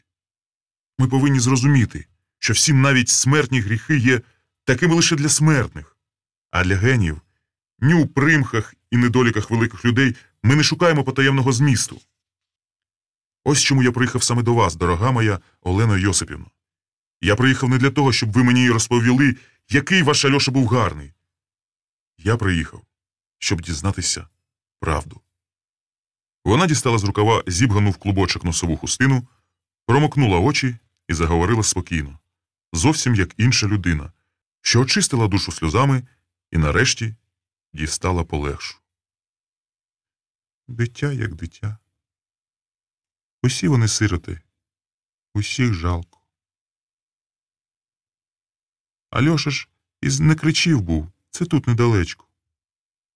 Мати згоріла від горілки, а батько топився у Тікичі.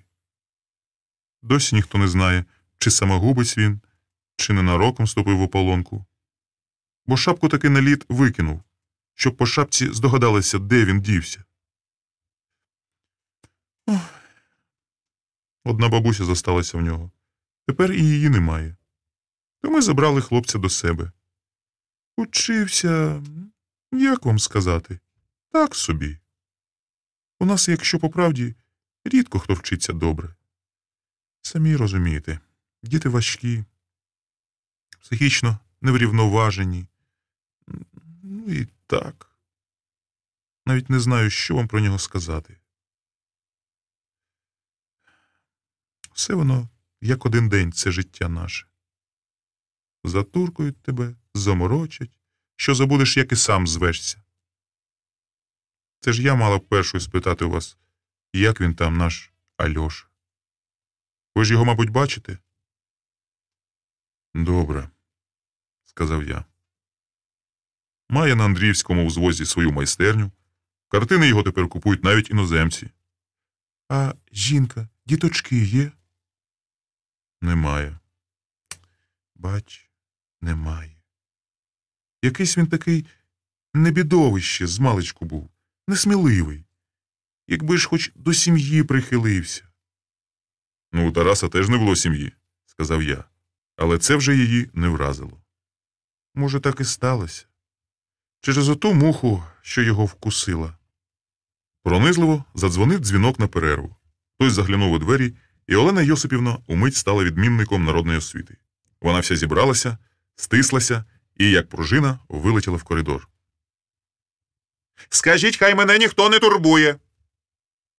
І щоб я чула, як муха пролетить. У мене журналісти з Києва. Сказала вона так, щоб чули не всіх поверхах. Та поки повернулася на своє місце, знову обм'якла, мов той м'ячик, з якого випустили повітря, і не могла згадати, на чому вона зупинилася. Ага, муха. Не знаю, чи воно і треба вам. І Олена Йосипівна Підконюша, цей круглий відмінник народної освіти, ще раз ударила мене на відліг. Була в нас одна дівчинка. Чорна. Мати її в Києві, пробачте, нагуляла з неграми. Не знаю, де вона і ділася, та мати. Хоч ми акуратно ведемо справи, знаємо все про родичів. Але не про неї мова. Гарненька таке дівча було. Каміла. Ми її Мілею називали. Вона і зараз тут живе, ви її можете побачити. Олена Йосипівна якось подивовано сміхнулася собі. Я замовчав, не хотів її перебивати. Ну, гарненька то гарненька. Але ж укинька нарку до горобців. Заклюють. Воно ж не таке чорне, щоб як негр, а все одно чудне. Ну і самі знаєте, як діти. Покажи те, покажи се. Обвислі щічки Олени Йосипівни ураз зарожевіли. Але мені здалося, що не стільки від сором'язливості, як і від багатої уяви. Бо вона знов повторила. Покажи ззаду, покажи спереду, чи в тебе воно вздовж, чи впоперек. Ви мені пробачте, звичайно, але без цього теж нічого не розкажеш. Ми з таким, на жаль, часто маємо клопіт. Поки менші, то ще сяк так, а як підростуть, то таке, бува, витворяють. Ой, що прости, Господи. Намучилася я коло них вихователькою. Ой. Оце після вечері, що почитаю з ними, ну там туалети, те се, потім лягають спати. А мені ж треба всіх перелічити, як овечок, і в журналі розписатися у Вахтера. Дивись, когось і немає. Думаєте, я не об'їздила всю область, шукаючи їх? Було мені, що й ночами шукала. Воно собі десь лазить, а ти капарій. Що робити? Береш особову справу, дивишся, де в нього там дід чи баба, чи мати п'яниця, і їдеш шукати. А його там і близько нема, бо воно 8 клас ходить, а вже з пузом. Було й таке. Ну, у Мілі, правда, до цього не дійшло, але тічку водила. Вона більше із старшими чоловіками. Усі вони до старших тягнуться, а ця особливо. О, у Мілі були кавалери такі, що якби не вони, то в колонію загриміла б. Вона чогось облюбувала старий млин коло річки. Ну, там, за некричами. Звідти її міліція не раз витягувала. Чого я вам, вибачте, оце все розказую, спитаєте? Та того, що цей дурник влюбився у Мілю по вуха. Намисто, яке я залишив розсипаним на ліжку в мотелі млин, знов було в моїх руках, причому набагато добірніше і міцніше. Однак відмінник народної освіти Олена Йосипівна просто не була б тричі героєм соціалістичної праці, якби не готувала мені третій удар. Адже саме трійка виводить нас із глухого кута. Воно так влюбилося, дурне, що я вам передати не можу. Воно крутилося довкола того млина вдень і вночі, а підійти боялося. Ну, я вже бачу, що хлопцеві щось робиться. Альоша, кажу, вона не варта твого мізинця. А він, знаєте, що мені сказав? Це ми всі не варті її мізинця, сказав він. А потім подивилися на мене з-під лоба. Це тихе кошеня, яке раніше можна було класти за пазуху. Подивилися отак з-під лоба. Олена Йосипівна показала своїми круглими очками, як подивився Альоша. І знаєте, що він мені сказав? Це, каже, ви не варті її мізинця. Це він мені і так сказав, уявляєте? Ну, я вже тоді зрозуміла, що з Альошею діло погане. І хоч би мав щось із нею, а то ж ні, так, збоку. Я вже боялася, щоб собі не зробив чогось. Бо в нас було, що один хлопчик повісився через сучку, прости Господи. Тоді вже як геть спасу не було однеї, давай ми її в колонію оформлять. Ну, зібрали педколектив, узгодили в райраді, міліції. Усі вже про це балакають. А наш Альоша знаєте що? Якщо, каже, ви її викинете, то я теж піду зі школи. Хлопче, кажу, схаменися. Хіба ж у вас із нею одна дорога? Ні, каже, дороги в нас різні. Я знаю, але цього я вам не прощу, каже. Бо ви всі худоба, якщо так зробите. Бо знаєте, хто її перший? Ваш завгосп, ще в 5 класі. Олена Йосипівна знов витримала паузу. Чи недалеко вона зайшла. І її одвислі щічки вже грали такими густими рум'янцем, що аж. Однак я даремно запідозрював в еротичних фантазіях цю шляхетну бабусю, бо вона швидко себе опанувала і вже владним голосом сказала. Але пізніше, коли я була директором, ми таки вигнали того завгоспа. Бо за ним справді водилося. Ай, я його вигнала з тріском. А Мілю? Спитав я. Мілю, ви теж вигнали? Олена Йосипівна підконюша обм'якла, ніяковіючи. Ні, сказала вона. Не вигнали. Чому? Вона зніяковіла ще дужче. Я зовсім не сподівався, що саме зараз Олена Йосипівна третім ударом пошле мене в нокаут.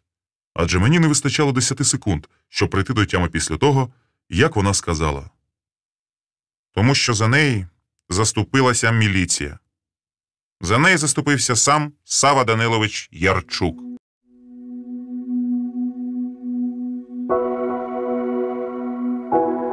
Глава 18. Втім, я всі 3 удари витримав із мазохістською насолодою. Адже вони прочистили мої зациклені мізки. І тепер я собі міг бодай уявити жорстоко романтичну пригоду суботнього чоловіка, яким, запевне, таки мав бути Олекса Остапчук. Даруй, моя люба богеме, але віднині І я називатиму його, як каже Григорій Іванович, за святцями, тобто Олексою, адже виходить дуже багато непорозумінь, коли люди легковажно ставляться до імен та чисел. Інакше Олена Йосипівна Підконюша і Каміла відразу б згадали добре знайому людину, а так довелося пояснювати табличку множення відміннику народної освіти. Проте бабусенцію легко було зрозуміти, бо вона ніколи не сподівалася, що виховає справжнього художника, і до неї приїдуть аж із столиці. А по-друге, ніяк не хотілося самонавіяному директору зразкового інтернату виносити з хати сміття перед київським журналістом. Тож тут усе в'яжеться. Та жодних тлумачень я не знаходив безпам'ятству Каміли, для якої прізвище Остапчук було порожнім звуком. Звичайно, видозмінене ім'я могло її і збити з пантелику. Усі ми позабували багато чого із свого минулого. Але це чомусь ніяк не клалося моєї уяви, коли я думав про Олексу і Камілу. Я бачив маленького хлопчика-сироту, якому незвичайне дівча прикликало солодкі мрії про далекі світи, де так багато тепла і сонця. Та натомість у душі оселились морози, і він став зимовим рибалкою. Урешті-решт, за схемою власних симпатій, на які опирається і та ж інтуїція, можна вибудувати найромантичнішу версію, думав я. Тож ця трагічна історія, яка постає в уяві, живиться лише грою фантазії, змореного невідомістю чоловіка. І все-таки відчував, що ніколи не прощу собі, якщо ще раз не завітаю до розкішної тверджі, до тієї екзотичної кімнатки над прірвою, за яку я сплатив завдаток. І не простить мені любий друг Сокирко Фернандель Підконюший, якщо я зараз йому не подзвоню і власним голосом не запевню, що канібали мене не зжерли, просто спіткала пригоденька. Є така хитра штука – храповик. Але не хвилюйся, матеріал завтра буде готовий, і я відпишуся тут, у готелі. Можеш тим часом поставити в макет заголовок «Двоє закоханих з'їли третього зайвого» або «Вегетаріанець-зайчик і його подруга лисичка». Ні, усе це дуже сентиментально. Щось придумаємо краще. Наприклад, судмедекспертиза свідчить, що людоїди – абсолютно нормальні люди. Ну або що. Люблю маленькі містечка. За те, що в них усе прикупі. Пошта, телеграф, банк. Хоч відразу берися за державний переворот. Я припаркувався біля телеграфа, де з напису випала літера «Р» – телеграф.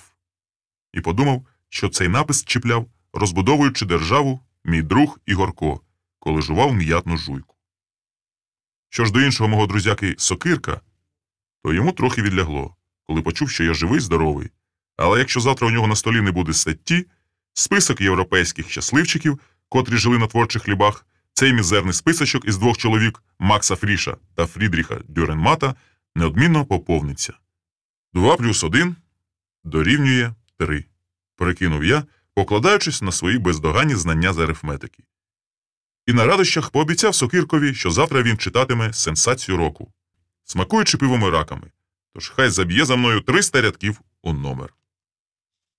А потім набрав у гастрономі сірого хліба, ковбаси, консервів, пшона, гречки, оселедців.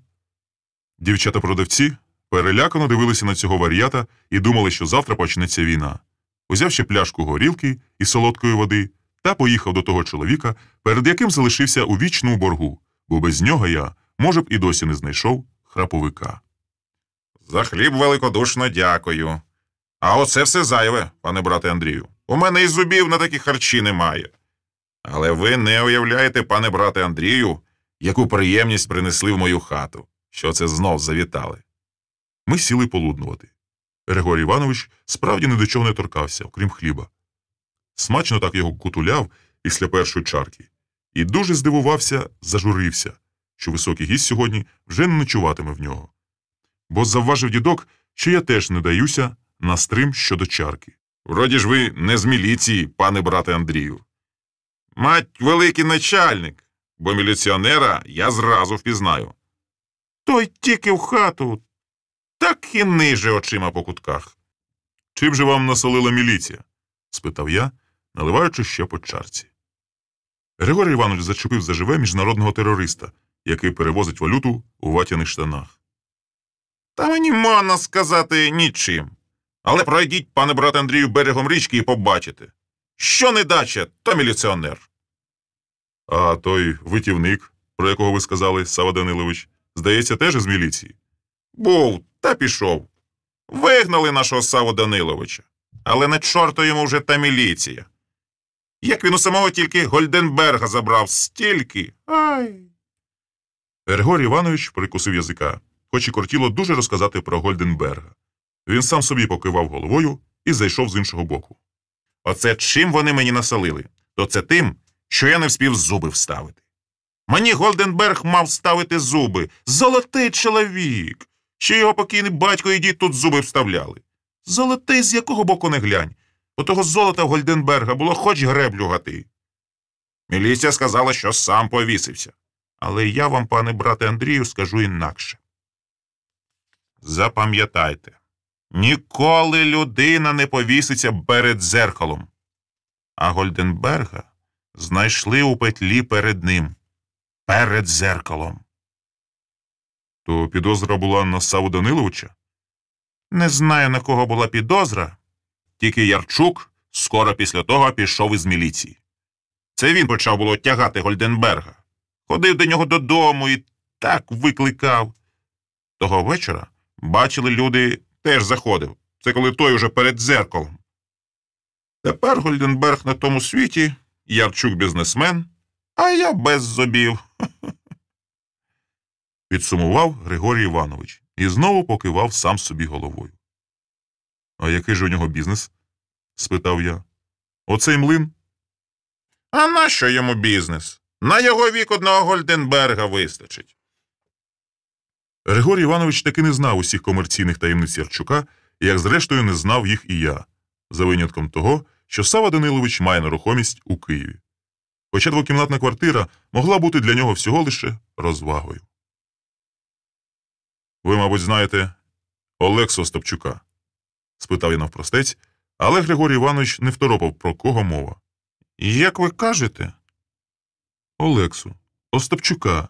Він сам із Некричів, художник. Мати його померла, батько втопився, а він в інтернаті був. А, це, мабуть, онук покійної Остапчучки.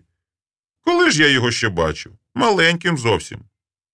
А він не приїжджав сюди ніколи? І бо не скажу вам. Та якби десь і зустрів, то вже не впізнав би. Олекса, кажуть, любить зимову риболовлю. Не знаю. Знаю тільки, що батько його пішов під лід.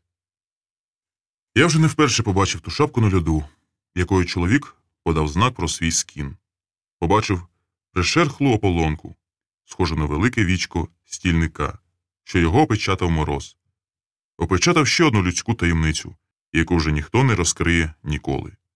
І подумав, що схильність до самогубства теж буває спадковою.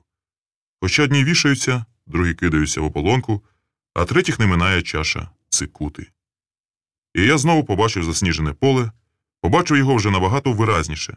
Воно полягало між Некричами і містечком, з якого йшов той чоловік десь від станції.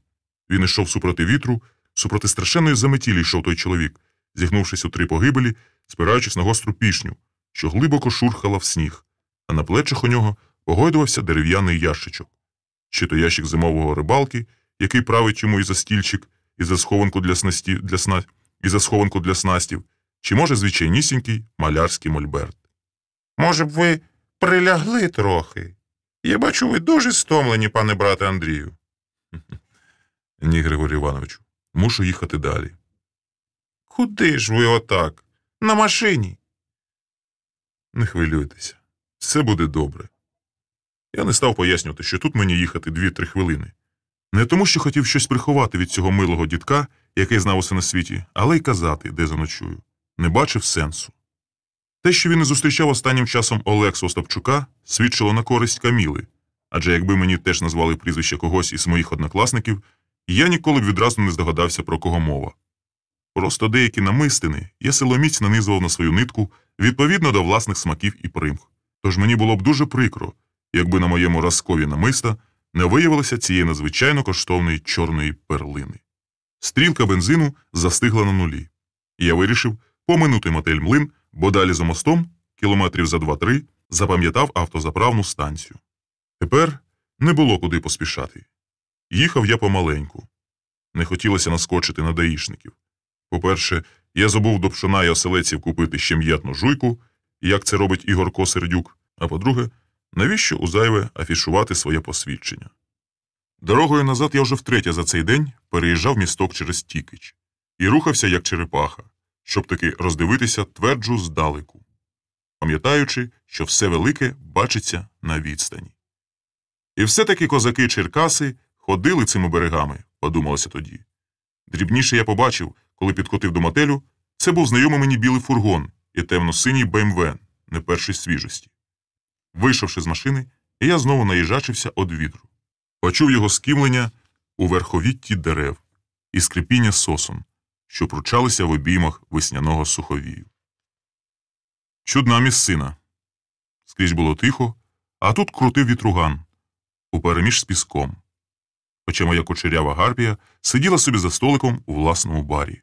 У її великих повних вустах диміла тонесенька брунатна сигаретка. Ще за одним столиком зомлівала романтична парочка, а третій лишався мені. Однак суботній гість із легкістю Дон Жуана підійшов до Каміли і сів навпроти. «Я не міг би до вас не прийти, бо мені подобається цей ваш вітер, хай йому чорт», – сказав суботній гість. «Справді?» – зраділа Каміла. Та я не певен був, чи зрозуміла вона усю значущість моїх слів. «Він хоч на ніч втихає? Тут треба вітряки поставити». «Вітряки люблять рівний вітер. Щось принести?» «Раки. І пива. Тільки в гарному кухлі». «Раки треба подождать, поки зваряться.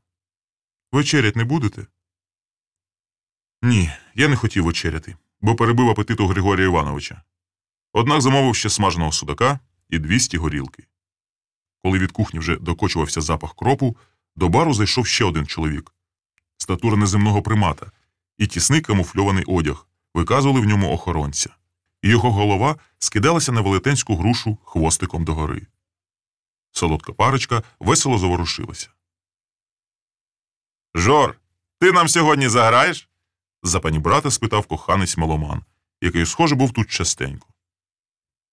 «Подумаю», – сказав Жора.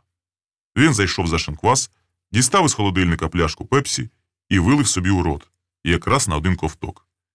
На якусь мить затримав лінивий погляд на мені і пішов геть. Служба. Таріль жовтогарячих велетенських раків уже лоскотала ніздрі. Високий кухоль готовий був зняти білопінний капелюх перед суботнім гостем. Я запропонував Камілі частуватися зі мною. Але вона сказала, що взагалі не їсть раків. Проте, на мій подив, погодилася просто посидіти біля мене. «Якби ви не попередили, що приїдете, то місця б уже не було», – сказала вона. Я так зрозумів, що одну кімнату займу я, другу ця солодка парочка. А третій зайвий уже не протовпився.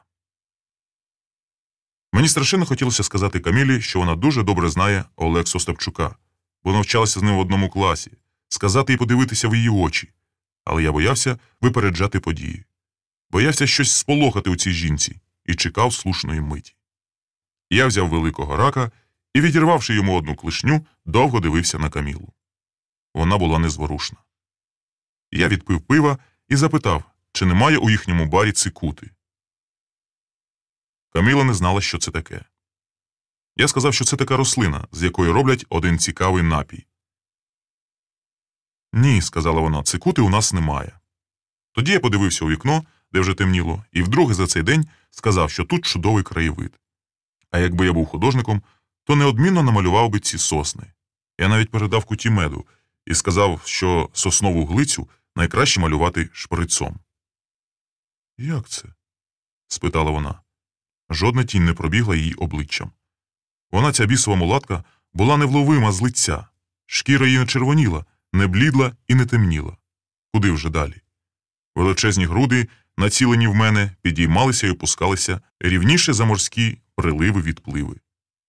Вона продовжувала сидіти біля мене і тоді, коли до бару знов увалився найдосконаліший із наземних приматів – на імення Жора. Я здивувався, угледівши в його руках дитячу гармошку.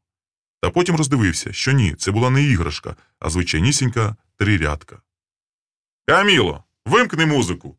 І далі керував коханець-страждалець. «Зараз нам Жора заграє!» Жора відсунув у бік стілець, скособочився на ньому і став порипувати гармошечкою, рімінець якої врізався йому в плече, де мала б висіти рушниця. Грубі лопаткоподібні пальці незграбно нишпорили по гудзиках, та зненацька із рипів-скрипів вродилася мелодія. І Жора заспівав таким жалібним голосом, що можна було здуріти. Печальний Кінг-Конг розтягував маленьку дитячу гармошку, добуваючи з неї мільйон голочок, що проникали в самісіньке серце. Вони солодко розтинали груди, вивільняючи душу з важкої тілесної оболонки. Тихо над річкою, в ніченьку темною, спить зачарований ліс. Ніжно шепоче він казку таємною, сумно зітха верболіс. Гірко плакали берези. Темна нічка розсипала на небі зорі перли, які тяглися до землі своїми тонкими променями. Та моя звільнена хвора душа линула у тих променях, в астральному світлі, не до своєї планети, де на неї чекало світле пристановище спокою. Моя навіжена хвора душа летіла до Ольшанського цвинтаря, де була вічна темрява і вічне зітхання дерев. А тим часом хворий мозок, що лишився тут, вражено відлічував 1, 2, 3, 1, 2, 3, 1 Черкаси, 2 берег Черкасів, 3 поет-вигнанець Черкасенко. Нічого немає випадкового у житті. Усе пов'язане і переплетене єдиним світлом неба. І кожна дрібничка має свою доцільність. Коли я постану із праху, то поведу за собою світ. І раптом я побачив долоню, а на ній ключ. Це була світла долоня, хоча й належала вона мулатці, але ж у них завжди білі долоні. Навіть у муринів завжди білі долоні. І я здогадався, що це був ключ від кімнати над прірвою, за яку я сплатив завдаток. Коли спускався східцями вниз, то ввижалося, що чую на них кроки зимового рибалки, хоч вони, ці литі бетонні східці, не подавали жодного звуку. Перед мотелем стояли моя попелюшка і темно-синій БМВ. Білого фургону не було. Тепер я піднявся на другий поверх правими боковими сходами, на яких Каміла бавилася з вітром, випробовуючи його чоловічу повноцінність. Двері до коридору були не замкнені. Килимова м'яка доріжка скрадала мої кроки, і я пройшовся тим коридором з кінця в кінець. Він був вузький, але перетинав чи не весь будинок. На дверях, між моєю і другою житловою кімнатою, я не без подиву запримітив напис, який важко було розібрати в сутінках коридору, і тільки креснувши запальничкою, прочитав на цілком офіційній табличці «Комора». Я вчасно стромив ключа в замкову щілину, бо сюди вже хтось ішов. Глянув через плече і ледь не торкнувся Камілиного обличчя своїм. Воно, її обличчя, зливалося із сутінками так само, як брунатні трусики із густою смагою тіла. Я вирішила глянути, чи ви впоралися із замком, бо він заїдає. Виручила мене Каміла. Справді, в мене щось не виходить, збрехав я. Його треба давно поміняти, але в Жори ніяк не доходять руки. Каміла теж не добачала в коридорі, бо торкнулася мене гарячою пругістю грудей, у яких, безперечно, було набагато більше, ніж 36,6 за Цельсієм. Потім вона нахилилась до замка, вертіла ключем туди-сюди, так само вертіла дольками невідомого мені плоду. І хоч тут, у коридорі, не було вітру, і ніхто не задирав її спідничку на голову, я виразно бачив усе, що діялося під тією спідничкою. Бачив ще виразніше, ніж воно є насправді. Бо уява завжди яскравіша за суттінну реальність. Якби Каміла була гола-голісінька, її темне тіло все одно злилося б з пітьмою. Ключ таки повернувся у примхливій щілині, вона штовхнула двері і, увімкнувши світло, запнула на вікні жовті атласні штори. Хоч ніхто не міг зазирнути в те вікно, окрім нічної пташки, що летить на світло в пошуках здобичі. Думаю, ви не пошкодуєте, що зупинились у нас. Вона підійшла до білих дверей, що були поруч із ліжком, у лівій стінці, і відчинила туалетну кімнату. Зір вбрали 2 величезні рожеві мушлі. 2 ванни так сяяли перламутром, що мені, суботньому гостеві з порушеною психікою, знадобилося 10 секунд, аби второпати, що ванна там одна, та на всю задню стінку туалетної кімнати відкрило свій усепоглинаючий рот дзеркало. І вже звідти, із глибини дзеркала, Каміла промовила: «У нас навіть гаряча вода є. Чого не скажеш про жоден районний готель». Вона повернулася до мене, і її великі, мов сливи, губи опинилися так близько, що теж, як світчадо, могли б поглинути мене всього з головою. Поглинути разом з усіма комплексами, набутими в цьому непевному житті. Вони, її губи, могли раз і назавжди покінчити з моїм патологічним сумнівами і підозрами. Ніжно шепоче він казку таємною, сумно зітха верболіс.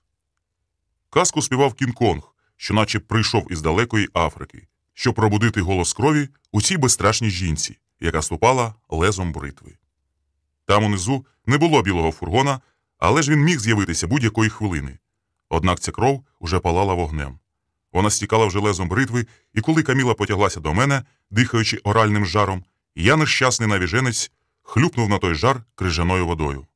Саме тоді я сказав: «Каміло, адже ви добре знаєте Олекса Остапчука?»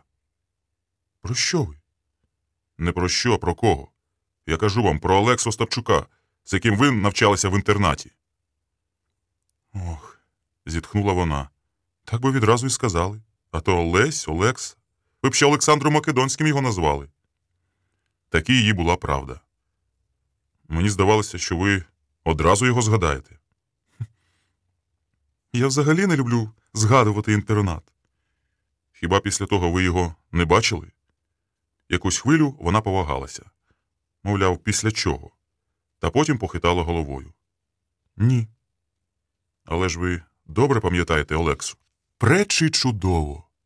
Вихопилося в неї, і я закляк. Бо те чудернацьке слово нещасний знавець живих і мертвих мов чув у своєму житті лише раз, і тільки від однієї людини. Це було того грудневого вечора, коли суботній чоловік дав мені ключ. Настала моя черга робити лице непроникним, щоб не видати радість щасливого збирача перлів, котрий нарешті міцно нанизав на своє намисто безцінну чорну перлину. «А чому ви про нього питаєте? Ви знайомі?» «Ні», – сказав я. «Навіть ніколи не бачились. Але річ у тім, що ваш Остапчук став відомим художником, і мені доручили написати про нього статтю. Тож я вирішив почати зі школи». «Сама згадка про інтернат у мене викликає огиду», – сказала вона і пішла до дверей. Та вже на порозі спинилася. «Ви від'їжджаєте зранку?» «Удосвіта». «Коли щось треба, скажете. Дзвінок при вході, до бару. На добраніч». Тепер в її жилах, як і в голосі, була крига. «Каміло!» Вона натяглася, як струна, а я, перш ніж сказати, витримав садиську паузу. «Мені сподобалися ваші раки. Я хочу, щоб ви їх зварили мені в дорогу». «Скільки?» «500. Все?» Вона, як лошиця, переступала з ноги на ногу. «Ні, не все. Ще хочу запитати». Я знову помовчав, наче не міг наважитись. «Мені у вас дуже приємно, Каміло. Якщо я раптом захочу колись порибалити, чи можна буде тут зупинитися надовше?» «Тут зупинятися нікому не заказано. Але попередьте зарані. Літом у нас завізніше». Вона зачинила двері. Ніжно шепоче він казку таємною, сумно зітха верболіс. Сон не брав мене на цьому ліжку над прірвою. Замість ніжного шепоту лісу і зітхання верболозу я чув стогін сосон і завивання голодного вітру. До того ж у коридорі час від часу озивалися чиїсь кроки. Чи солодка парочка не могла загріти собі місця, чи охоронець перевіряв замки, чи, може, мені вже просто привиджувалося.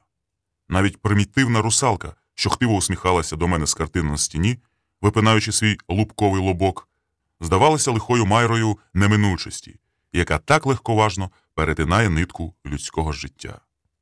Моя кохана Сана, мабуть, реготала б до сліз, якби зараз лежала поруч, і раптом побачила, як я ще раз перевіряю, чи замкнені двері, і кладу під подушку важкий марголін. І якщо я так не зробив, то тільки тому, що постійно відчував біля себе її присутність. 2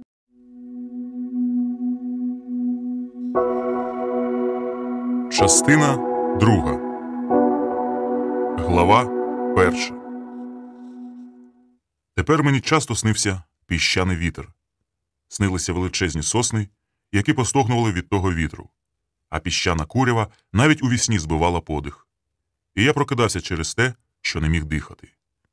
Кожен лікар вам скаже, що коли ви не можете набрати повні легені повітря, то щось не гаразд із нервами.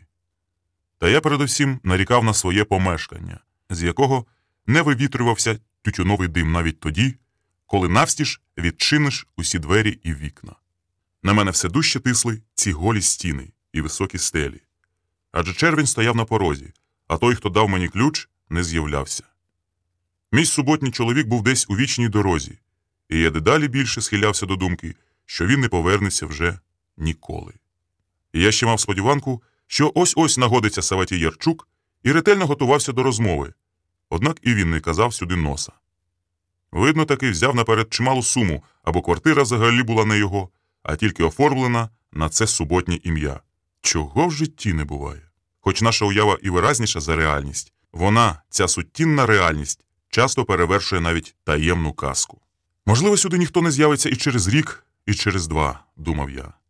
Тоді таки доведеться пожбурити ключ на середину Дніпра, де його проковтне, як блешню, найспритніший хижак. Потім цього судака чи щуку впіймає котрийсь із рибалок і, ймовірно, знайде свій ключ. Та поки впіймається хитра щука, я сам уже опинився у ятері і не міг віднайти оте замасковане вічко, в яке так легко зайти, а вийти не сила.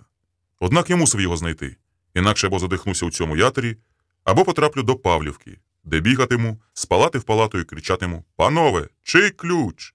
Зізнайтеся, я знаю, що його дав мені хтось із вас, бо так нормальні люди не роблять. Я знаю це пречі чудово!» І тоді на мене зодягнуть гамівну сорочку, а коли я вже лежатиму після конвульсивних корчів у німому отупінні, до мене підійде терноока, біловуста лікарка і скаже: «То я тобі дала ключ. Хіба він не вартий тієї сакви доларів, яку ти мені підкинув?» «Сано», – скажу я, – «кому ж як не тобі знати, що ключ мені дав Олекса Остапчук? Розв'яжи мене, бо я не можу до ладу розповідати, коли не перебираю в руках своє намисто. Навіщо ви його в мене забрали? Адже це фетиш. Хіба ви, професіонали, не знаєте, що не можна забирати у психічно хворої людини її фетиш?» «Ось так. Дякую». Мої очі світяться зеленими вогниками, як світлячки, і я знову перебираю своє намисто. Ось дивись, Санно. Цей Остапчук нестямно кохає Камілу, як я тебе. Він знає, що вона заміжня, що їй до нього немає ніякого діла. Знає, що це повія, але не може її забути. Вони всі несамовиті, ці художники, Санно. Вони всі повинні бути ось тут разом зі мною. Згадай Ван Гога, згадай Тулуз-Лотрека, який свідомо заразився сифілісом від рудої повії, аби лиш переспати з нею один єдиний раз. Олекса не з'являвся у рідних краях. Там у нього нікого вже не було. Але його сердечна душа постійно витала біля отого млина, Санно, біля Каміли. А одного разу він випадково зустрів її десь у Києві, саму. Можливо, то вона приходила до нього в майстерню. Вона його не кохала, Санно, однак пам'ятала, що це, може, єдина близька їй душа, єдина людина, яка готова була віддати за нею цю душу. Але Каміла приходить до Олекси з жалю, а не з любові. І він це розуміє.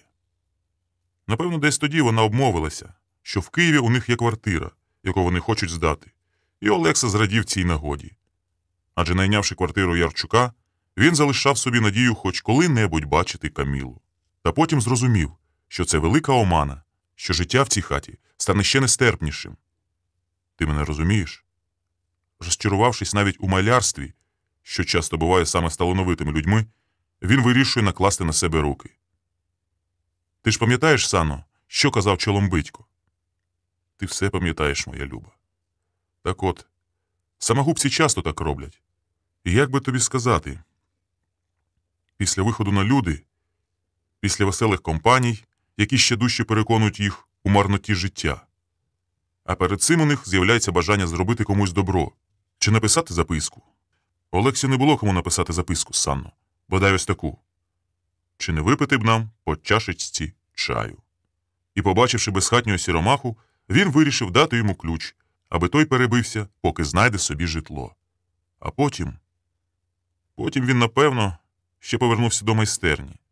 Та ніде в Києві не знайдено його тіла. Ні в Києві, ні під Києвом. Бо він вирішив ще раз востаннє поглянути на свою любов і поїхав у той край, де шубовснув в ополонку його батько. Він хотів хоч так поєднатися зі своїм батьком, котрий не витримав осоружного життя і кинув цьому світові на прощання лише свою шапку. Ось так і з'являється у мотелі «Млин» Олекса Остапчук. Не перебивай мене, Сано, він тут неодмінно мусив з'явитися, бо любив свою Мілю понад усе. Сава Данилович Ярчук, а за святцями Саватій, міг і не знати Олексу. Якщо колись бачив його, то хіба школяром. Так от, єдиною людиною, яка могла завадити Олексі випити отруту чи піти під лід, це був Саватій. І ти, Сано, знаєш як. Він міг убити Олексу до того, коли той накладе на себе руки. Адже ще раніше міг запідозрити Камілу, що вона з кимось зустрічалася в Києві. Якомусь чоловікові здала квартиру, і те, що той чоловік виклав наперед щонайменше 2000 зелених, ще дужче роз'ятрювало його ревнощі. І ось невідомий подорожній пішки, без машини, прибивається до мотелю у Заметіль. Чому я думаю, що тоді була Заметіль? Сана дивиться на мене з підозрою, як на піддослідного пацієнта. Добре, хай буде мороз. Припустимо, що я вигадав собі ту Заметіль, як стан душі. Я, дорога моя Санночка, вигадав і мольберт, та ящичок для рибальських причиндалів. Зафіксуй, будь ласка, що це не нав'язлива ідея. Я свідомо зізнаюся, що це вигадка, бо в Олекса Остапчука тоді не було нічого, окрім цикути. Я зізнаюся, що і назва отрути умовна, адже це міг бути ціаністий калій, і могла бути лише сама думка про смерть, яку не кладуть до кишені. Тепер я ось як міркую. Якби Олекса покінчив життя самогубством, то тіло його знайшли б. Самогубці не дбають про те, щоб приховати свою смерть, адже своїм останнім кроком вони ще й кидають виклик цьому життю і світові. До того ж, Санно, поки ви не задягли на мене гамівну сорочку, я встиг багато чого зробити. Я перевірив усіх самогубців у Черкаській області. Я дізнався про всі виловлені тіла із Тікича. Серед них немає Олекси. То що? Підбиваємо підсумки. А підсумок ти знаєш сама. Якщо немає ні людини, ні трупа, то людину скоріше за все убито, а тіло надійно поховано. Отож повернемося до того, коли невідомий чоловік пішки, без машини, у Заметіль, прибивається до мотелю. Такий чоловік не може не привернути увагу Саватія, якби він навіть ні в чому не запідозрював Камілу. А тут ще й видно, щось є між ними. Видно таке, чого не сховаєш. Хвилиночку. Ще одну хвилиночку потерпи, дорога. Я не буду вигадувати, як усе трапилося насправді. Чи Саватій заскочив їх на гарячому, чи просто розпалив свою уяву, але він убив Олексу. І це, здається, йому було дуже просто зробити, адже він убивав не вперше, якщо вірити історії з Гольденбергом. До того ж цього разу жертва була із тих, яку не скоро кинуться шукати. Тим більше, що й слідів за нею ніяких. Навіть не було машини, з якою ще треба поморочитися. Я знаю, Сано, ти скажеш, що це просто зручна для мене версія, бо вона легко тримається мого намиста. Раніше я й сам так думав, поки не переконався, що Каміла щось приховує і чогось боїться. Вона, ця Каміла, спершу намагалася мене запевнити, що взагалі не знає Олексу Остапчука. Потім збрехала, що не бачила його жодного разу, після того, як вони закінчили школу-інтернат. Хоч я певен, що бачилися, і дуже близько. Бо не може говорити людина словами іншої людини, якщо ці дві людини не спілкувалися близько. Це я тобі, Сано, кажу вже як фахівець-мовознавець, а не як пацієнт психіатричної лікарні імені академіка Павлова. А якщо вже говорити з погляду сексопатолога, гадаю, тобі це набагато ближче і зрозумільше. То й не менш переконливий аргумент. Він, тобі, моя кохана Санночко, буде особливо приємним, якщо ти не збрехала мені про удар грому і справді хоч трошки любиш мене. Так от, я миттєво вгамував Камілину процептивність, яка вже випліскувалась через край. Тож ніхто, навіть увесь ваш психоконсиліум, не доведе мені, що Каміла не бачила Олексу порівняно недавно. Однак затято це приховує. А коли так, то робимо ще один висновок. Вона знає про Олексу щось таке, що становить загрозу для мотелю «Млин». І якщо згадка про людину, легенький натяк, паралізує тих, на кого падає підозра, то висновок варіантів немає, Санно. Щодо вбивства, як такого. Власне, самого вбивцю ми знаємо.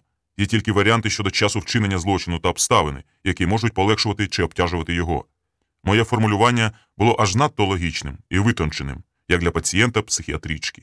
Від задоволення я б навіть помахав перед Саною своїм намистом, щоб вона побачила на ньому коштовну чорну перлину.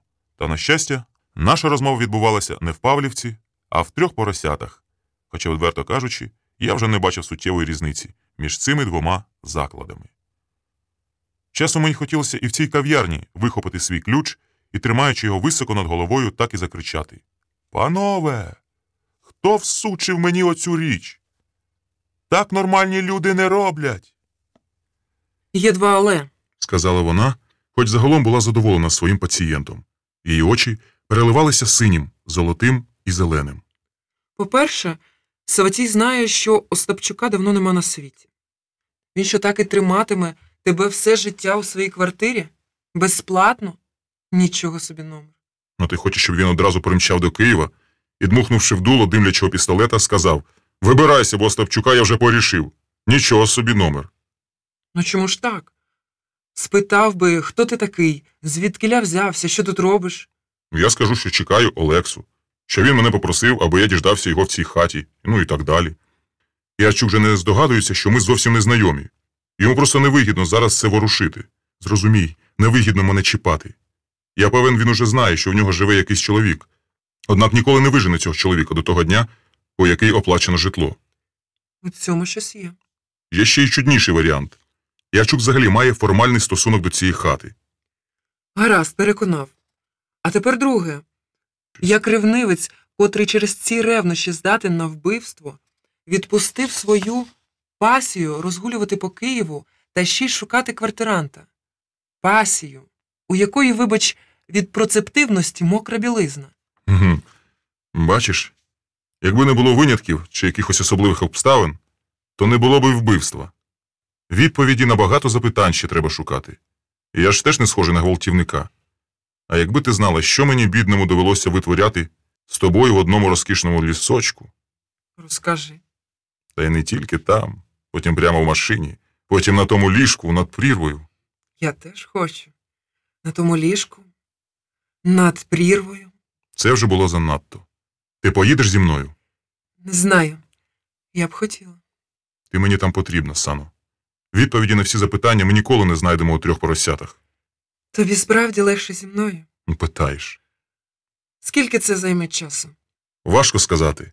Але ти мені потрібна бодай на 2 дні.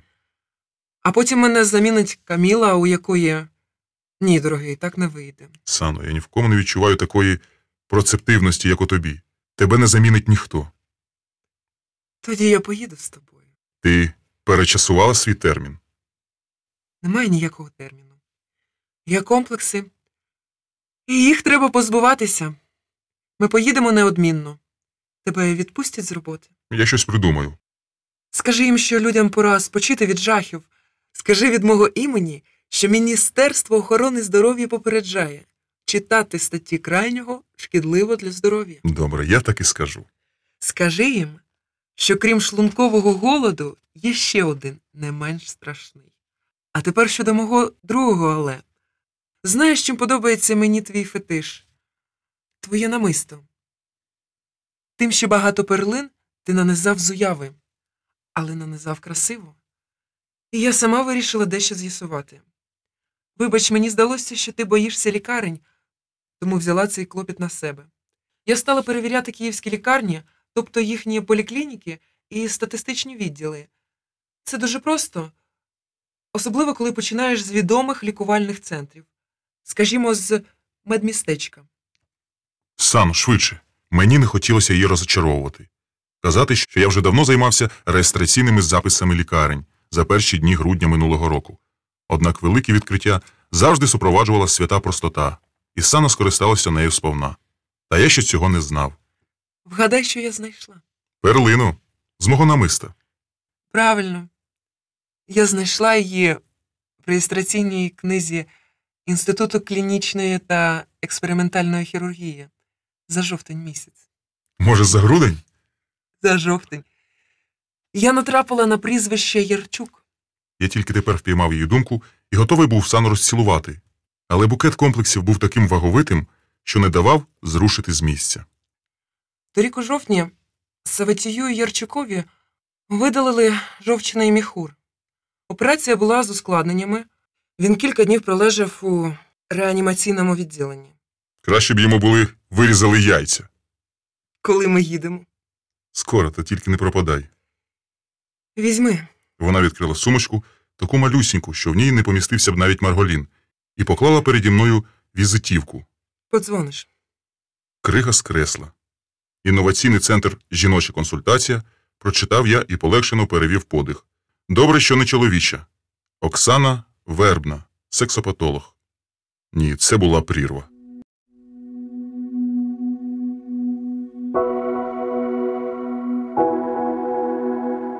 Глава 2.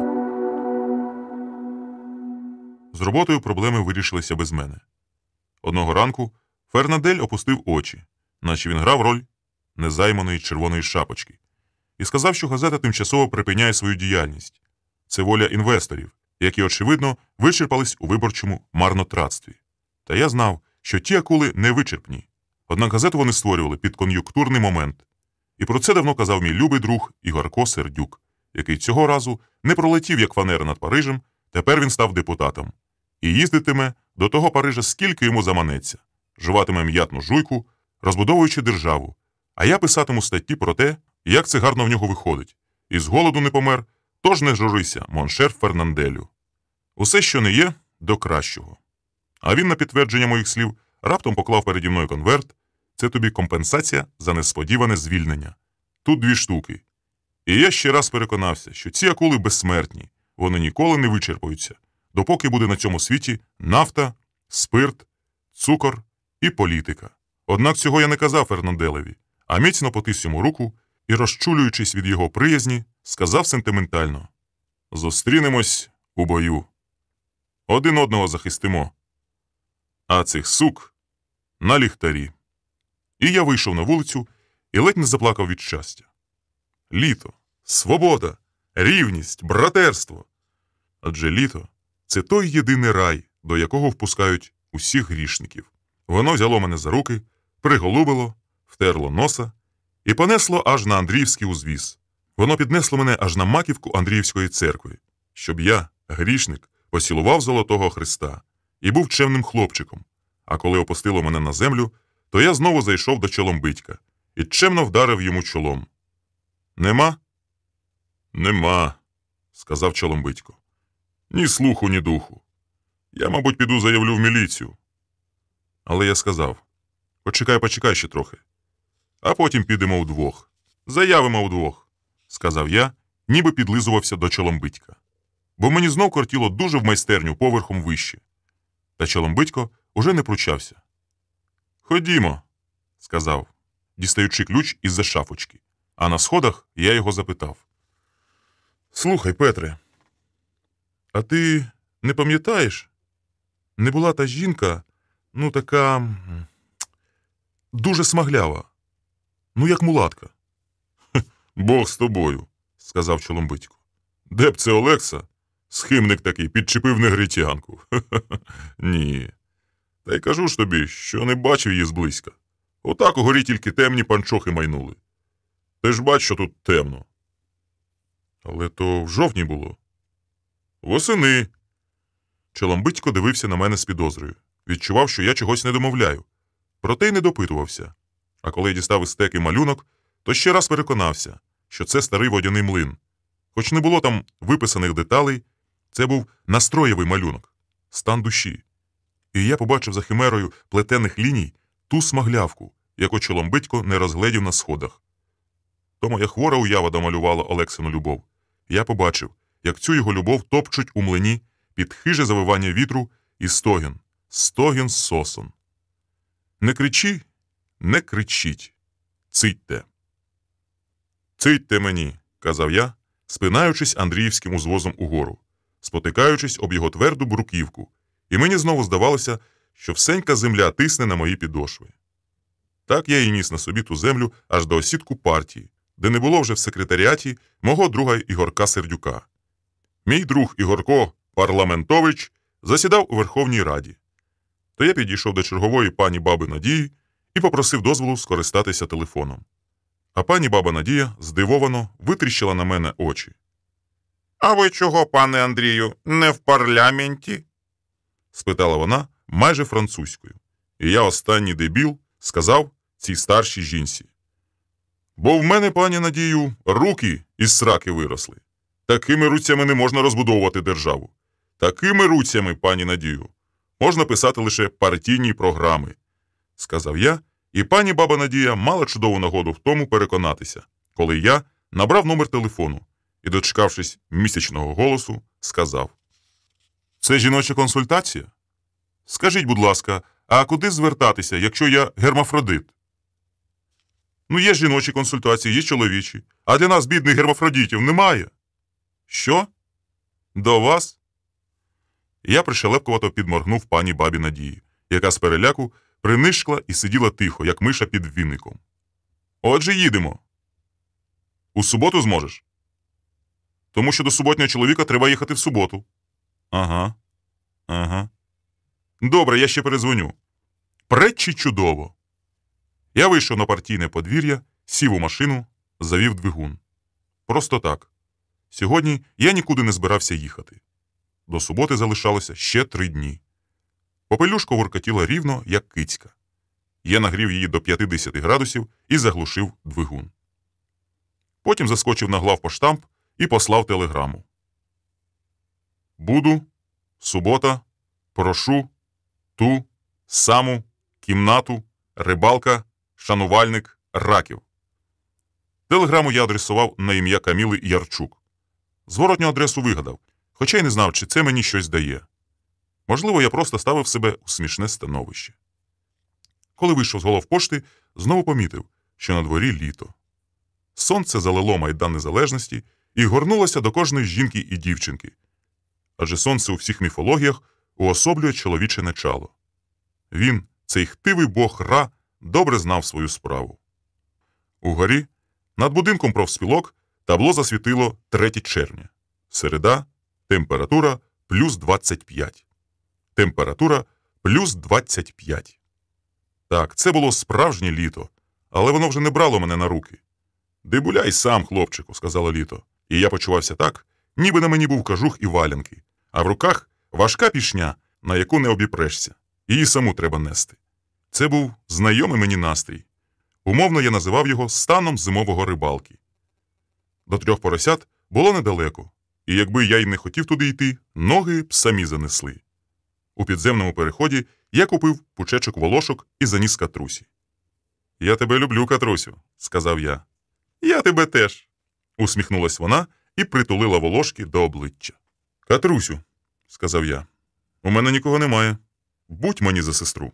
«Добре», – сказала вона. «Зате в тебе багато друзів». «То в мене нікого немає», – повторив я. «Налий мені 100 коньяку». «Чого це немає? Он сидить твій друг». Я подивився туди, куди вона показувала очима з надпучечка волошок, і побачив свого любого друга Сергія Приходька. «Тоді наливай 2 по 100». Я підійшов до Приходька, сів навпроти і дивився на нього, як на брата. «Новин ніяких?» – спитав він. «Сергію», – сказав я, – «ти як дзвонив мені в редакцію, то почав було читати вірша, а я тебе перебив. Дочитай мені його, будь ласка». Він не думав ані секунди. «Світає пустеля в листку подорожника, та хто знайде ключ від його мовчання? Визбируй моє обличчя по зернині, із чужих лиць, із чужих вуст, що так схожі на човен у мороці ночі». «Сергію», – сказав я, – «дякую». І дав йому Івана Степановича. «За мистецтво не дякують», – сказав він. «Я поверну». Я знаю. Сентиментальний чоловік вийшов на двір і рушив у бік Рогнідинської. Він раптом зловив себе на думці, що поводиться як самогубець. Заходить у велолюдні місця, робить людям приємне і навіть пише записку. Буду, субота, прошу ту саму кімнату, рибалка, шанувальник раків. Чудна, треба сказати, записка, бо навіщо самогубцеві раки? Кімната – це зрозуміло, особливо, якщо ця кімната над прірвою.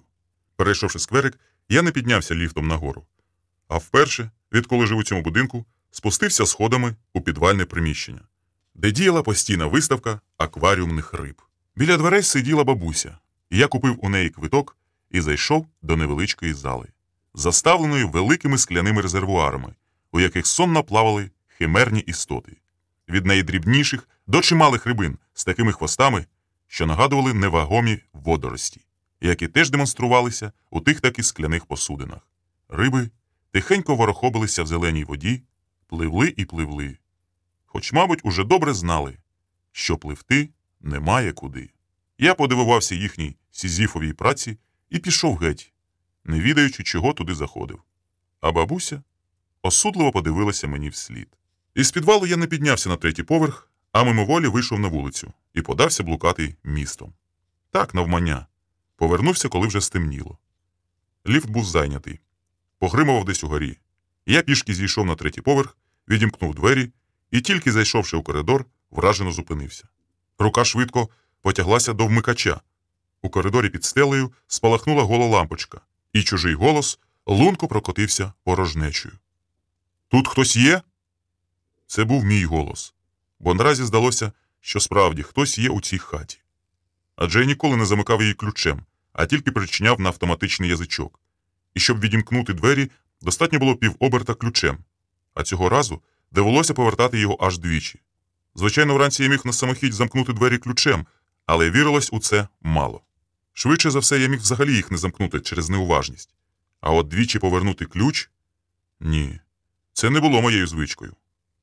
Я обійшов квартиру, оглянув, обстежив її, як тоді вперше.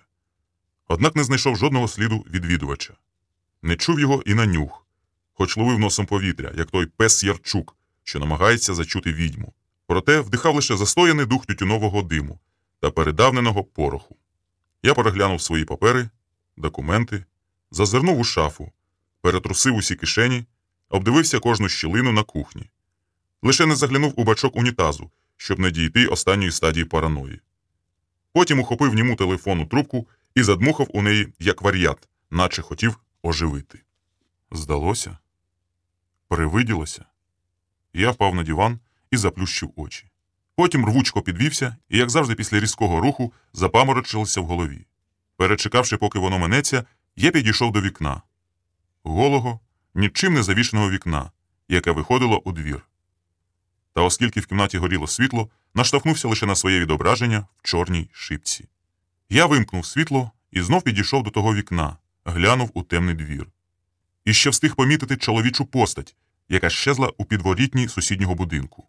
Я бачив її не більше секунди, але й цього було достатньо, щоб опізнати того чоловіка, навіть за його тінню. Ні, він не біг. Спокійно пішов перевальцем.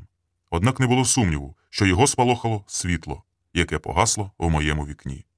Я причинив двері на язичок і швидко збіг сходами вниз. Та підворітня пройма, що через неї він вислизнув, вела на вулицю Руставелі. За 10 секунд я вже був на її розі, якраз через той відрізок часу, який дається на вихід з нокдауну. Однак я ще не знав, куди біжу і що робитиму далі. Тому на розі Рогнидинській і Руставелі розгублено зупинився. Мій знайомий міг піти і ліворуч, у бік бульвару Лесі, і праворуч, у бік Саксаганського.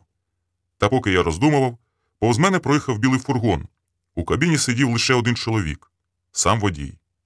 Мені стало образливо, що він і не глянув у мій бік, ніби я був порожнім місцем для нього. І ще мені зовсім не подобається, коли люди користуються чужим майном, чи то рухомим, чи нерухомим. Навіщо ж тоді я писав до партійної програми, що приватна власність є священною і недоторканною? З досади я навіть подумки заспівав. Ніжно шепоче він казку таємною, сумно зітха верболіс. Так, за кермом саватіївського фургона був чоловік, якого я просто не міг не впізнати. Я взагалі непогано ставлюся до наших менших братів, а про Кінг-Конга нема що й казати.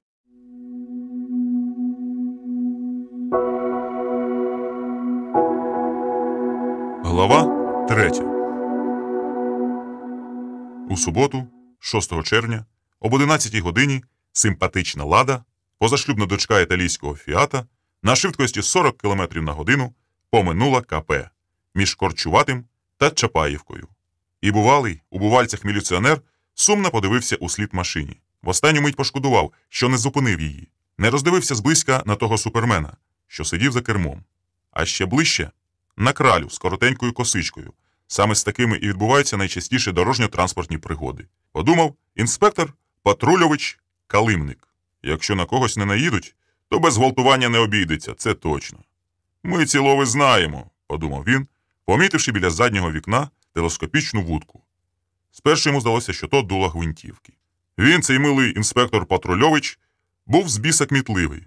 У мене теж складалося враження, що я вперше сів за кермо і дивуюся, як ця машина їде, чому ці колеса крутяться. Точнісінько, так завжди дивувався. І сьогодні не може збагнути. Як може летіти літак? Летіти і не падати, якщо він не махає крилами. А того суботнього дня, замість дороги, до того ж мало мені знайомої, на Обухів, Кагарлик Богуслав і далі, я бачив Сану. Я відчував її так глибоко, що в мені боліло серце, і паморочилося в голові, хоч не робив жодного різкого руху, і їхав на невеликій швидкості. Я не знав, чи треба нам поспішати взагалі. Взагалі не думав про те. Уяву дужче хвилював чудернацький сарафанчик, зав'язаний на її плечах 2 бантиками. А під тим сарафанчиком не було нічого, хіба біла пелюстка. Приймач передав дощі і грози по всій Україні. І вже за Кагарликом запахло дощем. Але справжня гроза була ще попереду. Ми їхали їй назустріч.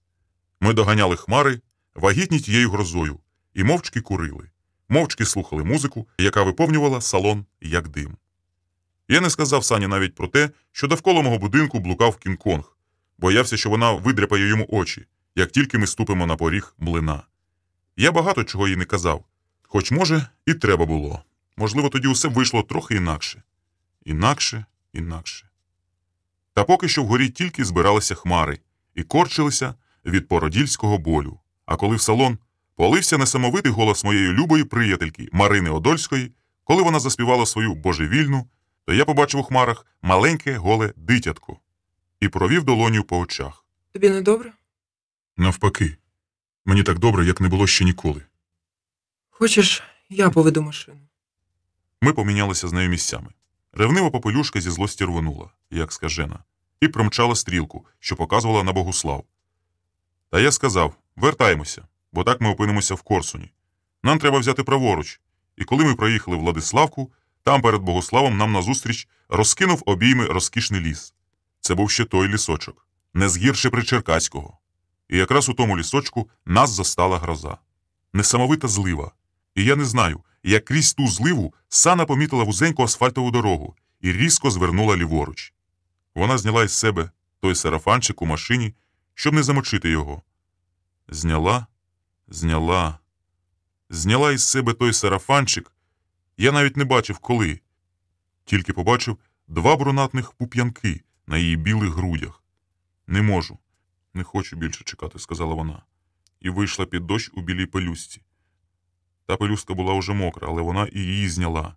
І кинула на зелену траву, не дивлячись куди. Кинула, бо підставила обличчя дощеві. Дощ злизав із неї усю косметику. Тільки 2 тернини стали чорними, як у пісні. А я вийшов під зливу, задягненим, як пришелепок. Вона знімала з мене одяг, зривала його нетерпляче, бо він намок і прилип до тіла. Мої гудзики сипалися у траву, як розірване намисто, і вже струмки дощу стікали моїм тілом. А вона губами ловила ті струмки, так жадібно їх ловила і пила, опускаючи на коліна. Я нахилився і припав лицем до її лопаток, до того місця, де мали бути янгольські крила, де вони прорізувались, і від того з'являвся солодкий свербіж. Я теж відчував його губами. І всім єством він наростав і розтікався усеньким тілом. Він, як шовкова дощова вода, біг рівчаком її спини, і я доганяв його губами. Мої губи вже стали човном, якого затопив білий дощ, і щоб не згинути в білій повені, я взяв її трохи нижче сідниць, підняв і безжально притис тим місцем, де росли крила, до шкарубого стовбуру дерева, і тоді вдарила блискавка, і вдарив грім. Та я почув її крик, так у моєму дитинстві кричали птахи, яким я й досі не знаю назви, ніколи не бачив їх, а чув тільки крик протяжний, спершу дуже гучний, а потім він завмирає, і мені здавалося, що ті птахи падають із високості, згорнувши крила, та від страху вмирають ще раніше, ніж падають на землю, бо їхні голоси затихають іще в повітрі.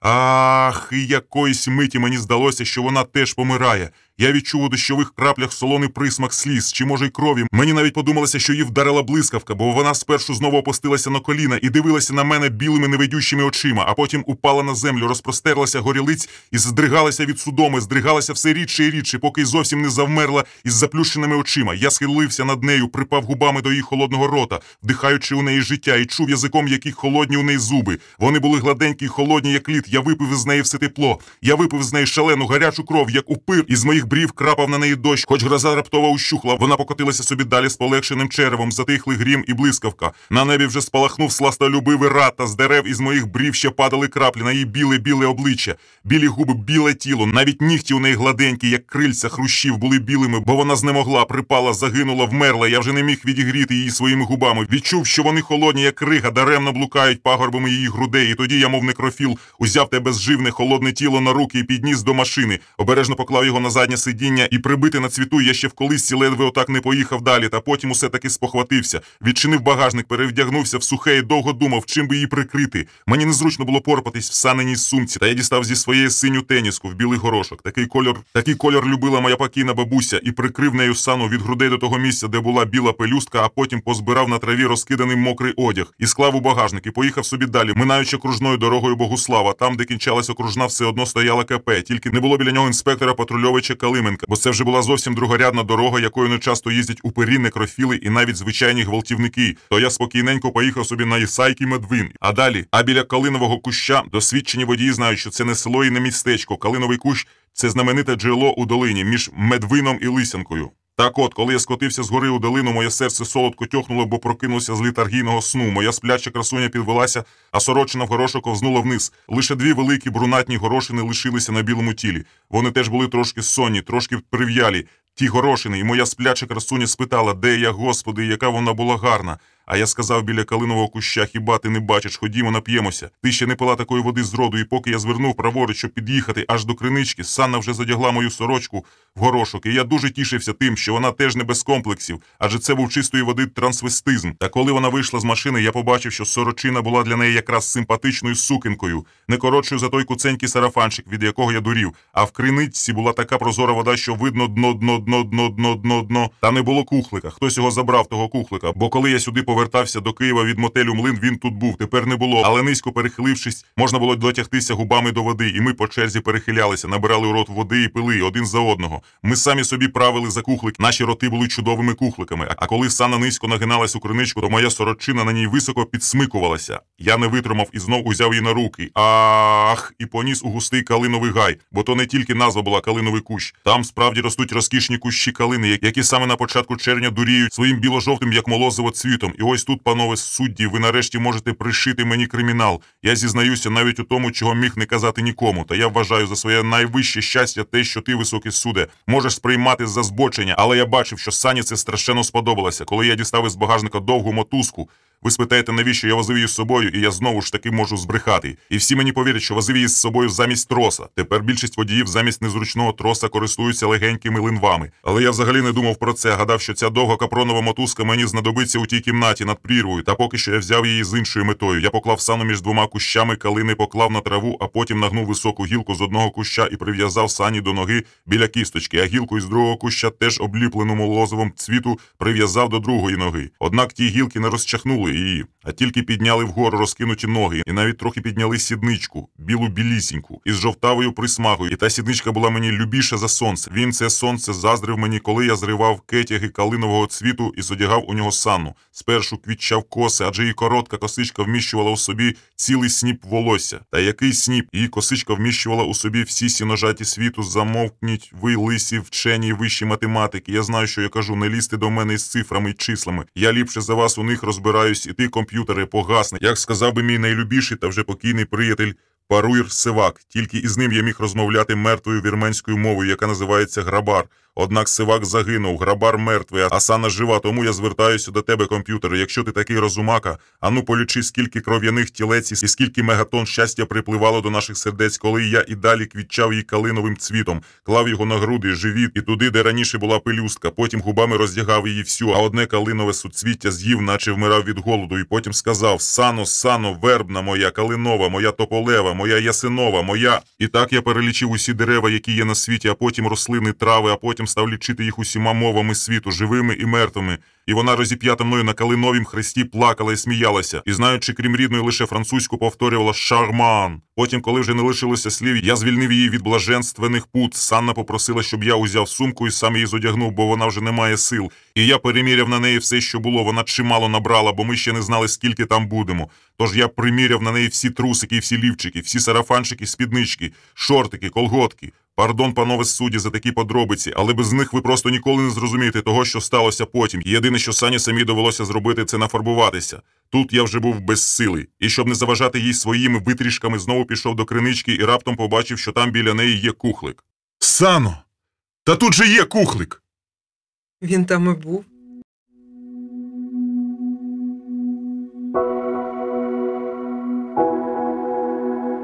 Глава 4. Коли я минулого разу повертався до Києва сам, то на дорогу пішло 3 години. Тепер же із Саною ми добиралися ледве не цілий день, і я навіть не зупинився у Некричах, хоч дуже хотілося познайомити Сану з дідком, який бачив і знає усе на світі. Але хай. Думав, ще встигнемо його провідати. Може, ще доведеться ночувати у Григорія Івановича, бо невідомо, як нас приймуть у мотелі, і чи є там для нас місце.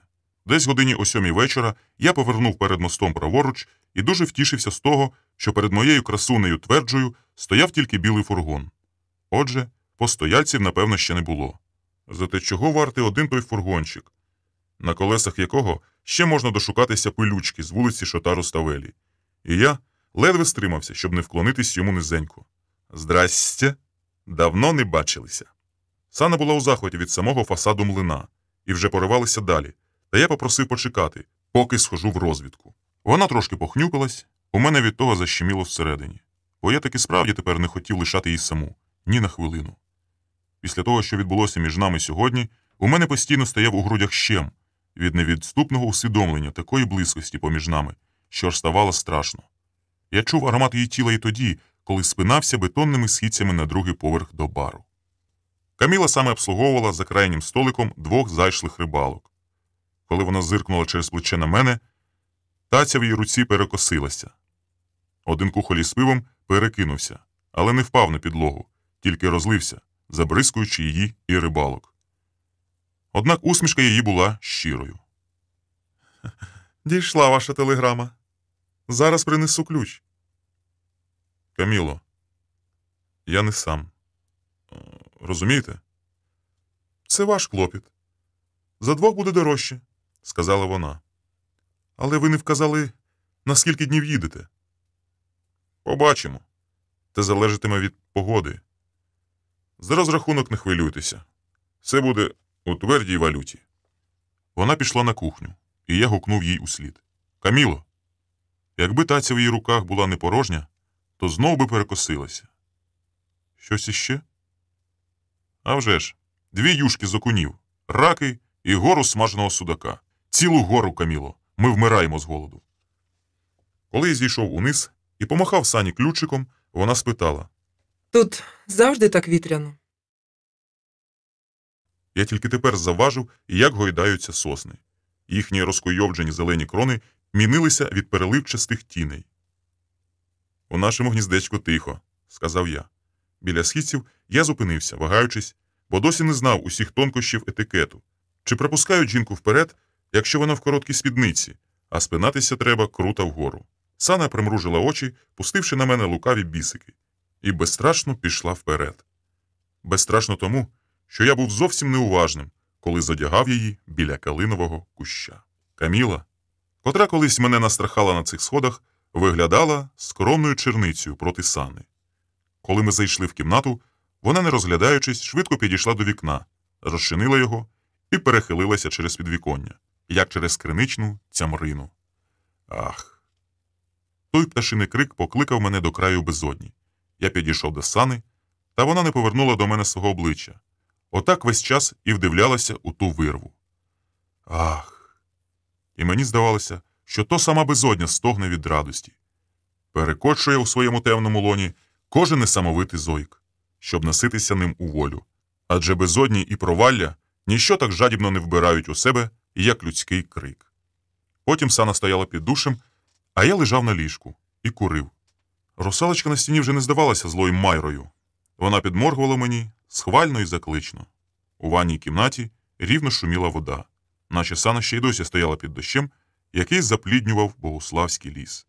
І я не витримав.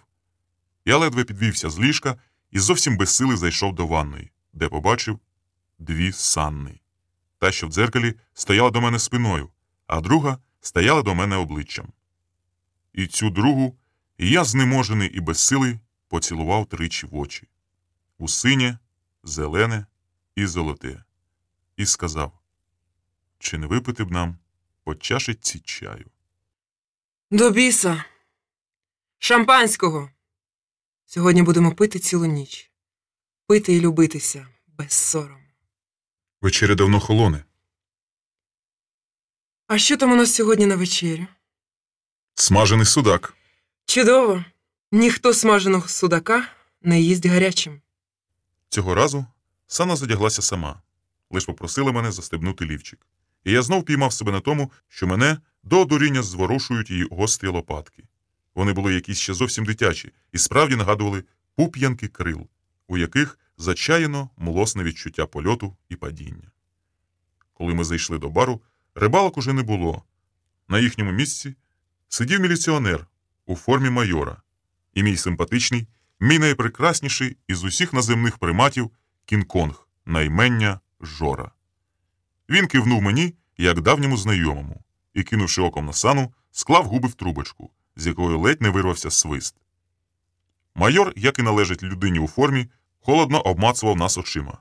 Мені здалося, що зараз йому заманеться перевірити у нас документи, чи бодай запитати суворо, хто такі. І тоді я відповім без зайвої скромності: майор Марголін, муніципальна поліція. Однак замість майора до нас підійшла Каміла і, привітавшись до Сани, оцінила її тим коротким поглядом, який може глянути лише жінка на жінку. Але таця в її руках не схитнулася. Поклади яйце, не покотиться. І Каміла поставила перед нами 2 тарілки окуневої юшки і гору смаженого судака. Усе свіже і гаряче. А раки пообіцяла принести пізніше. Ми ще замовили пляшку шампанського, пляшку білого сухого мартіні. І Сана, піднявши келих, сказала: За удар грому, від якого не страшно померти. Ми швидко хмеліли. Нам так добре було, що я готовий був обняти свого дорогого Кінг-Конга. Готовий був закупити всі банани, які були в Каміли. Для цього добросердного примата, котрий замість бананів, мабуть, їв тільки груші. Через те й голова його стала велетенською грушею. А що подарувати вам, мій дорогий майоре? Хочете? Я зніму із пагонів свою зірку і причеплю вам. Ви станете підполковником. І вже не будете так запобігати перед Жорою, заглядаючи йому в рот. Визнаю, я був несправедливий до пана майора, адже Жора розповідав такі цікаві речі, що і я собі наставив вухо. Я ніде так не наїдався винограду, казав він. Ну от, а я дурний про банани. Ніде так не наїдався винограду, як в Афгані.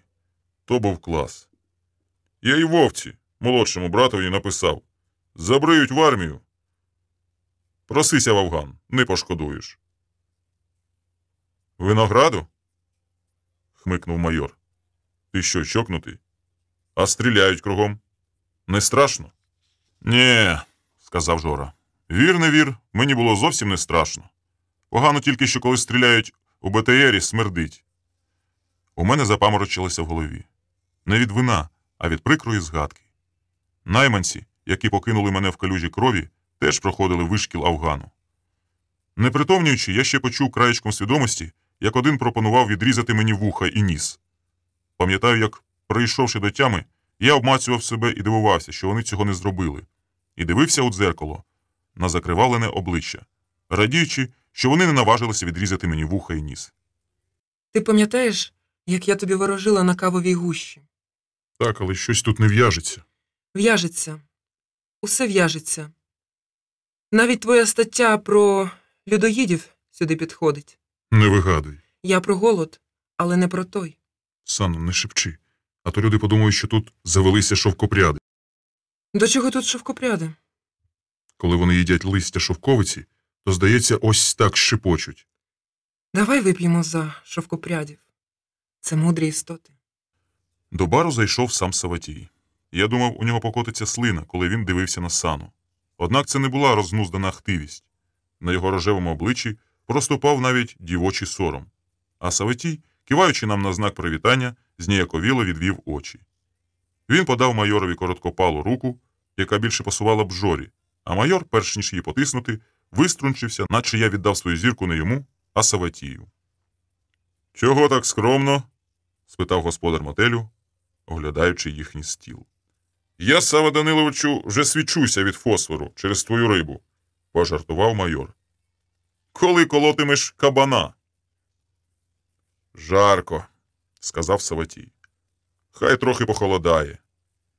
Ніякий дурень у спеку не колить свиней». «Де ти бачиш ту спеку?» – здивувався майор. «А що, Сава Даниловичу?» – стромив свого носа Жора. «Петрович подав непогану ідею. Я б оце і зараз випив штаканчик гарячої крові. Ти, Петровичу, любиш свіжу свинячу кров?» «Ха-ха, як п'яний, то люблю», – засміявся майор підполковник Петрович, ще не знаючи, що я його достроково підвищив у званні. «Якби трохи рідша, а то дуже тягуча й солона». «Ну, то будеш їсти кров'янку», – сказав Жора. «Ти ж любиш кров'янку?» «Я все люблю, якщо є горілка», – знов засміявся майор-підполковник. «Як так припекло свіжини, то заріж барана», – сказав Саватій Жорі. «Свиней улітку не колять. Заріж барана і зробимо шашлики». «Мілю», – гукнув він, – «принеси ще пляшечку, бо я сьогодні іду на цілу ніч. Треба зігрітися». «А що, не можна кинути сіті і піти додому спати?» – здивувався майор-підполковник. «Ні», – сказав Саватій. «По-перше, твої шмаркачі крадуть сіті. А по-друге, зараз така фаза місяця, що риба йде тільки в Китайки. А по-третє, я люблю ночувати на річці». Сана торкнулась моєї руки. У мене теж є ідея. Зараз ми всього наберемо і підемо в наше гніздечко. «Добре. Візьмемо ящик мартіні, мішок бананів і підемо в наше гніздечко. А перед тим трохи погуляємо на дворі». Трохи погуляємо на дворі», – сказав я, наче був її відлунням. Каміла охоче напакувала нам кульки. І коли ми зійшли униз, я сказав Сані, щоб вона почекала, поки я все це занесу в кімнату. А потім ми погуляємо. «Ні», – сказала вона, – «я піду з тобою». Сана від мене не відходила ні на крок. Гуляти ми пішли уздовж річки, у протилежній від мосту бік. Було темно і прохолодно. Берегом в'юнилася вузенька стежка. Однак ми поміщалися на ній удвох. Я впізнала його одразу. «Кого?» Саватія, кого ж іще? Я спершу чомусь подумав про Жору і зрозумів, чому не розповів Сані про те, що бачив його біля свого будинку. Якби вона запитала, що б я робив, аби раптом його догнав, я б не знав, що відповісти. А й справді, що б я робив? Річка дедалі ширшала. Очевидно, десь нижче за течією її перегачувала гребля. Праворуч від стежки тягся сосновий ліс, який усе ще шумів верховіттям. А ліворуч темніла широка річка, і в її очеретах теж ворушився вітерець.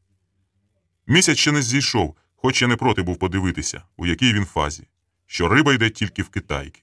Вибираючись на прогулянку, ми не зважили, що від річки так тягтиме прохолодою. І незабаром я відчув, що Сана тремтить. Десь далеко скинулася велика рибина. Вона так гучно вдарила по воді, що здалося, ніби у річку впала людина. Я пригорнув Сану до себе, щоб трохи її зігріти. «Вертаймося. Ти змерзла?» Ні. Мені страшно.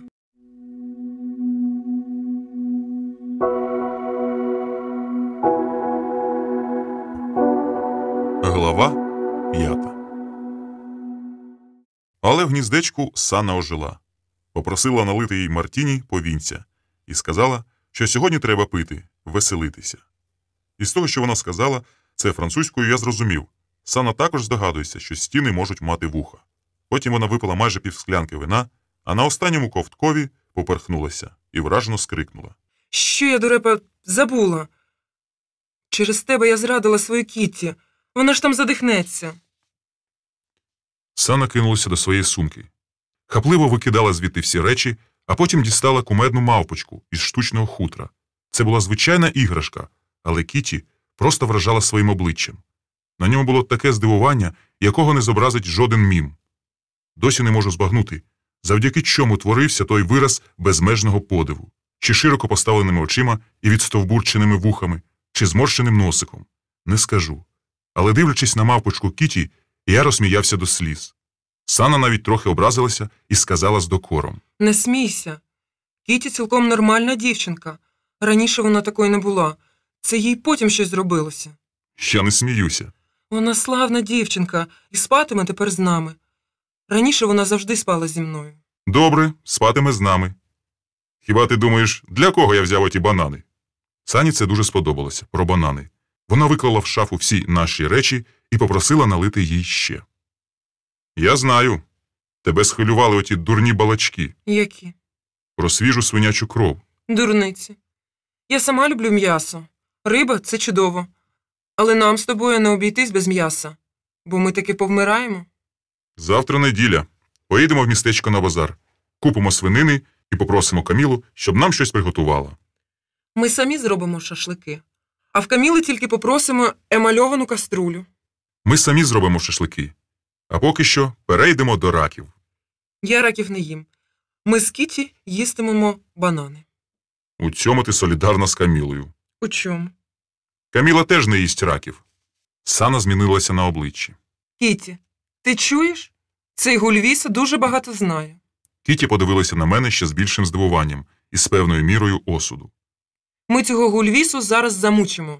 Сказала Сана, стромляючи в рот обчищений банан. Правда ж, Кітті? Ми його раки зараз викинемо за вікно. Нехай пливуть собі далі. У цього Гульвіса вже сперма пахне раками. Тобі не здається, Кітті? Зараз ми це перевіримо. Сана рішуче рушила до мене, а я дивився на нещасну Кіті, в якої очка від здивування от-от мали вискочити з орбіт.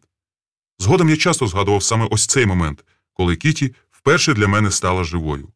Віднині вона ловитиме найменший порух нашого настрою, і це відбиватиметься на її милому личку, хоч вираз безмежного здивування переважатиме завжди. Я вже тієї ночі помітив, що Кіті, як і ми, не збирається спати ще довго і тільки вдає, що не зважає на наші любощі. Мені здалося було, що вона вже дрімає, та даю голову на відсіч, що її вуха витягувалися, як у чебурахи, коли Сана провела своїми білими тонкими пальцями по моїй щоці. Отак, тильним боком пальців, бо я відчув її гладенькі, мов крильця хрущів, нігті, і сказала. Біжи поголися. Я зайшов у ванну, напінив лице і став голитися поволі, бо чомусь думав, що ось-ось зайде Сана. Проте вона не зайшла. Повернувшись у кімнату, я побачив, що вона так само лежить горілиць, тільки із заплющеними очима. Вже? Так. А тепер поголи мене. І по хвилі додала. Вже літо. Я ледве її не порізав, коли Сана зненацька крикнула. Кіті, ану відвернися. Паршивка ти мала. Я і так тобі багато дозволяю. Потім мовила ніжно. Розумієш, маленька, це особливий ритуал двох. Ти мене вибач, але до цього не можна підпускати нікого. Це, Кітті, великі чари. Після цього люди ніколи не залишать одне одного. Потім я запитав, а чим побризкати? Я запитав щиро, бо справді не знав, чим довершити такий ритуал, чи своїм чоловічим дезом, чи її французькими кліма. Собою. І раптом підвелася, ступила до вікна, розчинила його навстіж, а тоді стала на підвіконня і, повертаючись обличчям до мене, випросталася на повен зріст у чорній проймі. Я не знаю, яким у ту мить було обличчя Кіті, але мене пронизав такий страх, що я боявся дихнути. Вона стояла над прірвою. «Сано!» Я молитвенно склав руки. «Іди до мене, благаю, Сано!» Вона дивилася на мене з якогось небесного світу. Потім таки легко скочила на килим, і тієї ж миті я люто схопив її за плечі і повалив до лілиць на підлогу. Я карав її сердито, як звір, і мені з очей сипалися іскри. І я кусав її гострі лопатки, ніби хотів з'їсти санині крила, на які вона так необачно покладалася, ступивши на край безодні. Я вгумувався тільки тоді, коли відчув її конвульсивні здригання і втопив своє обличчя між тими крилами. Вони були такі безпомічні, що хотілося їх ніжити безкінечно, спокутуючи вину хижого звіра. Я здивувався, коли почув її задоволений голос. Кіті, ну як ми провчили цього Гульвісу? Ти бачила? Та цей голос був зовсім інакшим, коли вона повернулася до мене обличчям. Ніколи не кажи мені про своїх жінок, чуєш? Якщо ти коли-небудь мене покинеш, я це зроблю.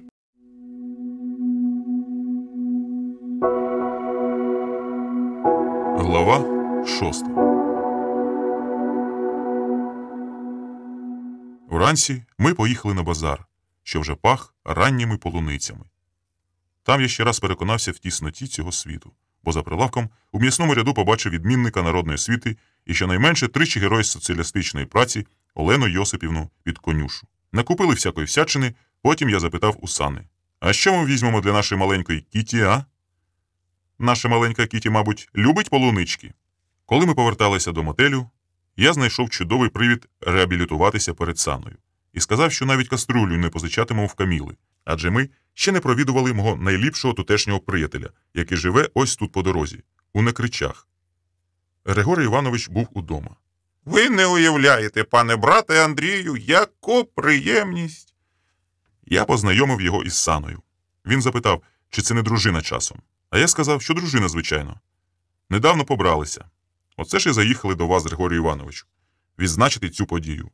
Поки замочувалося м'ясо, я ще вистругав шампури із сирих дубців, розіклав на подвір'ї багаття, напалив жару, а пізніше, коли вже подвір'ям стелився запашний димок, змішаний з ароматом підпеченої свіжини, Григорій Іванович раптом сказав: «Я вас, Оксано, знаю давно», – сказав цей золотий дідок, хитро поглядаючи на неї.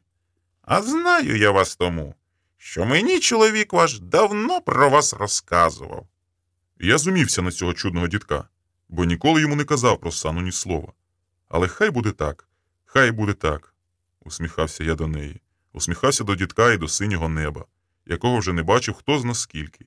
Я ледь-ледь пам'ятав це небо, де колись у моєму дитинстві кричали невідомі мені птахи, де стояла моя бабуся в синій ковтині, у білий горошок, де стояли мої батько-мати, що так рано пішли з цього світу, в те царство небесне, де плачуть і плачуть, і плачуть пташки з мого раю дитинства, такого короткого раю, що я лиш пам'ятаю, як мама подає мені пучечок суниць, такого короткого раю, що я лише пам'ятаю, як моя бабуся копає картоплю. Вона 100 років проходила в одній ковтині і 100 років лише копала картоплю. Вона копала її на колінах, копала рачки і лежачи, падаючи з ніг біля тієї картоплі, щоб потім, викопавши, знову загорнути її в землю. І так безкінечно. Людина прийшла на цей світ, щоб 100 років ходити в одній синій ковтині у білий горошок і 100 років копати картоплю, щоб знов зарити її у землю, благаючи в Бога тільки дощу, більш нічого, тільки дощу. Не знаючи, що на цьому світі є море, Мартіні і Париж. А тому я звинувачую тебе, світе, замовкни, високий суде. Тепер моя черга звинувачувати. І я звинувачую тебе, жорстокий світе. Хоч ти до мене глухий, ти зумисне зробив мою мову мертвою, аби не чути цього. Та я волаю, я звинувачую за те, що ти придумав оцю картоплю, за те, що я перекинув догори дном усі магазини в Парижі, поки знайшов собі синю теніску в білий горошок, за те, що ти зробив мертвим грабором мову бранців картоплі. Я звинувачую. Але запам'ятай, світе, коли я постану із праху, то поведу тебе за собою. Однак помовчимо хвилину. Бо он уже йде золотий дідок. Він іде до нас із пошарпаною книжечкою, написаною мертвою мовою. Він сідає біля вичахлого багаття і читає цю книжечку автора-самогубця. Книжечку, яка варта 100 Нобелівських премій. Але в Стокгольмі не знають тих, що пишуть мертвою мовою. Не знають смаку печеної картоплі, не знають, що гено те поле, залите літнім сонцем, насправді вкрите снігами, і крізь ті сніги, загубивши дорогу, Бреде і бреде ще один самогубець, який замість пензля взяв шприць і витиснув з нього мертві сухі дерева і порожні пташині гнізда. Можливо, гнізда тих птахів, які кричать із мого дитинства, і падають, падають, падають на землю, згорнувши крила. Я знов за кермом хмільний. Я кидаю виклик дорожньо-патрульній службі. На повну гучність вмикаю мою любу Марину Одольську, яка своїм красивим ротом намагається вдихнути життя у мертві слова. І я блефую, бо я зовсім безсилий, і допомогти мені може тільки великий блеф, коли людина бездоганно вдає, що знає те, чого насправді не знає, або не може довести. І я піду на цей блеф доконечно, чого б він не коштував. Адже я в цьому ділі мастак, справжнісінький дойда. І я блефую уже давно, пишучи дисертації вченим недоумкам, пишучи програми для найпрогресивніших партій, вихваляючи високих політиків і сміючись там, де треба плакати. Моє життя давно стало великим блефом, і я знову піду на нього через безсилля і невідомість. Вже скоро. Бо я таки знаю з біса багато, лиш вичікую слушний момент. А поки що я беру сану, беру свою телескопічну вудку, і ми йдемо рибалити. Йдемо тією стежкою, що в'ється уздовж річки. Чуємо, як постогнюють розкуйовджені сосни, і там, поміж сосон, я бачу невеличку ферму, де можна копнути черв'яків. Непоказний цегляний будиночок, у якому видно, хтось живе. Поруч загорода, де бродить з десяток овець, саш для свиней, і невідь звідки виринають два собацюри. Один білий, другий чорний, завбільшки як телята. Але добре навчені собацюри, бо коли зачули свист, повернули назад, і тоді я побачив Жору з ножем у руці, що поблискував проти сонця, і здогадався, що це ферма Саватія. Жора таки справді різатиме барана, бо в руках у нього ніж, як багнет, привезений, видно, з Афгану. «Чи не можна десь тут копнути черв'яків?» – спитав я. А він відповів, що можна. «Чого ж? Тільки тут на черв'яка нічого не ловиться. Тут треба ловити на шмаровидло, тобто на сиру розколочену манку», – пояснював Жора, усміхаючись проти сонця, і ніж виблискував у його руці, мов живе срібло. А коли ми пішли далі, то згодом почули овече бекання, яке ще довго вітер носив поміж сосон.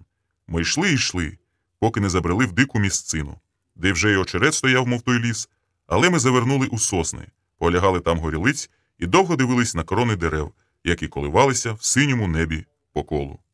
Я відійшов трохи вбік, розклав вудку, відкусив гачка від волосіні і прив'язав до неї червону полуницю. А потім, мов би закинувши вудку в невідому мені глибочинь, тримав її так, щоб полуниця звисала якраз над саненими вустами. Вона відразу зачула здобич, але не кидалася на неї, як хижак на блишню. Вона м'яко ворушила ротом, ледь-ледь торкаючись до наживки. А потім таки поволі, як рибина, втягала її в себе, і я легенько підсік. Золота рибина, тихенько попискуючи і звиваючись, ішла до моїх рук. Золота луска спадала від того звивання, а коли я взяв її обіруч, попросила місячним голосом. «Відпусти мене. Я тобі виконую будь-яке бажання». І ось тут у мене вихопилися зовсім недоречні на ту мить слова. Досі не можу собі простити. Бажання? Я, Сана, хочу, щоб ти завтра поїхала додому. У неї був такий вираз обличчя, ніби я відважив їй ляпаса. Додому? Я? Так, Сано, до Києва. А ти? А я приїду післязавтра. Чому? Тепер мені здається, що Сана здогадувалася про мій намір. Адже ми вже думали і говорили однаково. Так треба. Інакше ми ніколи не зробимо те, заради чого сюди приїхали. Я сказав ще одну велику дурницю, адже виходило так, ніби все, що відбувалося між нами, було другорядним. Вона не спитала, що я замислив, тільки повторила те, що вже сказала на цьому березі. Мені страшно. У нас немає іншого виходу. Може, я побуду у Григорія Івановича? І тут я відчув, як кам'яніє моє серце. Ні, сказав я. Я відвезу тебе на автовокзал. Ти поїдеш до Києва. Таке от моє бажання. Потім ми довго сиділи мовчки і їли полуниці, не відчуваючи смаку. Їли їх, як траву. Я ловив її відсутній погляд. Та він був дуже далеко. Сана ковзнула рукою у свою малесеньку сумочку і дістала сигарети. У Києві ти покинеш палити? Це твоє друге бажання? Так, є ще й третє. Цікаво. Я хочу, щоб ти на ту одну ніч залишила мені Кіті. Добре. З тобою спатиме Кітті.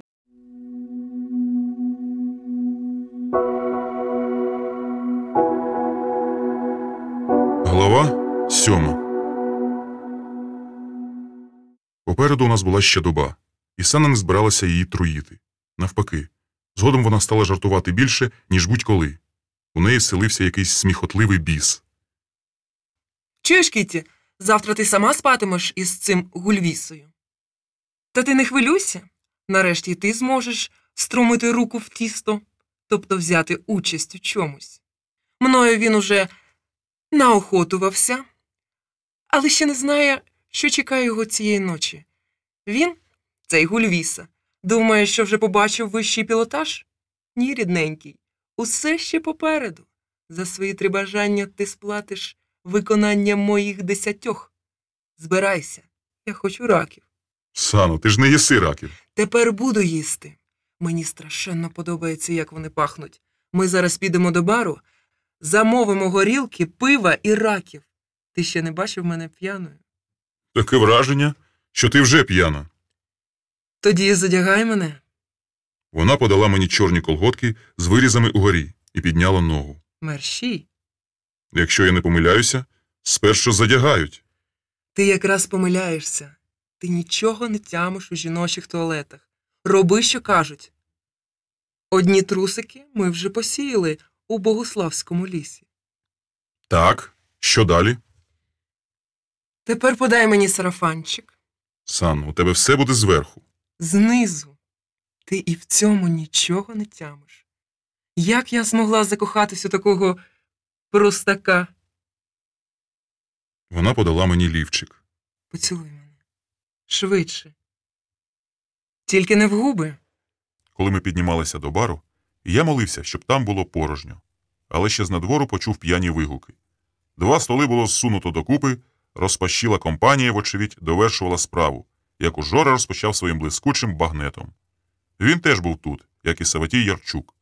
Серед інших чоловіків я впізнав ще одного свого доброго друга, котрого вчора підвищив у званні. А він, невдячний, перейшов сьогодні в цивільному. Втім, трохи пізніше я зрозумів, що тут зібрався чи не весь начальницький склад МВС районного масштабу. Щоправда, з ними було всього лише 2 жінки, але одна з них так верещала, що могла замінити добрий загін амазонок. Принаймні, меланхолійний голос Елли Фіджеральд губився в тому вереску, як комариний писк. До нас підійшла Каміла, і я помітив, що вона теж на підпитку. Гудзики на її блузці розстебнулися нижче молочних залоз, і я боявся, щоб її дубівки не випорснули нам на десерт. Втім, до десерту було ще далеко. Моя гранд-дам, очевидно підігріта виглядом процептивної мулатки, попросила принести пляшку старокиївської, 2 пива і всі раки, які повзають на кухні. Живі?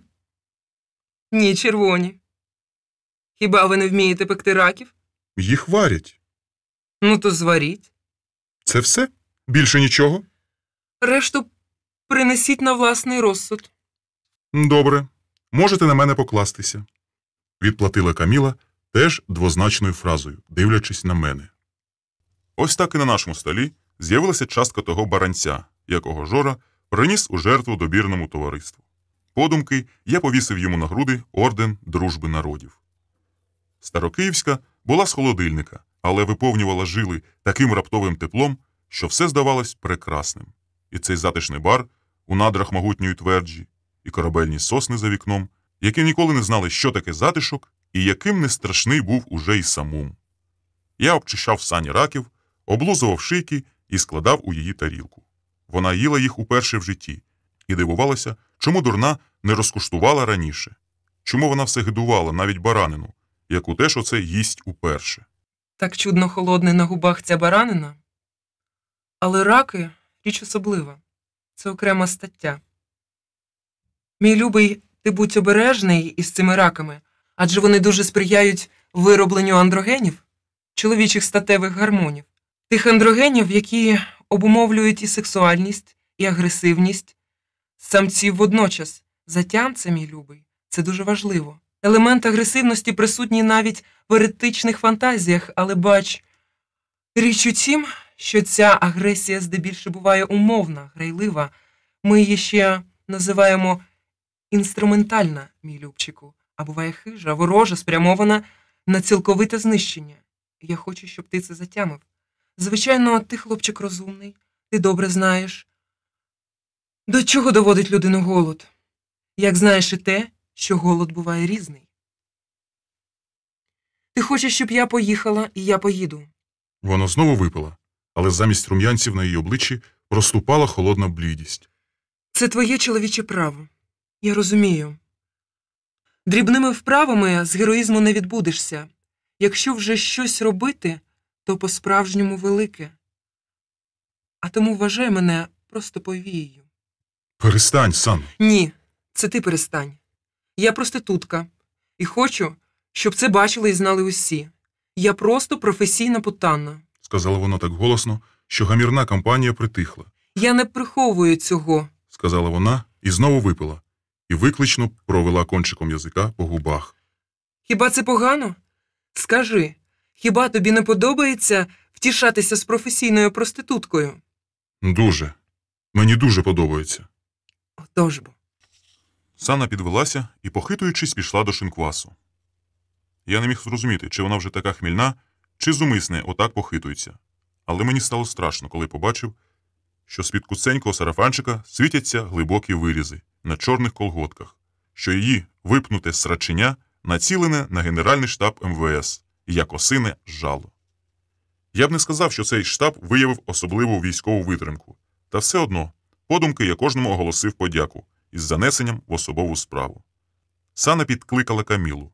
Та чомусь весь час пропадала на кухні, хоч її очі були вже геть каламутні. І мені закралась підозра, що Камілине сп'яніння не алкогольне. Однак з їхнього шепотіння можна було зрозуміти не більш, ані з шелесту шовкопряда в шовковичному листі. Я тільки пізніше здогадався, про що вони говорили. Стереоколонки вибухнули такими ритмами, що від звукових хвиль у мене на голові затремтіло волосся.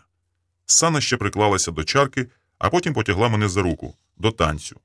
Я сказав, що вона вже зовсім поїхала, що їй треба у тих непристойних шатах сидіти і не ворушитися. На що Санна сказала, що вона не поїхала, а попливла. Що їй на все наплювати, сказала ця відьма, і, вихляючи жалом, метнулася до сусіднього столу.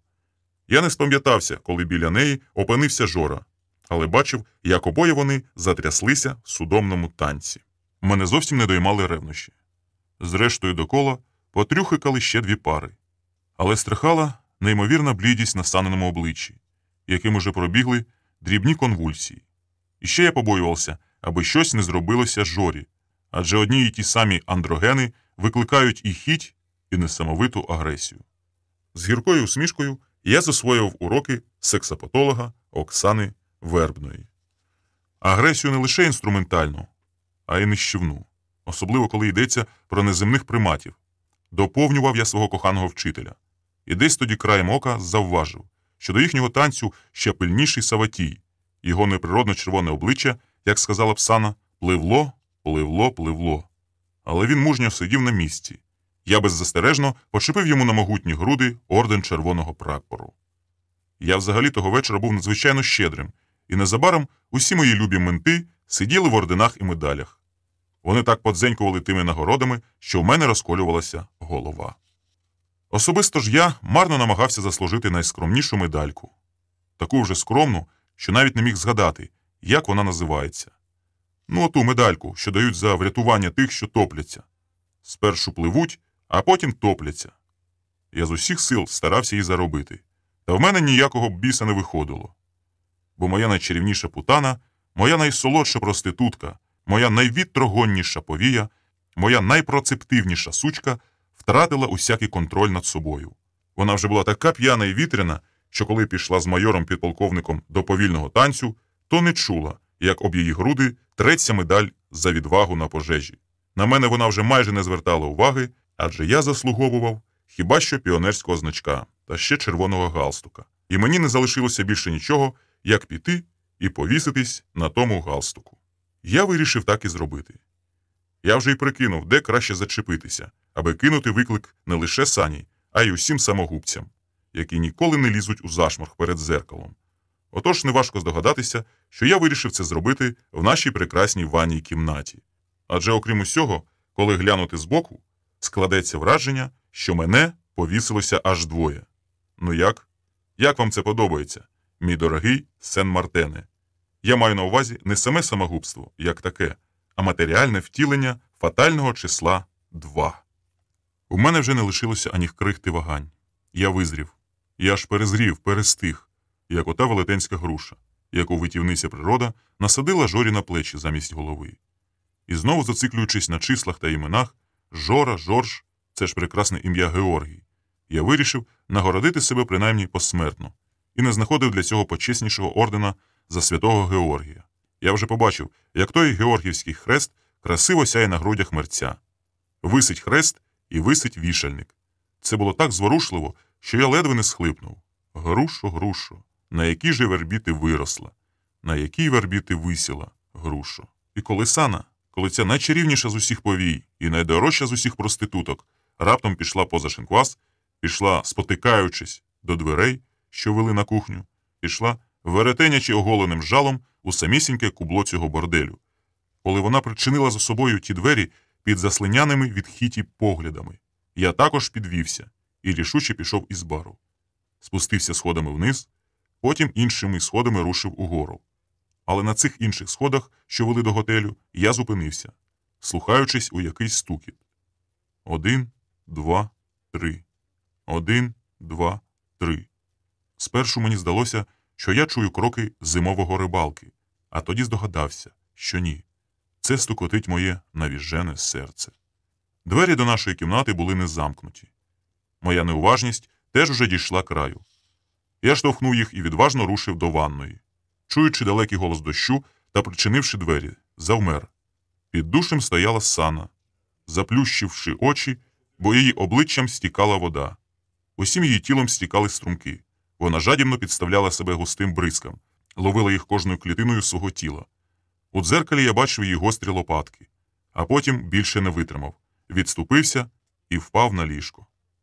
Я здогадався, що Сана прослизнула в готельний коридор через кухню, скористалася, так би мовити, службовим ходом, через те й опинилася тут раніше за мене. Однак сум'яття, та яке там сум'яття? Гострий неспокій оволодівав мною, з голови до п'ят. Він вступав у мою кров і пронизував кожен нерв. Русалочка на стіні уже не підморгувала заклично. Вона знову скидалася на Мойру, на невблаганну Мойру неминучності. Скидалася ця лубкова русалочка із чорним лобком, трикутник якого нагадував розчахнуті ножиці, що ними можна перетнути нитку життя. І Сана, вийшовши з ванної і запримітивши мій стуманілий погляд, сказала, що зараз викине цей примітив за вікно, викине дешеву сучку в річку, де її справжнє місце. Нехай пливе разом із раками, сказала Сана. А якщо я люблю займатися любов'ю гуртом, то сьогодні вона це мені влаштує. Вона – професійна жриця найвищих насолод. Замінить мені сотню німфоманок. Вона перетворить цю кімнату над прірвою на ненаситний гарем. І тут я мушу зізнатися, високі суди, що Сана дотримала свого слова. Сповна. Вона виконала свою обіцянку. Але я не буду вдаватися у подробиці, бо ви, панове судді, все одно ніколи не зрозумієте, як гола жінка може випустити із свого рукава рій бджіл, у яких на жалах замість отрути мед. І вони вистромляють ті жала, знаючи, що незабаром помруть, адже бджоли вмирають після того, як випустять жала. Та я знов-таки не вдаватимусь у подробиці, бо коли й поясню, як це все робиться, то мої слова, високі суди, все одно не будуть занесені до протоколу. Ваша стенографістка просто попливе і не зможе виконувати свої обов'язки. А ви, панове судді, оголосите перерву і розійдетесь по туалетах дрочить, як дрочать себе уже 2 роки американські республіканці, вислуховуючи зізнання мого любого друга, демократа Клінтона. Мої дорогі й такі поважні республіканці, котрі написали у своїй програмі, що приватна власність є священною і недоторканною, але ні словом не обмовилися про недоторканність приватного життя. Вони зумисне цього не зробили, залишаючи за собою право обнюхувати жіночі труси, пробувати на зуб рештки генітальних виділень і шизіти в овальних парламентських туалетах, порушуючи священне табу Біблії, на якій вони присягаються, що не можна всує сіяти сім'я. А я, великий майстер блефу, справжнісінький дойда, вірив у непорочність їхніх ідей. і передери з тої програми красиву брехню про священність і недоторканність приватної власності. Каюсь. Хоч не бачу в тому аж такої вини, щоб червоніти.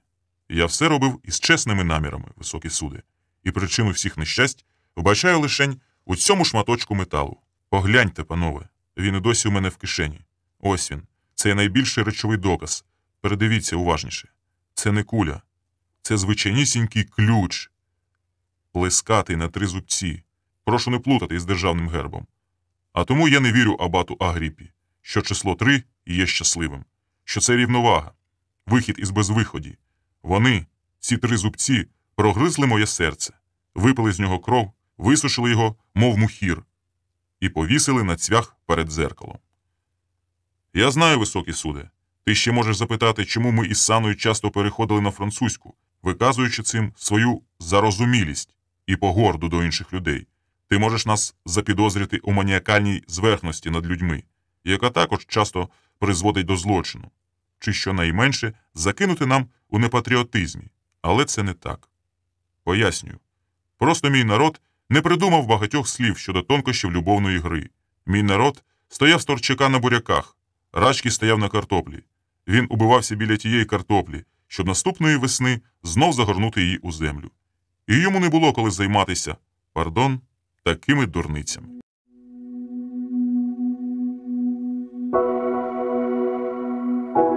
Глава 8. У понеділок, о 8 вечора, я посадив Сану на комфортабельний мікроавтобус, який доїжджає до Києва, як і моя попелюшка, за 3 години.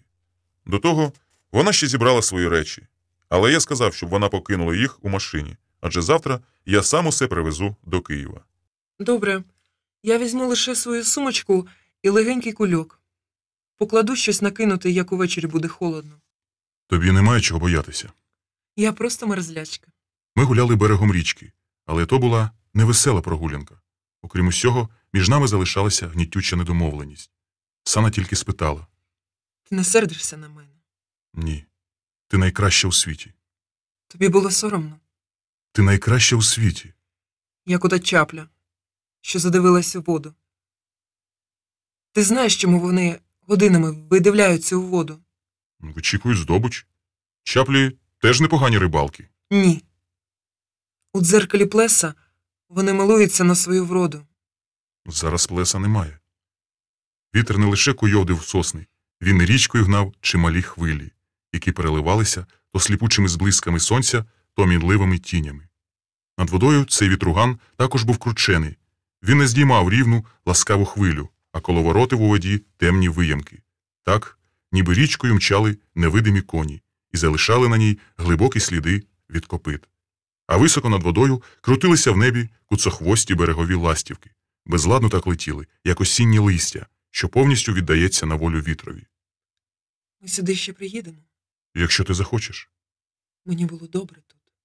Згодом я намагався згадати кожне її слово, мовлене того дня. Часом мені здавалося, що я пропустив у її словах щось дуже важливе. Ще пам'ятаю, як ми довго дивилися на рибалку човнаря, який плив і плив на одному місці. Так, річкова чайка, буває, розкине крила на вітрі і зависає геть нерухомо. Праворуч від мотелю була невеличка заводь, де Саватій припинав свій човен. І лихий смикнув мене за язик запропонувати Сані трошки покататися. Ми повернулися до мотелю, щоб попросити весла і ключ від човна.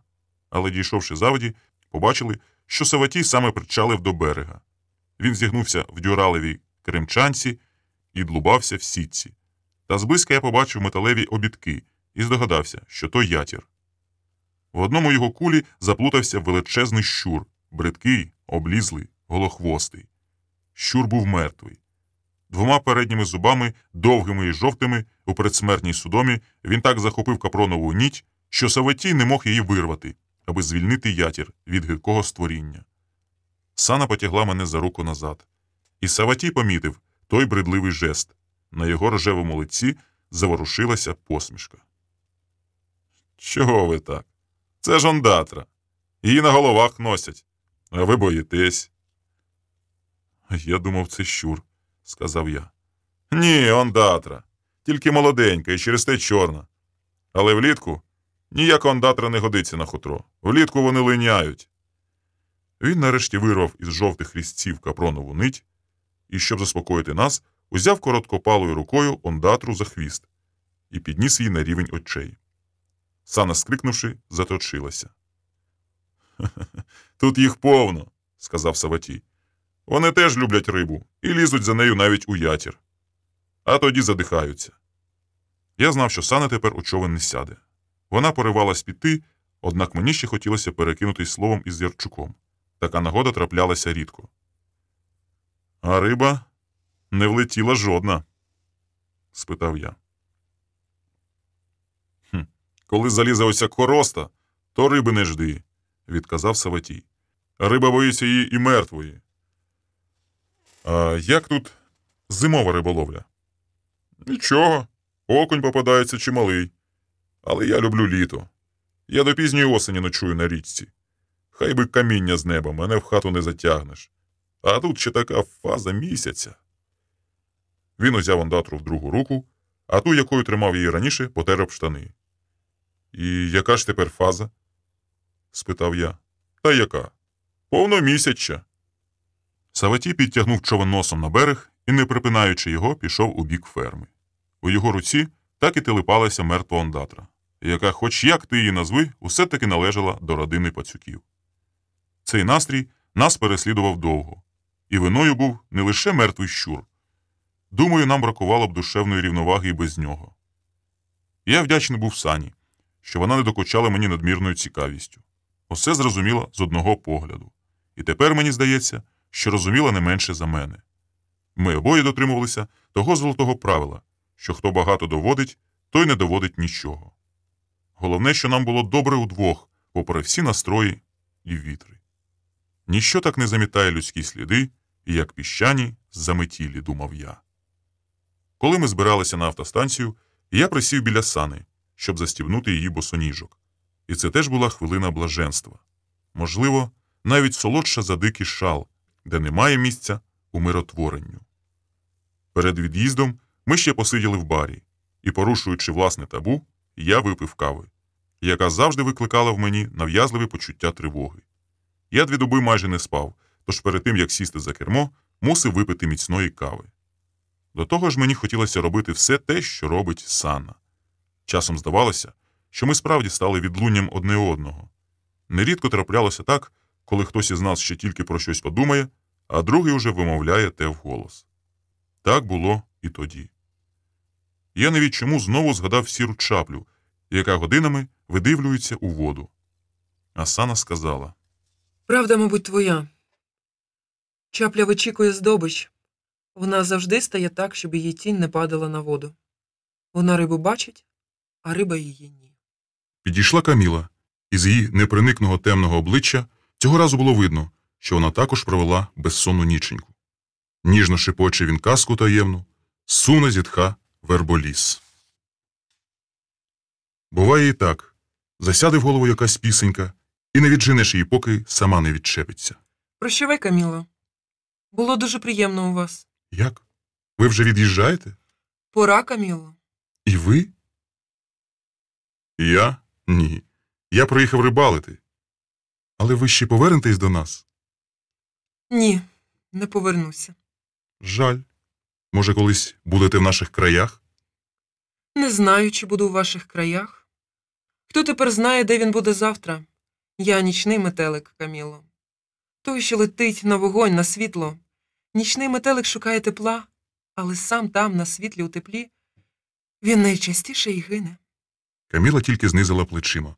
Вона була загальмована, і непевно в її сонних очах просто рябіли метелики. Сана високо закинула ногу за ногу, оголюючи защіпку від пояса, що тримав чорні панчохи. Кава чудесна. Ці нічні метелики – страшенні кавомани. І вже на автостанції, перед тим, як сісти в мікроавтобус, вона продовжувала свою думку.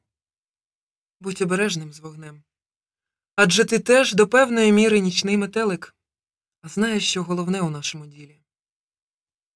Зберегти порядність. І якщо вино відкурковано, то треба його допити.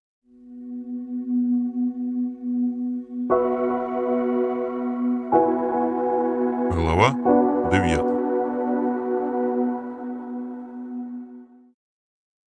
Повернувшись до мотелю, я не побачив перед ним білого фургона, який, знаю точно, стояв тут, коли ми від'їжджали на автостанцію. Це додало мені сміливості, і я знов заглянув до бару і попросив Камілу налити мені чарчину горілки. «Болить, наша голівонька?» – сміхнулась мені Каміла. Вона вже, здається, зовсім прокинулася і розворушилась, хоча в барі не було ні душі. «Трошки», – сказав я. «Через цю їзданину не міг навіть похмелитися. Годі, набридло. Я спершу подумала, що це ваша дружина». «Ти погано про мене думаєш», – перейшов я на ти з Камілою. «Я її знаю день і поночі. Якби в мене була дружина, то я б тобі ще в телеграмі сказав. Будемо вдвох». «У мене нікого немає, Каміло», – сумно промовив я. Точнісінько так, як колись поскаржився Катрусі. «Я один, як перст». Старокиївська сумлінно підігрівала кров і фантазію. І от оцей перстень котиться, поки його хтось не підбере і не надіне на палець. На день-два, звичайно.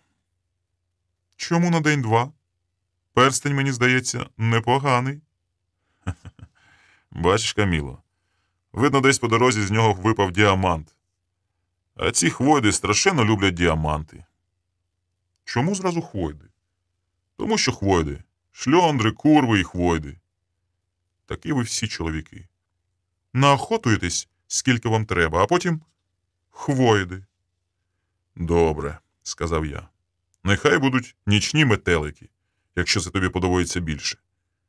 Нехай будуть хоч і райські пташки, тільки налий мені ще чарочку, бо я хочу випити за тебе, Каміло, і за твої кучерики, сказав я багатозначно, обволікаючи її красномовним поглядом професійного гульвіси.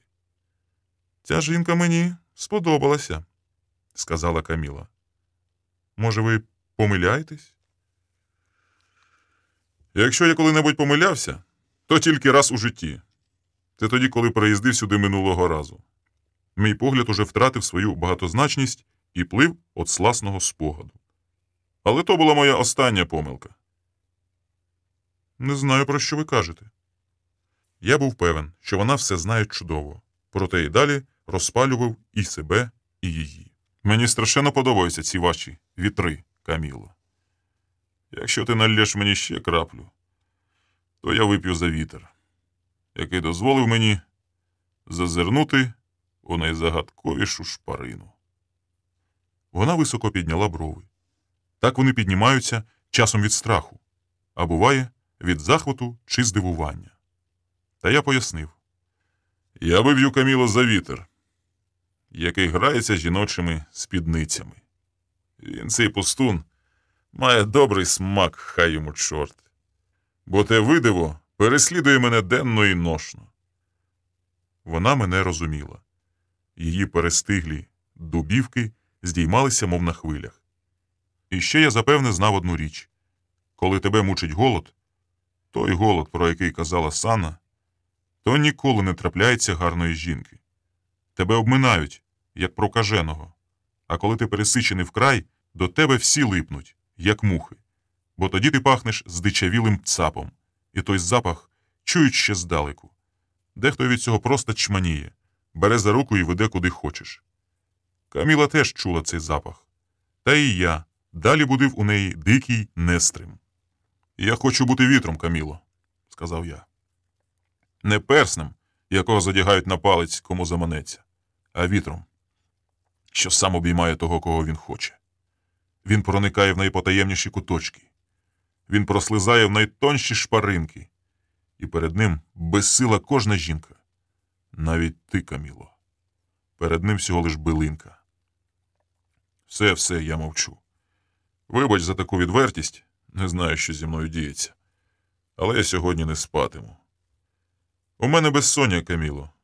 Мені не треба було пити цієї кави. Я вийшов на двір і потрапив під ріденький дощик. Такий, що наче думав, іти йому чи не йти. Я також стояв і вагався, хоч був не дощем, а рішучим вітром. Однак ще думав, куди його спершу піти. Чи відразу в кімнату, чи трохи ще погуляти. Мені дуже кортіло подивитися на моє вікно з надвору. Однак виходило воно з тильного боку тверджі на річку, і щоб глянути на нього бодай звіддалік, треба або заходити у воду, або випливати човном. Мені зовсім не хотілося залазити в річку. І так само не лежала душа брати Саватіїв човен. Хоч я сумнівався, що під цю фазу місяця він проведе ніч на річці. Мені кортіло побачити повномісяча, але схоже було, що не пощастить і сьогодні. Дощик сіявся курячий, проте хмари щільно обклали небо. І хоч було ще близько 9-ї вечора, на землю разом з тим дощиком швидко спадала ніч. Я ще трохи пройшовся понад дворі, аби мене покропило свіжістю. Пройшовся до невеличкої заводі, де стояв, зачепившись за пологий піщаний берег, неприпнутий човен. І знов згадав того треклятого облізлого щура із жовтими різцями. Хай мені 300 разів повторюють, що то андатра, та я знаю, що це теж мускусний пацюк. Олівковий гризун, якого справді люблять носити на головах, люблять носити на всьому тілі, коли із цього пацюка, виловленого взимку, вичинять роду пухнасту шкуру. Але зараз я бачив у ньому тільки лихий знак, який теліпався у коцопалій руці Саватія. Я повернувся до мотелю, зійшовши нагору, і цього разу справді довго не міг відчинити замок у дверях. Він таки заїдав. Упоравшись із замком, я стромив у нього ключ із другого боку дверей, але так і залишив неповернутим. У кімнаті ще стояла терпкувата солодка пахощ, яка дихала на мене богославським лісом, молозивом калинового цвіту і смутком прощання. Увімкнувши світло, я побачив, що на безмежно здивованому личку Кіті теж лежала печать невимовного суму. Я взяв те сердешне мавпеня і заховав у свою сумку, що стояла на споді шафи. Потім підійшов до вікна, але відчиняти його не став, хоч там у повітрі стояла синя вечірня свіжість. Я не хотів, щоб з кімнати вивітрився той щемливий пах моєї спокуси. Майже впритул до шибки шугнула якась птаха. Потім друга. Я спершу подумав, що то берегові ластівки, а потім здогадався, що ні. Це кажани. Їхнє ламане розкрилля не сплутаєш ні з чиїм іншим. Адже кажани – це не птахи, це ті ж самі миші, тільки з крилами. А відтак я згадав, що навіть берегових ластівок називають щуриками. І це вже було занадто для одного дня, який минав під знаком щура. Чого я зовсім не знаю, то це астрономії. Не міг собі уявити, коли з якого боку випливе місяць, якщо вітер розвіє хмари. Я тільки добре знав, яким буває місячний голос. Він підкоряє обранців Сатурна, котрі тяжіють до чорного кольору і скорботних ідей. Вони полюблюють жити на вологих берегах річок та озер, де сумно зітхав верболіс. Я нишечком вийшов у коридор і по котячому пройшовся з кінця в кінець, залишаючи відбитки своїх пальців на кожній дверній ручці. Схоже було, Каміла перебільшувала попит на готельні номери млина у літній сезон, адже друга кімната, видно з усього, так і залишилася вільною. Це припущення міг заперечити лише той варіант, що власники мотелю свідомо не пустили нікого в ту кімнату, яка була ближче до виходу. І якщо це справді так, то моє становище видавалось похмурішим. Повернувшись у свій номер, я знов поліз у сумку. І там намацав одну симпатичну штуку, на яку могли покладатися лише справжнісінькі дойди великого блефу. Адже я ще не чув у житті такого, щоб когось урятував газовий пістолет. Навпаки, траплялися випадки, коли ним лише провокували смертельний постріл у власне серце.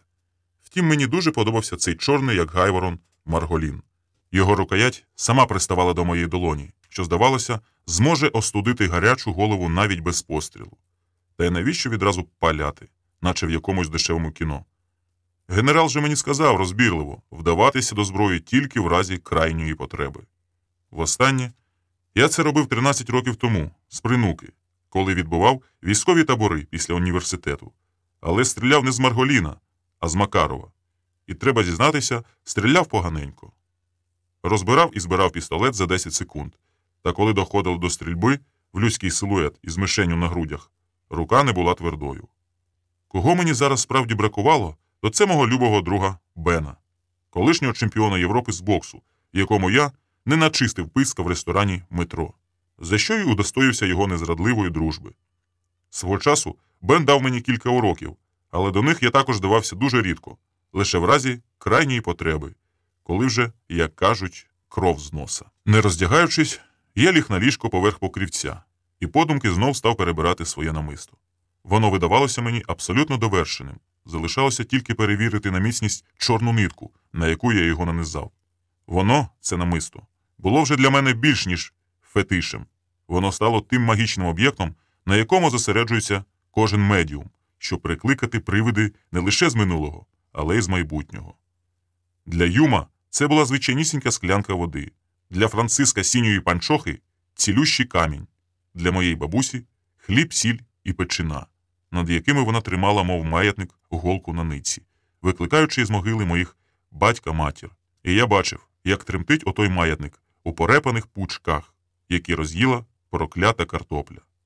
А потім справді бачив свою маму, вона простягала мені пучечок суниць, а тата – ні. Не стачало бабусі сил прикликати бодай привид свого сина. Я бачив лише його прострелену ногу на рівні коліна, бо тоді, коли тато помер, я встиг дорости лише до його коліна і запам'ятати шрам на нозі. Та я пішов далі за Юма і за Франциска синю панчоху.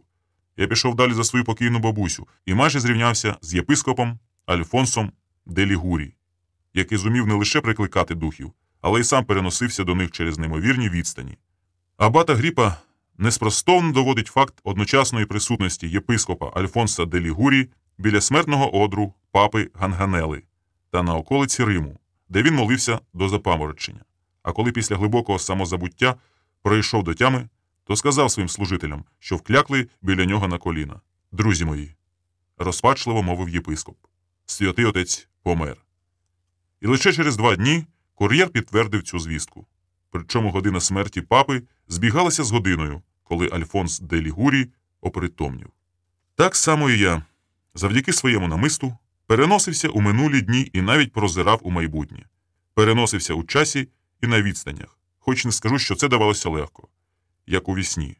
Це радше нагадувало тяжку душевну хворобу, адже здавна відомо, що вгадування минулого і здатність до пророкування притаманні не лише людям високої душевної організації, але й викінченим ідіотам.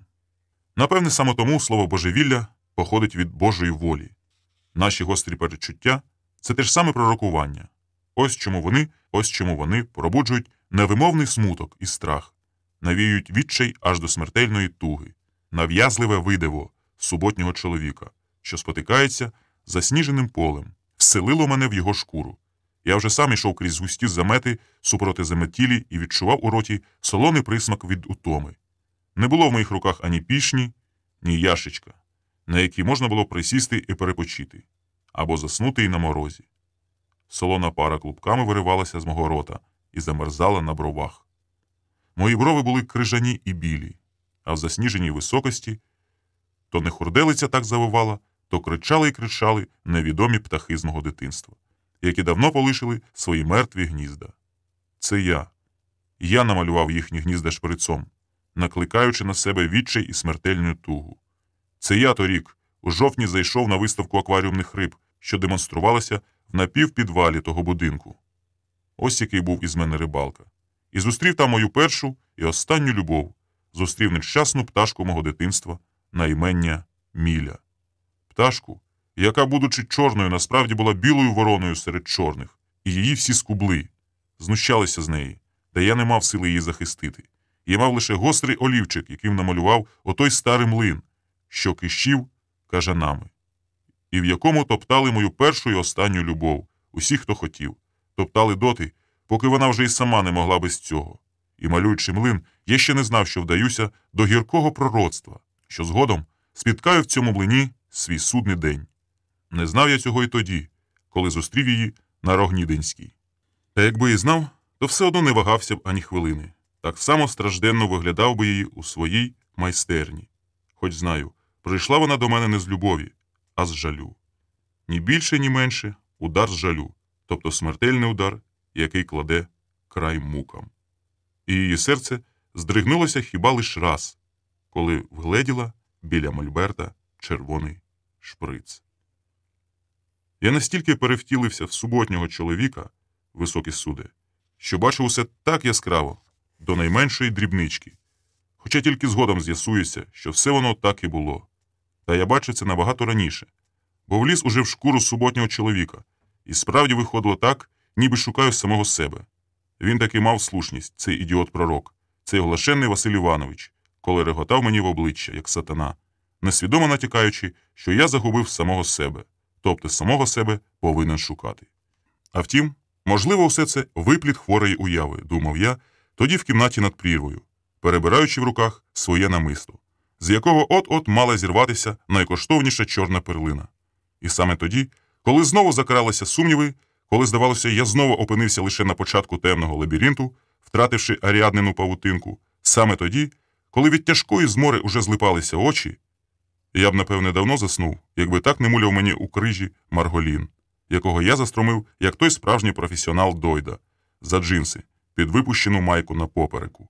І він мені страшенно муляв, та не було кращого місця, куди б його заховати. І я застромив чорний Марголін за чорні джинси під чорну майку, улюблений колір Сатурна. Отож, коли мене майже зморив сон, коли в очах зарябіли темні хвилі, я ще побачив чомусь сіру чаплю над водою, яка вичікує здобич.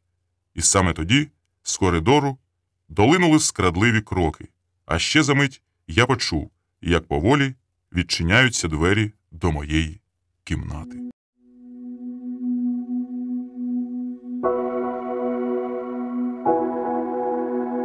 Глава 10. Я сам собі заздрив за той холодний спокій, з яким чекав наближення кроків. Адже усе відбувалося за моїм сценарієм, і я навіть не розплющив очей, коли вона зупинилась наді мною. Ніби спросоння, я ковзнув рукою по гладенькій нозі, потягся вище і вище, і нарешті торкнувся маленького жорсткого баранця, якого Саватій приносив у жертву. Та я і далі не розплющував очей, хоча вже чув на своєму обличчі її дихання. Воно пахло якимось невідомим мені зіллям, а потім її губи торкнулися моїх. Легенько так, ніби хтось лоскотав травинкою, аби поволі пробудити мене зі сну, аби не злякати, та я все ще прикидався сонним. Не спала тільки моя одна рука, яку жорсткий баранець уже обнюхував своїм мокрим писком. Потім він лизнув мого пальця і взяв його в рот. Її дихання почастішало, воно вже було як вітер, яким обіцяв стати я, а стала вона. Той вітер ще дужче запах невідомим зіллям. Він стогнав, ніби заплутався в сосновому гіллі. І тієї ж миті я забрав свою руку від спраглого баранця, розплющив очі і побачив її широкі зіниці, що туманіли в очманілому погляді від дикого нетерпіння. «Молю, не поспішай», – сказав я. «Це треба робити поволі. Ти все зіпсуєш». І розчахнув на її грудях уже і так майже розстібнуту ковтину. Ні, це були не дубівки. Два невідомих мені плоди незвичайної смаги випорснули на волю. І я побачив на них дуже великі кружала довкола маленьких сосків. Вони були ще темніші за все її тіло. Я злегка притискав долонями ці плоди, аж поки відчув у їхніх недрах тверду серцевину, і лиш тоді здогадався, що ці брунатні плоди нагадують мені величезні кокоси, які від перестиглості падають з пальм, розбризкуючи молоко із твердих серцевин. Вона знову застагнала, і я так само невблаганно випустив її груди, а потім зірвав із неї ковтину і зумівся. Яка вона худенька. Важко було збагнути, як така тонесенька пальмочка могла викохати і витримати на собі ці величезні кокоси, що ось-ось упадуть, вибухаючи білими бризками. Я спершу відчув пальцями пухирці на її гладеньких руках, а вже потім побачив, на згинах біля ліктів, якраз там, де брунатна смага світлішала, сліди від уколів. Тоді я зрозумів, чим пахне тиховій із її сухих вуст. Це був запах незаморського зілля. Він був дуже мені знайомий, але й дуже далекий. Запах із мого дитинства, коли ми з бабусею викурювали слимаків із льоху. Бабуся розпалювала віхоть сухих конопель, щоб прогнати із льоху проклятих слимаків, які їли прокляту картоплю. І ось той запах знов мене наздогнав. Так знагла і так недоречно. Однак великий блеф уже розпочався. Якщо вино відкорковано, то треба його допити. Я професійно знімаю з Каміли чорну тонку спідничку, завважуючи, що вона, як і все її тіло, теж не цурається кольору Сатурна. І я знов наставляю ріжки чорному кучерявому баранцеві, який зухвало показує мені червоний язичок, пускаючи слину. Та я ще пограюся з тобою, баранчику, постривай. Швидкої роботи ніхто не хвалить. Ще встигнеш із козами на торг. Каміла намагається відповісти взаємністю. І я стримую її руки, які хочуть зняти з мене чорну майку. Тягнуся до зіпера на чорних джинсах, під якими на моєму попереку холодний марголін розігрівся до критичної температури і незабаром сам відкриє вогонь. Леле, скільки ж у неї цих рук, що я не встигаю за ними впоратися, скільки у неї язиків і губ, що впікають мене вогнем, і от-от доберуться до гарячого марголіна, який і так уже на критичній межі. Мілю, стривай, Мілю. Та вона вже не піддається моїй волі. Вона теж уже на критичній межі. Ось-ось сягне апогею. Без мого втручання сягне зеніту, в якому спалахує таке палюче сонце, що розколює перестиглі кокоси, захлинаючись їхніми білими бризками. В останню мить я вихоплююся з-під неї і, кліпаючи очима, вдаю із себе сором'язливого хлопчика-мізинчика. «Каміло», – кажу я, – «мені заважає світло». Але вона кидається мені навперейми і не пускає до вимикача. «Ні, я хочу дивитися. І щоб дивився ти». Вона сплітає руки у мене на шиї, а її колоподібні рухи нагадують крутіж вихору. Твердий живіт, наче жорна, треться об мене, вона знов поволі здіймається у зеніт, і коли її дихання наростає до стогону, я знов вириваюся з міцних обіймів і клею із себе вже не хлопчика-мізинчика, а придурка Іванушку. «Мені заважається витрішкувата русалка», – кажу я, показуючи на лубкову картину, а відтак хапаю з ліжка Камілину ковтину і спідничку і рішуче вішаю їх на цвях, який стримить над русалкою. Все, Мойру надійно затулено. Далі моя кохана Гарпія застигає від жаху, бо я вихоплюю за спини марголіна і в один момент завмираю біля дверей, які, я певен, ось-ось відчиняться. Я спрямовую чорну цівку на вхід, і хай мені чорт, сам собі дуже подобаюся. Якби була бодай хвилька на роздуми, неодмінно начепив би собі щонайменше медаль за відвагу. Але тут до всього згаданий чорт несподівано вносить корективи у мій бездоганний сценарій. Замість того, щоб в екстазії відразу вдертися до кімнати, хтось з усіх сил ногою штовхає двері і відскакує назад. До того ж він тримає націлений у мене не газовий пістолет, а справжнісінький Макаров, який я колись розбирав і збирав за 10 секунд. Мене рятує тільки те, що його від природи рожеве обличчя тепер розпашіло до краю, а в очах каламуть. Власне, я на це й покладав надію, що відтоді, коли здогадався, що стіни тут мають не тільки вуха і очі, русалочка недаремно була намальована на однобічному склі, і її чорний трикутник, схожий на розчахнуті ножиці, слугував за чудове віконечко воєриста, якому я щойно так безжально перервав увесь кайф. «Опусти цяцьку», – сказав Саватій. «Я давно її перевірив. І роби те, що хоче вона, бо я тебе порішу. Живо!» Він кричав до мене, але це був знетямлений крик-шепіт, наче йому перетяло голосові зв'язки. Напевно, ще був під враженням. Мабуть, він теж уже доходив апогею в отій кімнаті під назвою Комора, припавши кон'юктивітним оком до зворотного боку русалчиного трикутника. Саватій сунувся на мене, цілячись чорною цівкою у міжбрів'я, і далі лепетав, як кастрований півень, котрий утратив голос разом зі своєю чоловічою ознакою. «Їби її! Їби її! Їби!» Підігрівав він себе словами. А мене чулося «бий її! Бий її! Бий її!» У яких і наказ, і благання. Він так себе розпікав, що, здавалося, на самохідь натисне на спуск, і я поточився до ліжка, вражений його альтруїзмом. А Саватій тим часом пошепки кричав до Каміли. «Ворушись, суко! Чого стало, як мумія? Дай йому! Дай йому! Дай йому!» А вона стояла гола-голісінька і загальмована, приголомшена несподіваним поворотом, який зовсім не входив до мого блискучого сценарію. Безглуздішої сцени не уявити. І тоді я, гарячково шукаючи виходу із цього безуму, зробив те, чого ніколи не дозволив би собі Олекса Остапчук чи інший нормальний чоловік, який поважає жінку.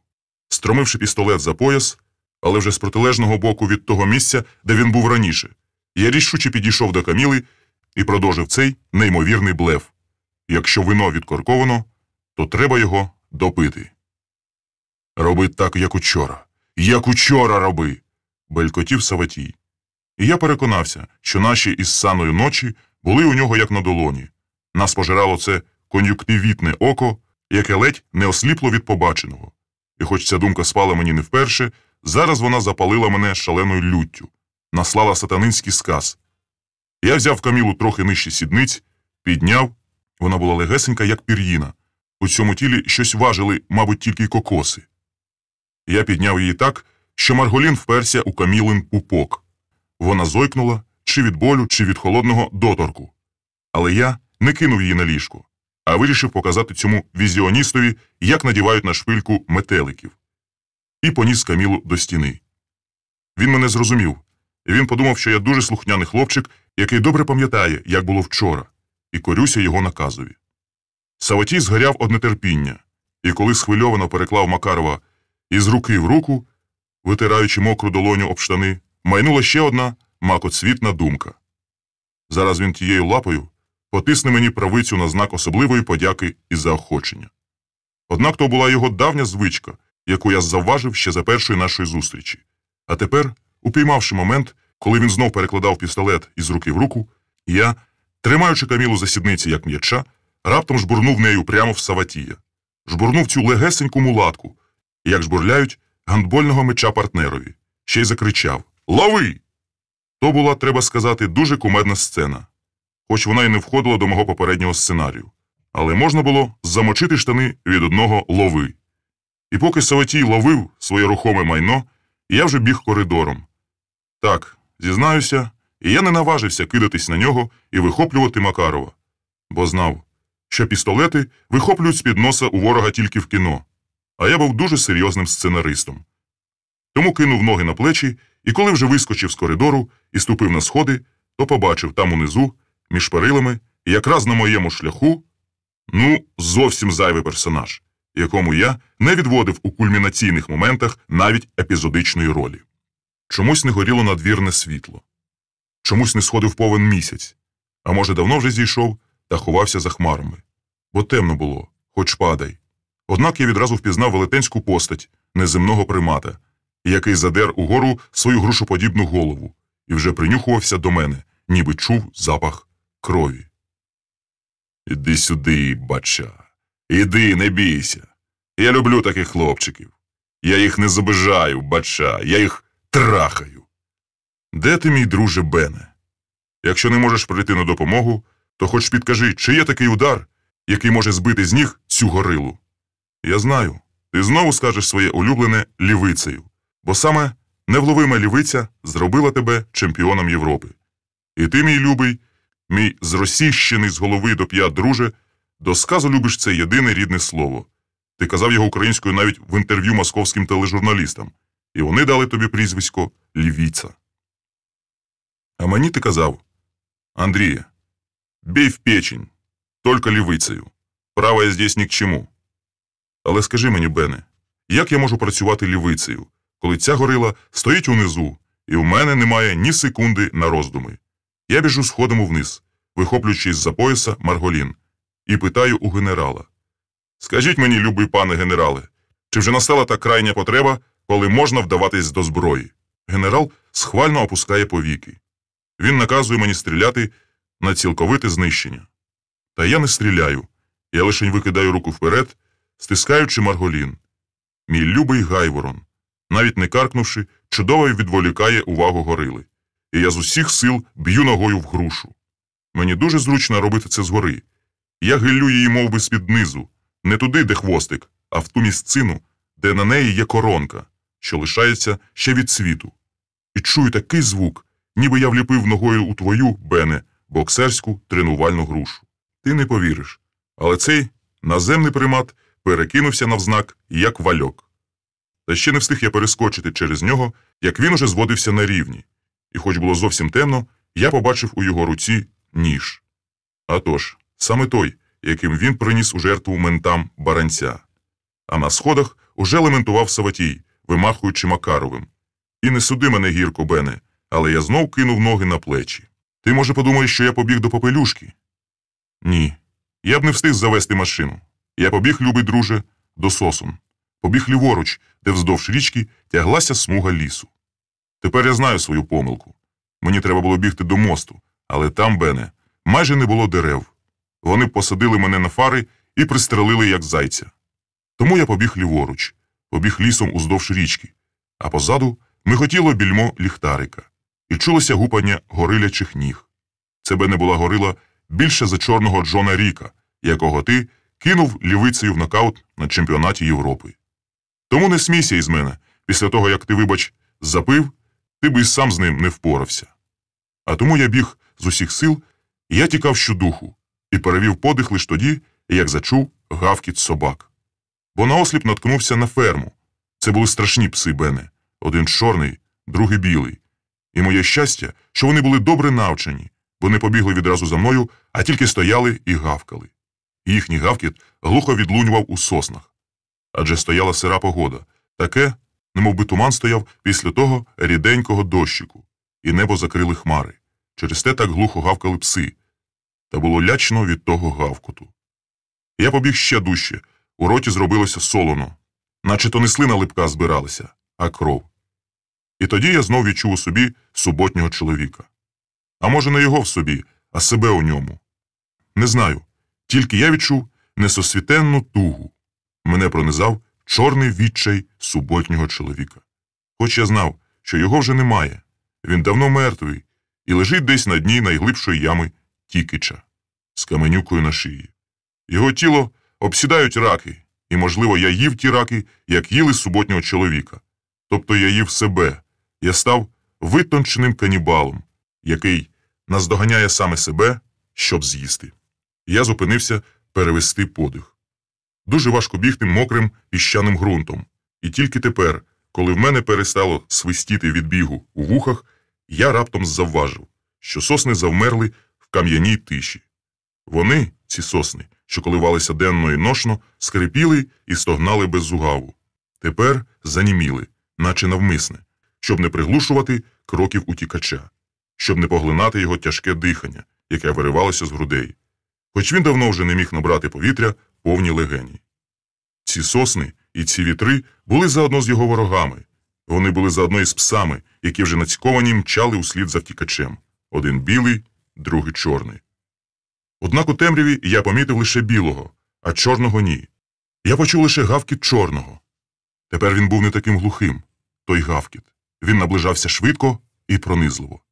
І замість того, щоб покірно чекати цього невідворотного наближення, я знову побіг. Але підганяв мене вже не розум. Друге дихання дав мені сліпий інстинкт. Назва йому – страх. Так приречений затуляється від кулі, яка вже пробила його чоло, а він ще тримає в повітрі долоню, ніби хоче відвести ту кулю. Сліпий інстинкт погнав мене до річки, у якій собаки не беруть сліду. Та я знав, що не встигну туди добігти. У мене залишалося якихось 10 секунд.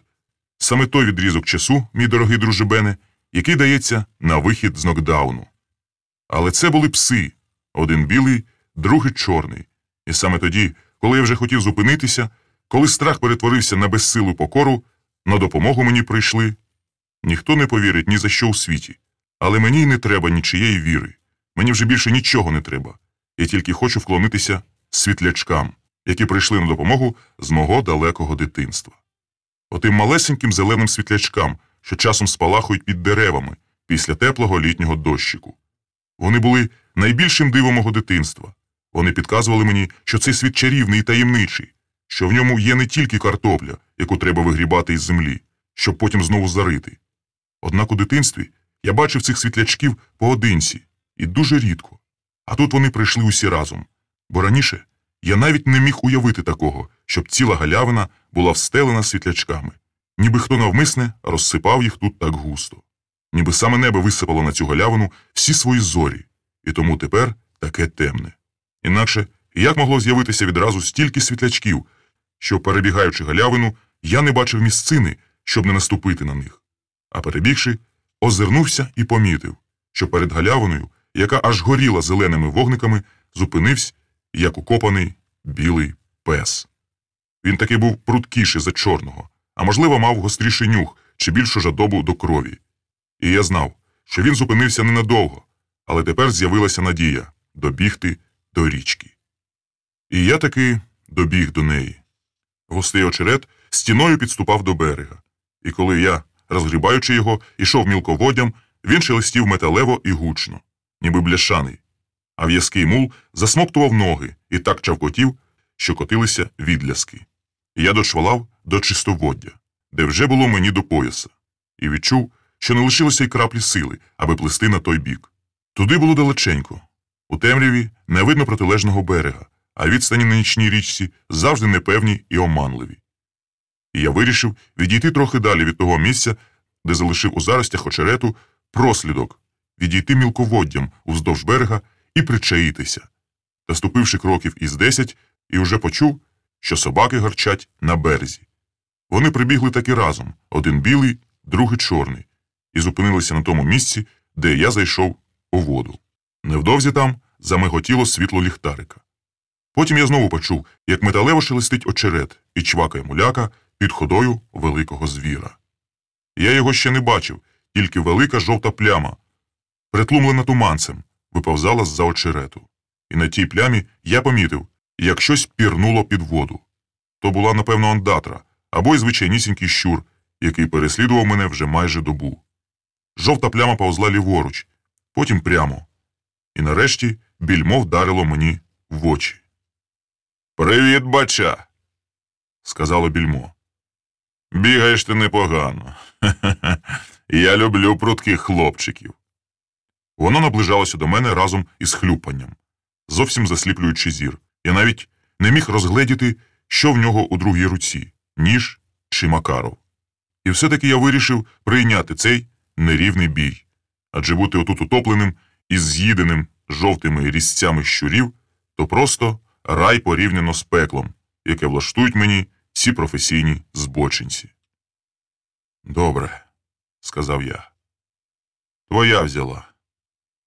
І не знаю навіщо простягнув йому Марголіна, тримаючи його цівком на себе. «Оце і є та цяцька?» – спитало більмо. Однак хапальний інстинкт приматів спрацював бездоганно. Його рука з ліхтариком потяглася до Марголіна. У другій був таки Макаров. І тоді вся моя сила, яка ще лишалася в тілі, зібралася у лівиці, і я без розмаху коротким тупим ударом угнітив його знизу, у правий бік живота. Я ще встиг почути його якесь, наче б здивоване «ох!». А ще встиг побачити, як він зігнувся, і мені залишалось тільки вдарити ребром долоні в те місце, де велетенська груша з'єднувалася із в'язами. Присягаюся, Бене, я б змісив цього підера в синьку і привіз би до київського зоопарку. Але ж ти знаєш мою біду. Це був надто різкий рух, мій друже. Це був такий різкий рух, що чорна пелена миттю заслала мій зір. Голова так запаморочилася, Господи. Як закрутилася моя бідна голівонька. Не знаю, як я встояв на ногах. Не знаю, скільки отак я вистояв, і не знаю, чим він вліпив мені у скроню. Рукав'ям Макарова, ліхтариком чи моїм же Марголіном. Але чорну пелену в моїх очах поробили іскри. І, падаючи, я раптом побачив, як із-за хмари виплив місяць. Велетенський повня. Я нарешті побачив цю його фазу. Він стояв над водою так низько, що я мимоволі потягся рукою до неба. Ніби хотів дотягтись, ухопитись за місяць. Але його знову проковтнула чорна хмара.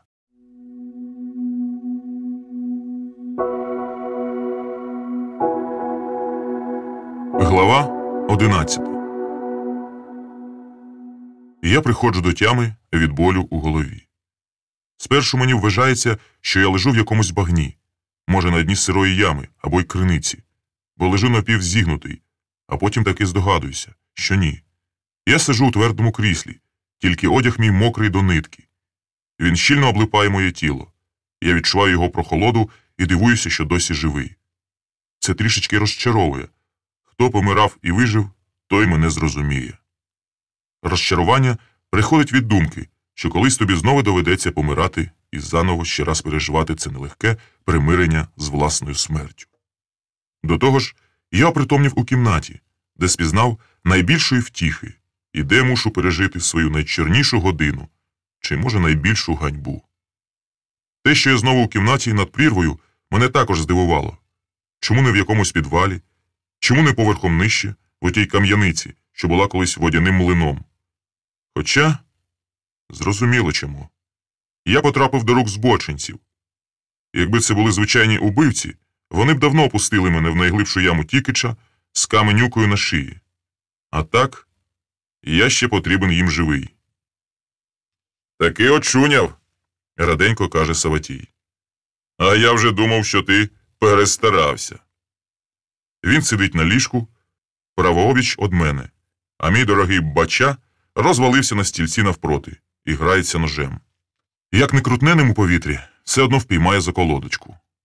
Красива штучка, треба сказати. Знаряддя смерті завжди красиві. То що, почнемо? Питає Груша Горилович. Пожди, нехай, прийде Міля.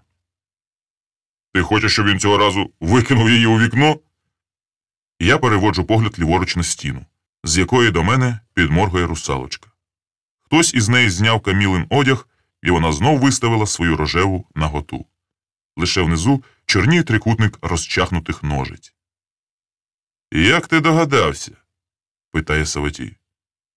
«Люблю малюнки на склі», – кажу я. Так люблю, що мені завжди хочеться зняти картину зі стіни і роздивитися з другого боку. А ця не знімалася. «Везе мені», – дивується він. «Той малює, той заглядає, що намальовано». Мені хочеться відразу щось запитати у нього, але я вирішую почекати Камілу. Для більшого ефекту. Справжні дойди блефують і в безнадійних ситуаціях, а до того ж, у тій пляшці, яку я відкуркував і мушу допити до дна, ще трошки лишилося. Так, може, ковточків зо 3. «Даремно ти», – каже він. «Якби ти її попробував, то більше ні з ким не схотів би». Може бути. Але не люблю, коли хтось керує в цьому ділі. Слухай, а хочеш ще раз? Чи боїшся, що нічого не вийде, а? По-дружньому питає Саватій. Якщо не вийде, ми зробимо йому обрізання, пирхає Груша Горилович. Де вона? Я вже хочу випити. Хай зробить своє, тоді з неї більше толку. Саватій дивиться на мене зовсім доброзичливо. Якщо будеш слухняним, тобі теж дамо випити. Скільки подужаєш. Згода? Добре, кажу я.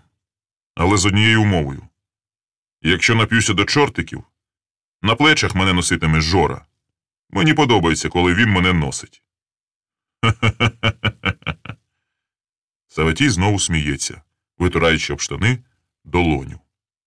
А Груша Горилович припиняє гратися ножем і силкується переварити те, що я сказав. Якщо добре прислухатися, то можна почути, як у його вузенькому лобі поскрипують незмащені коліщатка. «Я бачу, клієнт дозрів», – нарешті ображається Груша Горилович. «Скільки можна? Усім по 7, а тобі завжди 8», – каже Саватій, який ніколи ні на кого не ображається. Його рожева баб'яча твар не пасує убивці, хоч простим арифметичним способом я його вирахував давно. Щоправда, спершу був певен, що Саватій вчинив це з ревнощів, а виходить зовсім навпаки. Проте, що в цій сімейці щось негаразд, видно було відразу без окулярів. Демонстративна процептивність Каміли наштовхувала на думку, що вона зовсім не остерігається ревнощів чоловіка, який до того ж завжди зумисне щезав разом зі своїм фургоном, залишаючи нас удвох. А після розмови з Оленою Йосипівною під конюшею я зрозумів, що тут йдеться про якийсь особливий виняток із правил. Нормальний провінційний мент ніколи просто так не одружиться з мулаткою, хай вона буде навіть не повією, а незайманою дюймовочкою. Його могла прив'язати до неї тільки хвороблива пристрасть. І тут багато чого мені повідала лукава усміхнена русалочка, хоча її виконавцеві далеко було до сколоздри. Вона підказувала, що, очевидно, Саватій ще під час міліцейських рейдів полюбив оцей занедбаний млин, де так зручно було підглядати за тим, що тут діялося. А чорненька красуня взагалі потьмарювала його розум. Вона, ця чорненька красуня, як ніхто підходила викінченому воєристові, адже саме ще змалечку призвичаїлася до жадібних підглядань за собою, які детермінували в неї протилежну пристрасть – демонструвати себе сторонньому оку. Отже, Тільки нестерпний голод став причиною того, що Саватій заради Каміли ризикував своєю кар'єрою від самого початку, а потім взагалі відважився на неймовірний крок, узявши з нею, по суті, фіктивний шлюб. Згодом обставини дозволили Ярчукові справдити візіоністично геніальну ідею з оцим мотелем, який став не стільки джерелом прибутків, як незрівняною забавою. Голод вимагав найгостріших вражень, і Саватій діставав їх тільки тоді, коли посилав у кімнату над прірвою Камілу. Єдине, що не в'язалося на моєму намисті, це воєризм з убивством. Бо ще після першого відвідання мотелю «Млин», повернувшись до Києва, я став цікавитись цим симпатичним відхиленням у фахівців і, прикриваючись своїм універсальним посвідченням завідувача відділу убивств, зустрівся з кількома досвідченими психіатрами. І всі вони, як один, запевняли, що ці люди навряд чи здатні убивати, адже в самій основі воєризму лежить пасивність і нерішучість. Лише професор Качур припустив, що така крайність можлива за умови, якщо обсервант, він мав на цей предмет власний термін, споглядав насильницькі акти з побиттям і кров'ю. На мою думку, він влучив просто в десятку, адже Саватій завдяки своїй професії міг не лише бачити в таких випадках кров, а й пускати її власноруч. Людина, яка нажила капітал непевним шляхом, одного Гольденберга йому вистачить на весь вік, могла, не кліпнувши, спровадити на той світ заблукалого до мотелю свого квартиранта, котрий також повівся з Камілою нетрадиційно. На те Остапчука були свої причини, хоча мені думалося, що він, як оце і я, поцікавився неординарною русалочкою, мальованою на склі. Кохаючи Камілу, він взагалі міг відмовитися від утіх у домі її чоловіка, чим і накликав на себе гнів. Але ж Каміла. Попри все, вона не схожа була на останню стерву, яка погодилася на жорстоку розправу над закоханим у неї Альошею. Очевидно, зачумлена наркотиками, вона пішла в його кімнату, не знаючи, що Олекса відхилить її любощі і накличе біду. До того ж, Остапчук міг сказати Камілі щось таке, що розкривало їхню таємницю. І це доконало Саватія, адже те, чого він не обсервував, як сказав би професор Качур, якраз і могло викликати люті ревнощі підігрітого, але невтішного до кінця воєєриста. Щодо мене, то тут у Саватія нагромадилося також рахунків чимало. І найнебезпечніше те, що він здогадується про мою втаємниченість у його темні справи, а отже, живого мене звідси не випустить. Приреченому на смерть нічого не залишається, окрім блефу. І хоч мій блискучий сценарій зазнав краху, у тій пляшці, яку я так зухвало і самовпевнено відкоркував, залишалося ще 3 ковтки. Чомусь я поклав собі, що ковтків саме 3. Либонь знову зациклювався на щасливому числі, хоча Саватій пішов ще далі і сказав, що всім по 7, тобто назвав найсимволічніше число магії, яке матеріалізоване не тільки в 7 кольорах райської дуги та музичній гамі, але й в кількості днів, які знадобилися для створіння світу. Лише Жора розуміє це число в єдиному значенні. Як 7 одного не ждуть, та все одно я дивуюся його витримці.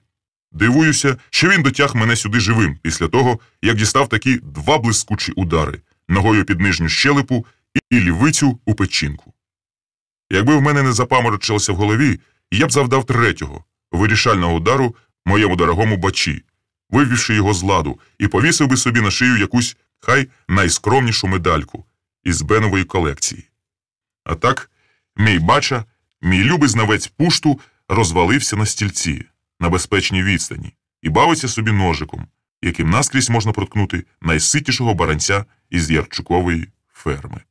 Однак вони чекали Камілу, як зрештою чекав її і я, адже це ім'я – Каміла. Навіть у римлян означувало людину, зобов'язану бути присутньою при жертвопринесеннях. І вона прийшла. І я здивувався, що замість тоги або хітона на неї була та сама ковтинка і спідничка, які я подарував голій русалочці. Каміла принесла 3 пляшки кагору, церковного вина для причастя, можна сказати, ритуального трунку, який теж вказував на особливість моменту. Хоча Саватій пояснив, що це його улюблене вино, ще з молодості. Воно дуже швидко вступає в жили і гріє кров, бо й само густе та червоне, як кров. Жора зрадів, що з'явилася хоч якась робота його ножеві. Дуже спритно відкуркував усі 3 пляшки і одну відразу перекинув над своєю широко роззявленою пащекою. Здавалося, він не ковтав напій, а просто переливав його із меншої посудини в більшу. Хоча на шиї все-таки ворушився маслакуватий борлак. Наче у Жори в горлянці застрягло коліно того барана, якого він недавно приніс у жертву. Саватій тим часом узяв і собі пляшку, а 3-ю, повагавшись, подав мені. Із його легкої руки я теж відпив перший ковток тягучого трунку, хоч терпіти не міг солодких вин. Однак що зробиш? Мені теж годилося підкріпитися, а вимагати чогось путнішого якось було незручно. Не причащалася тільки Каміла. Я відразу помітив, що вона вже своє зробила, і коли відкинулася на спинку стільця навпроти Саватія, то ми з ним уже на самохідь ставали обсервантами, бо її ножиці були такими же відкритими, як і в русалочки. Проте Ярчук дивився не на Камілу, а на мене, і я мимоволі згадав анекдот про те, що спостерігач платить $10, а той, хто спостерігає за спостерігачем – 100. Проте знов-таки було якось недоречно наполягати на своїх правилах гри. Тим більше, що люди ставилися до мене цілком нормально. Можна сказати, по-приятельському, адже один із них виніс мене на плечах із поля бою непритомного, виніс як найдорожчого побратима, а я невдячний, досі не повісив йому на груди орден Червоної Зірки. Другий любенько подав мені для причастя пляшку Кагора, ніби знав, що я повинен відпити із цієї чаші бодай 3 ковтки. Третя взагалі готова була, як співається в гімні, покласти за мене душу і тіло. А почасти вже й поклала. І це ще не все. Це ще тільки початок цілого комплексу послуг і догоджань. Ніби вгадуючи думки свого бойового побратима, Жора Бача окинув мене співчутливим оком і люб'язно запропонував. «Може, поміняємо тобі памперси? Ти, голубчику, весь мокрий». «Обов'язково», – сказав я. Тільки трошки пізніше. Є серйозна балачка. Ну дивися, бо я із задоволенням тебе передягнув би. Це в тебе до нас балачка? Спитав Саватій. Його рожеве лице розчервонілося від Кагору ще дужче і розцвітало, як мак. У нас, сказав я непевно, ніби ще не хотів розкривати всі карти. У кого це у вас? Я тут, крім тебе, нікого не бачив, роззирнувся по кімнаті Саватій. У них з Камілою, підказав Жора. Хіба ти не знаєш, що вони сьогодні гратимуть проти нас удвох із Камілою? Ми своє зіграємо, сказав я. А поки що нас цікавить інше. Гольденберга вбито за золото. А за що вбито Олекса Остапчука? Ефект, треба сказати, був вище середнього, хоча й не сягнув тієї німої сцени, яка планувалася за моїм попереднім сценарієм. Ярчук із Жорою тільки перезирнулися. Більше враження моє запитання справило на Камілу, незважаючи на її загальмованість. Вона подивилася на мене, і здавалося, що чоловічки в її очах розширилися аж до білків. Я чув, як у Жориному лобі заскрипіли незмащені коліщатка, але крутилися вони явно не в той бік. «Це все, що ти знаєш?» – спитав Ярчук. Він витер долоню об штани, проте цього разу не стільки від того, що вона пітніла, як хотів помацати праву кишеню. Я давно зрозумів, що Макаров холодить або гріє його праве стегно. «Ні, не все», – сказав я. «Але нас цікавить насамперед Остапчук. Він поїхав сюди торік, у суботу, 6 грудня. «Кого вас?» – занервував Ярчук. «Кого це вас?» «То не є так важливо, пане Саватію», – сказав я, підкреслено офіційно, звертаючись до нього за святцями. І це мало, мабуть, ще більший ефект, ніж моя згадка про Гольденберга. Ми до певної міри з вами колеги, пане Саватію. Але якщо по правді, то я не збираюся здавати вас до рук правосуддя. Я, як і ви, клав на нашу міліцію і наші суди. Я не довіряю цій офіційній банді, якій місце по той бік град. Але я хочу знати, пане Ярчук, навіщо ви вбили Олекса Остапчука?» «А звідки ти знаєш, що я його вбив?» – спитав він, і тепер настала моя черга ворушити коліщатками. Саватій уже не казав, що такого не чув і не знає, тож не можна було давати йому ані секунди на роздуми. Ліпше гнати казочку про солом'яного бичка, аніж мовчати. «Бачите, пане Ярчук, ми знаємо дуже багато. Вам, напевно, відомо, що віднедавна картини Остапчука мають великий попит на Заході. Ви це знаєте», – знову наголосив я, наче піднімав його з темних глибин до рівня свого інтелекту, залишаючи в темені лише Жору Гориловича. Річ у тому, що американці, французи, німці, скуповуючи Остапчукові картини за безцін, продавали їх за фантастичні гроші. Повірте мені, що Гольденбергове золото порівняно з Остапчуковими роботами – це ніщо. І ви самі розумієте, що за них точитиметься війна. Я навмисно підкинув слівце друге французькою, ніби знов-таки витягував Ярчука за вуха з глибокої темряви і водночас натякав, що маю прямий зв'язок із тими, хто за Остапчука вестиме війну до останнього. Тим більше він, звичайно ж, чув ще раніше, крізь вуха стін, що ми із Саною часом переходили на цю агентурну мову. Наголосивши на війні до останнього, я дозволяю собі невеличку паузу і відчуваю, що для повного кайфу мені не вистачає тільки сигаретки. На приліжковій тумбочці лежить моя коробка Мальборо і запальничка. Однак я не переконаний, що вже настав той момент, коли можна наполягати на правах людини, які так блискуче розписані у програмних документах моєї дорогої партії. Щоб хоч трохи потамувати нікотиновий голод, я намагаюся набрати повні легені повітря. Але це мені не вдається. Давно вже не можу дихати на повні груди. То про що ми там говорили? А, про війну до останнього. Бачите, пане Ярчук, сталося так, що ви ненароком втрутилися в чужі плани. Ви нейтралізували найвигіднішого партнера для, скажемо м'яко, для мафії, яка б давно викрила ваш злочин. Але поки що їй це не вигідно. Бо коли стане відомо про смерть Остапчука, його картини автоматично перейдуть у власність держави. Що він заливає? Не втерпів Жора Горилович, у якого лобові коліщатка явно заїло. Я подумав, що після мого удару в голову із того механізму могла навіть випасти якась гаючка типу храповика. Що він тут тюльку жене?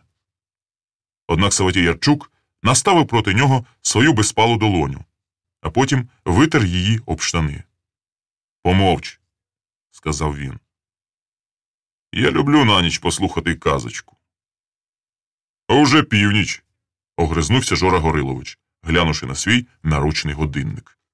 Я подумав, що Санна вже добралася до Києва, а я досі не можу завершити цей кошмарний спектакль. Та незважаючи на те, що вона вже, мабуть, стоїть під душем, мною була відведена цікава роль і для Сани, яку я тримав на десерт, або, як кажуть грамотні люди, під фінал. «Ну-ну», – підхопив Ярчук. «Я розумію, що тим, для кого найбільшим шедевром малярства стала оця русалочка, не кладеться голови, що на аукціоні Сотбі можна продати за 100 тисяч картину, на якій намальовано всього-навсього стерню. Розумієте, пане Саватію, звертаюся я тільки до нього, як до людини, котра вже вилізла з темряви. Намальовано не пшеничний чи житній лан, а всього лише стерню». «Ну то й що?» Йому також ще не доходило. Перебільшуючи інтелектуальні можливості Саватія, я міг фатально переграти, адже шкідливо забивати мізки вищою математикою там, де осягають ази арифметики. Навіщо сільському драматичному гурткові система Станіславського? І я опускаюся на щабель нижче. Що? Нічого. Тільки якщо не стане і мене, то ці хлопці перекинуть догори ногами ваш млин разом із райвідділом міліції. Я вас запевняю, пане Ярчук, що ці хлопці висушать Тікич до дна і знайдуть не тільки мене і свого улюбленого художника, а... Здається, настав той момент, коли можна було попросити дозволу закурити. Але я вирішив ще раз повторити їм табличку множення. Вони куплять «Беркут» і «Кобру» разом із тельбухами Міністерства внутрішніх справ і завтра ж випустять воду із річки. Дозвольте. Я показав на тумбочку, де лежали сигарети. Саватій кинув їх, не підходячи до мене, а навздогін кинув запальничку. І я все це спіймав не з меншою спритністю. ніж мій бойовий побратим Жора ловить ножа за колодочку. Перш ніж запалити сигарету, я взяв з підлоги свою персональну плящину і відпив другий ковток. «Усе це сон рябої кобили», – сказав Саватій. «Ніхто нічого не доведе, нічого не знайде. Бачите, пане Ярчук?» Я випустив кільце диму, сподіваючись, що воно допливе до Жориної голови і, можливо, змінить ту шайбочку, яка випала з його лоба. Але бездоганне коліщатко розсіялося трохи раніше. Річ у тім, що не тільки ви стежили за мною. Між іншим, хочу сказати, що стежили не зовсім професійно. Наші люди могли зняти колеса з вашого фургона ще на вулиці Руставелі, але це не входило в їхні плани.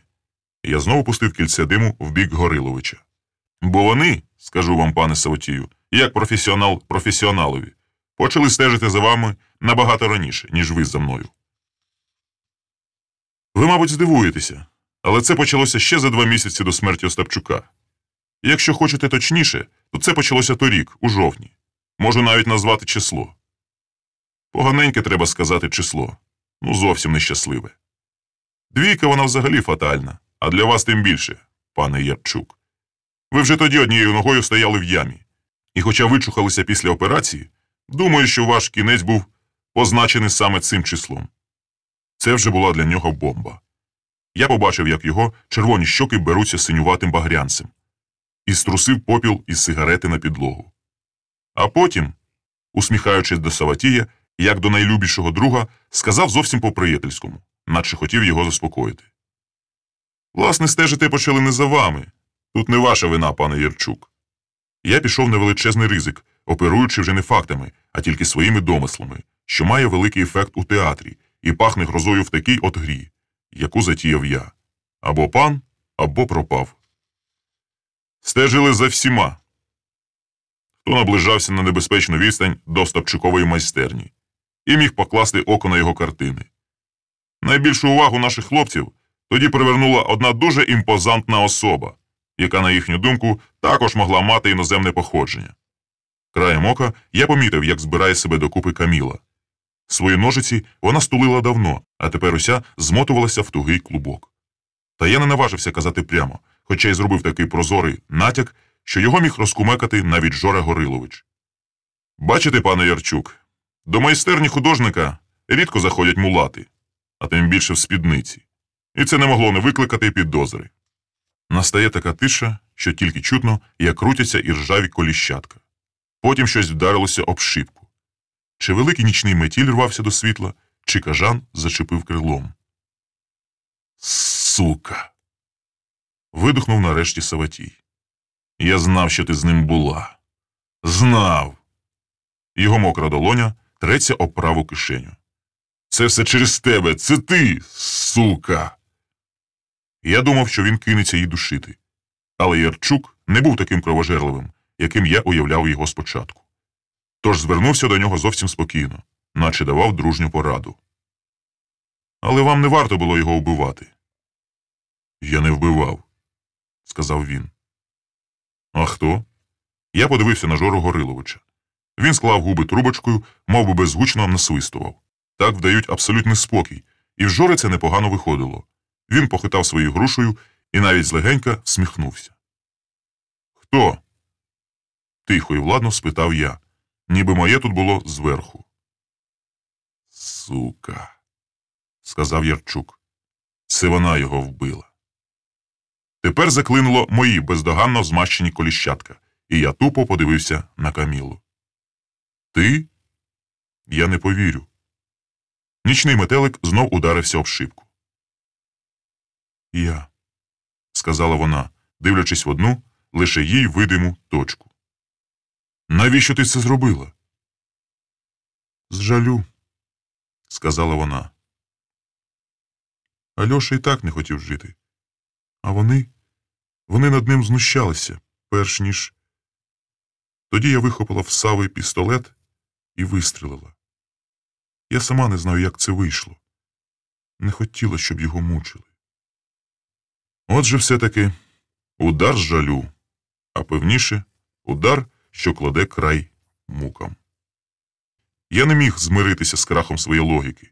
Я не міг спокійно дивитися, як знов розсипається моє намисто, і, намагаючись його врятувати, сказав Саватію. Але фактично убили його ви. Камілин постріл тільки випередив ваш, щоб не завдавати Остапчукові більшої муки. Ні, сказав він, і його червоні щоки сіпнулися під нападом істерики. Я взагалі нікого не вбивав, закричав Саватій. Я! Що ти перед ним виправдовуєшся? Перебив його Жора Горилович. Пора кінчати цю комедію. Без Каміли. Тепер у них нічого не вийде. Пучкою великого пальця він провів по лезу ножа, ніби пробував його на гостроту. Звичайно, це ваша справа, сказав я. Але по-дружньому я б не радив вам цього робити. Уже завтра вранці тут буде спецназ. Ви просто недооцінили ту жінку, яка видавала себе за путану. Ви даремно її звідси випустили. Розглядаючи нас крізь русалочку, ви, пане Ярчук, зациклились на одному і не помітили найголовнішого. Вас уже ніщо не врятує, бо є дуже багато слідів. Тому ви справді можете мене вбити. Одним убивством менше, одним більше. Яка різниця? До того ж, на ваш слід справді натрапив я. Чому б і не поквитатися вам за це, якщо все одно світить вишка? Я, наприклад, тут вас цілком зрозумію. І дивуюсь тобі, бача, чого ти й досі цього не зробив? Я взяв пляшку і відпив свій третій ковток. Моя холоднокровна згода на смерть дала чи не разючий ефект зворотньої дії. Я нікого не вбивав, по баб'ячому заверіщав Ярчук. І Гольденберга вішав не я, бо ніколи не зміг би цього зробити сам. Жоро, скажи йому! Жора Горилович підвівся, але підійшов не до мене, а до Ярчука. Він розмахнувся і навідліг затопив у червону баб'ячу пику кулаком, у якому затискав колодку ножа. Саватій беркицнувся на ліжку, і з його щоки полилася така червона кров, наче хтось перекинув пляшку з кагором. Він навіть не охнув, не притомнюючи від удару, а може й від страху. Наступної миті Жора Горилович уже стояв переді мною і, зігнувшись, тупцював з ноги на ногу, як це завжди роблять ті, що нападають з ножем. Він усміхався, в його очах зблискували такі божевільні садистські іскорки, що я переконався остаточно. Ярчук ніколи нікого не вбивав, він і в цьому ділі був лише пасивним спостерігачем, який отримав задоволення від споглядання, навіюючи собі, що насправді чинить усе сам. Насправді, здатний на все і навіть на вбивство. Скажи, що ти все видумав, коливалася переді мною велетенська груша з кривавою пащекою, яку цього разу я не міг дістати ногою. Варто було обіпертись руками об бильце крісла, щоб звестися, і цей ніж пронизав би мене наскрізь. Ти вже узяв нас на понт, а цей секунд тобі повірив. Скажи, що ти валяєш дурку, а то я тобі зараз відріжу вуха, чуєш? Щоб тобі спершу відрізати? Вуха чи ніс? Чи і те разом? Чи може тобі спершу відрізати яйця і послати посилку тій курві? Я знаю, де вона живе. Я знаю набагато більше, ніж ти і цей сикун, який уявляє себе башком. Мені нічого не лишалося, як знову вступити у бійку з цією горилою. Принаймні, я спершу помру, а вже потім він одріже мені вуха і ніс. Не крутись, моя бідна голівонько, не крутися, кажу тобі, бо ти паморочишся уже від самих оцих слів, які колись довелося тобі почути в калюжі крові. Але тоді їх було багато. А зараз він, можна сказати, один. Не крутись, і, можливо, нам пощастить, не підводячись із крісла, влучити його ногою в колінну чашечку. Тільки треба вибрати слушний момент, бо іншого більш не буде, тож треба його чимось відволікти, вибираючи той єдиний момент. І я сказав йому чисто по-людському. Мені ж самому гидко стало від того, як я чемно звернувся до нього, ніби сподівався на якусь поблажку чи співчуття. «Жоро», – сказав я, – ти чудово знаєш, що я не блефую. Адже я сам випровадив Остапчука в дорогу. Він сказав мені, куди їде, він сам дав мені ключа від квартири на Рогнідинській і попросив… Що? – одвісив щелепу Жора. Що він тобі дав? Ключ? Від квартири? На Рогнідинській? Де ж він його взяв? і раптом зайшовся таким сатанинським реготом, ніби сміялося відразу 10 Василів Івановичів. Мабуть, це був якраз той момент, коли я мав би відважитись на свій вирішальний удар. Але той сатанинський регіт пришпилив мене до крісла, аж мороз пішов поза шкірою, бо я раптом збагнув, що сказав щось не те. Я зробив непоправну помилку, покладаючись на свою фантазію, яка досі мене не підводила. «Ха-ха-ха! Ти все брешеш», – сказав він, підступаючи до мене. «Ти брав нас на понт від самого початку. А тому підеш до свого Стапчука годувати раків. Там вам буде весело. Там вас буде не тільки двоє. Але перед тим я все-таки трохи тебе поштрикаю». Його гладезна туша насувалася на мене. Ніж виблискує в руці, як живе срібло, що так швидко дістає до серця. А я ще ні, не дістану ногою до його колінної чашечки. Хоча ця душа вже заступила мені весь світ. Я нічого не бачу, крім неї. Я тільки чую хиже сапіння смердючого звіра. А ще раптом чую, як десь там за його спиною різко відчиняються двері до кімнати над прірвою. Спершу я думаю, що то втекла Каміла, щоб не бачити цього жаху. Але ні, Каміла застигла на своєму стільці. Савватій Ярчук і досі лежить непритомний упоперек ліжка. Із рани на його щоці тече кров, мов червоний кагор, із шийки ненароком перекинутої пляшки. А там, з огорилячою тушею, яка заступила мені весь світ, різко відчинилися двері.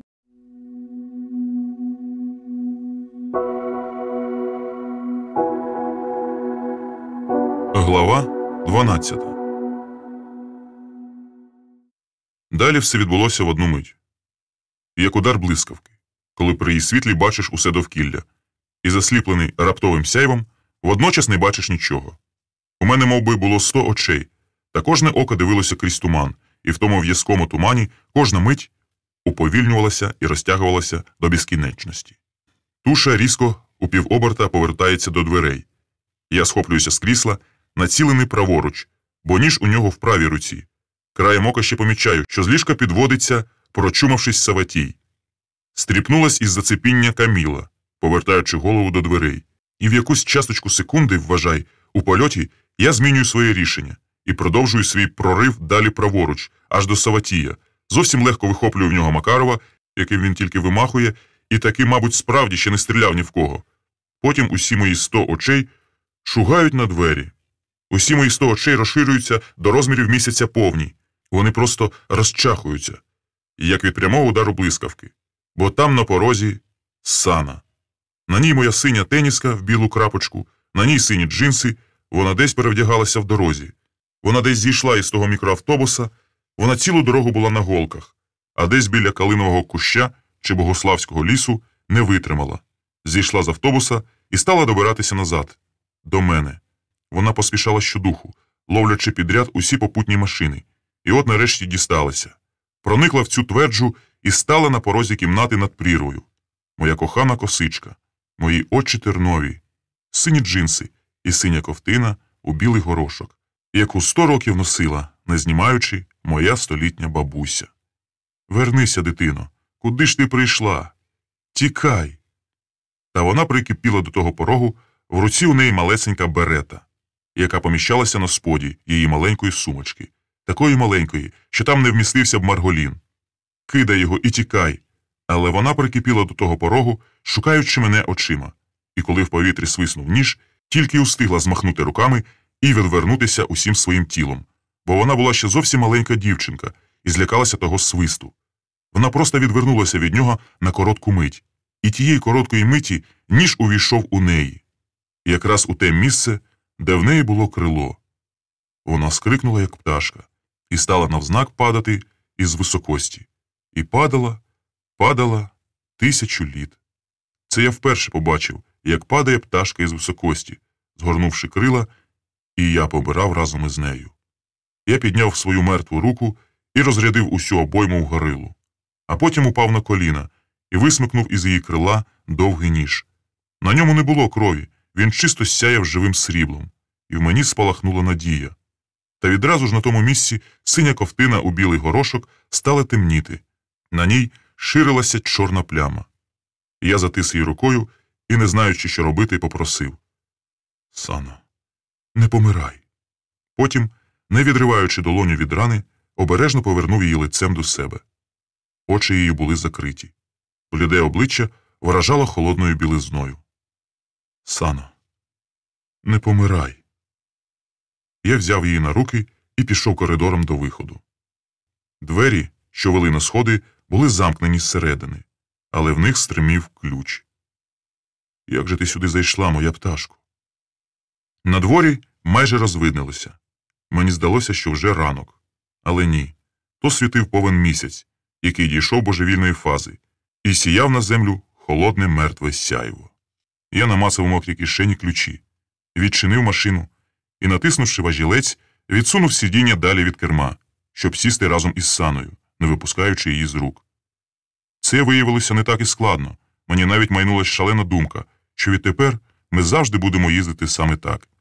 Я тільки переклав Сану на ліву руку, перехопивши другою долонею рану, і тепер вільно міг перемикати коробку передач, пускаючи кермо, хоча рука моя прилипала і до керма, і до важеля передач, і пальці на ній злипалися від крові.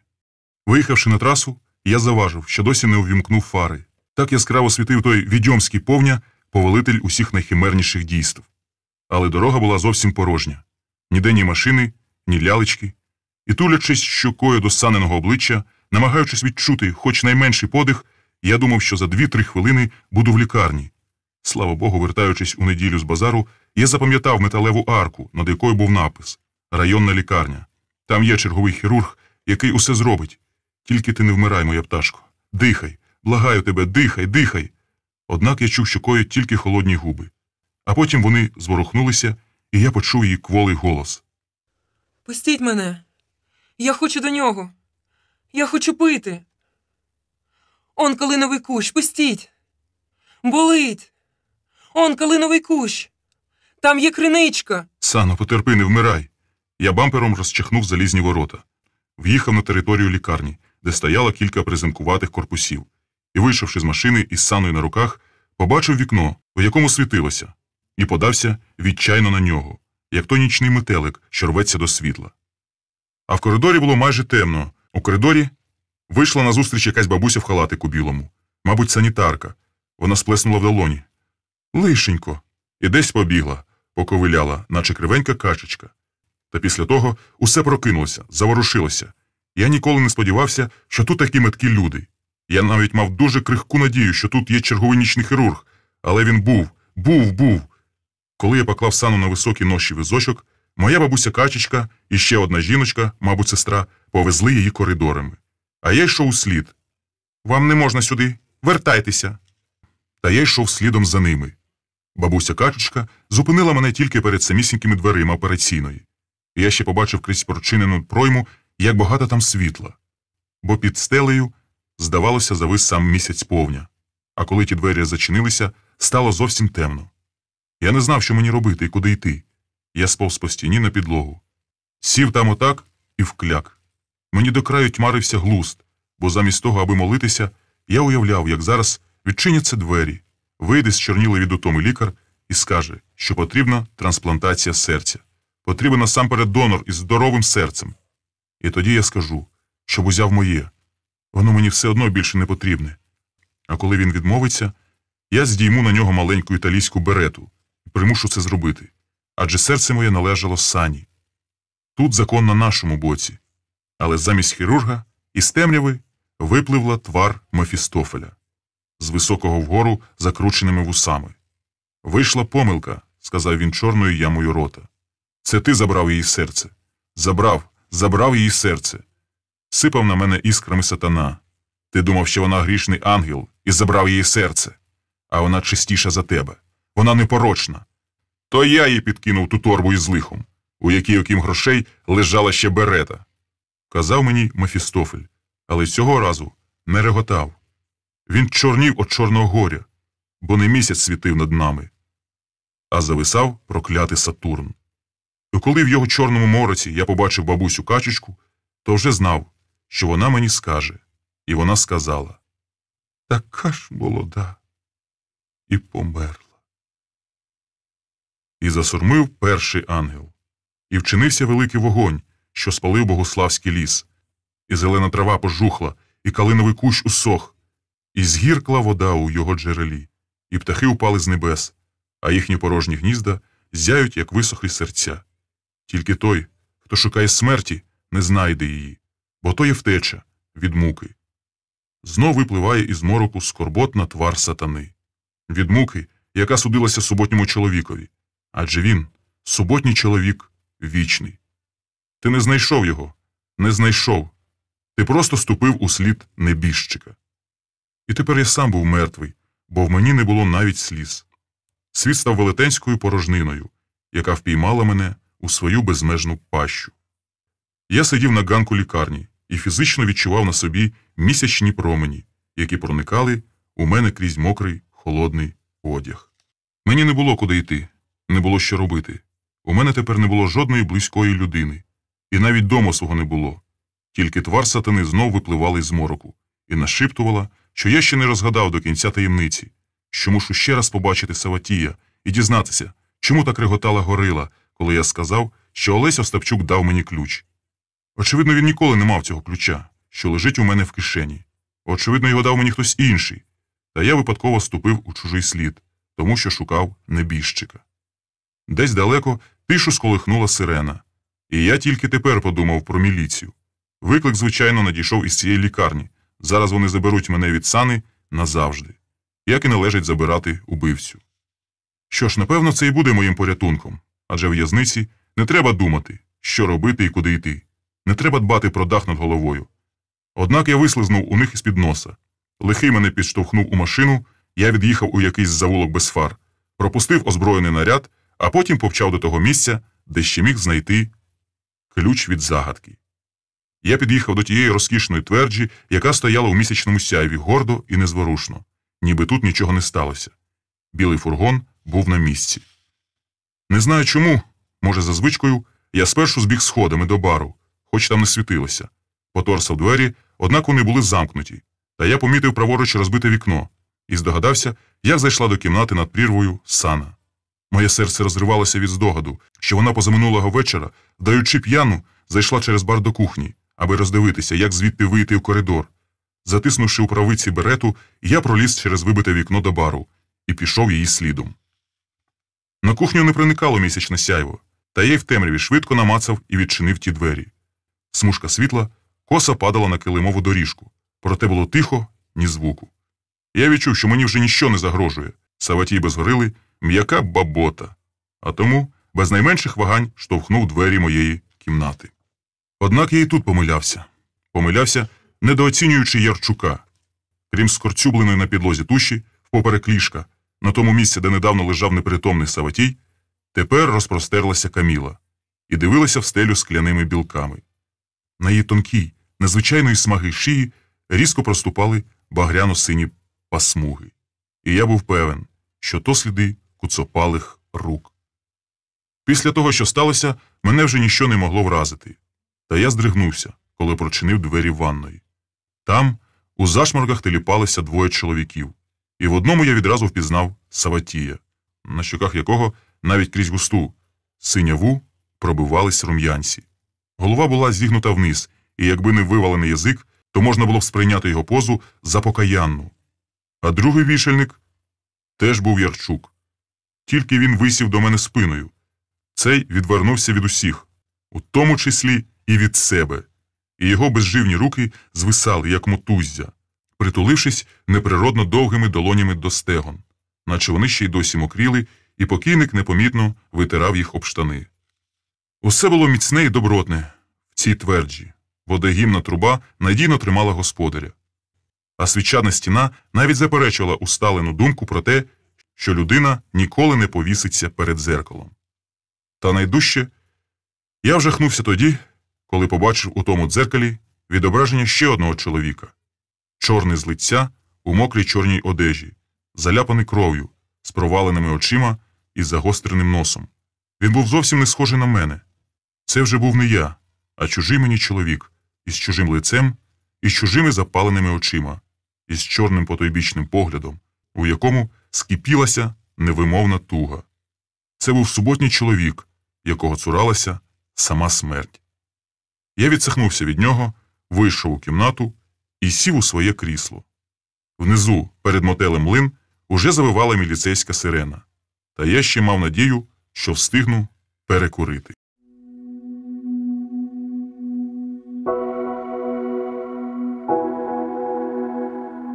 Фінал.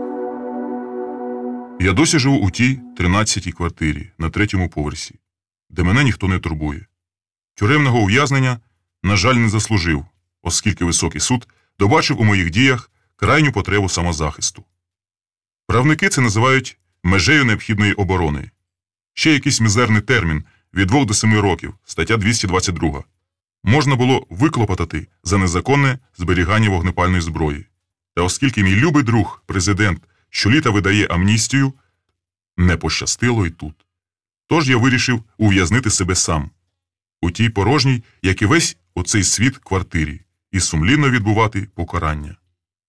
Це для мене питання честі. Моя сумна історія знайшла гідне відображення і в кримінальних зведеннях Міністерства внутрішніх справ за 9 червня. Згодом я спеціально звернувся по старій дружбі до хлопців із прес-служби МВС і переглянув повідомлення з Черкаської області.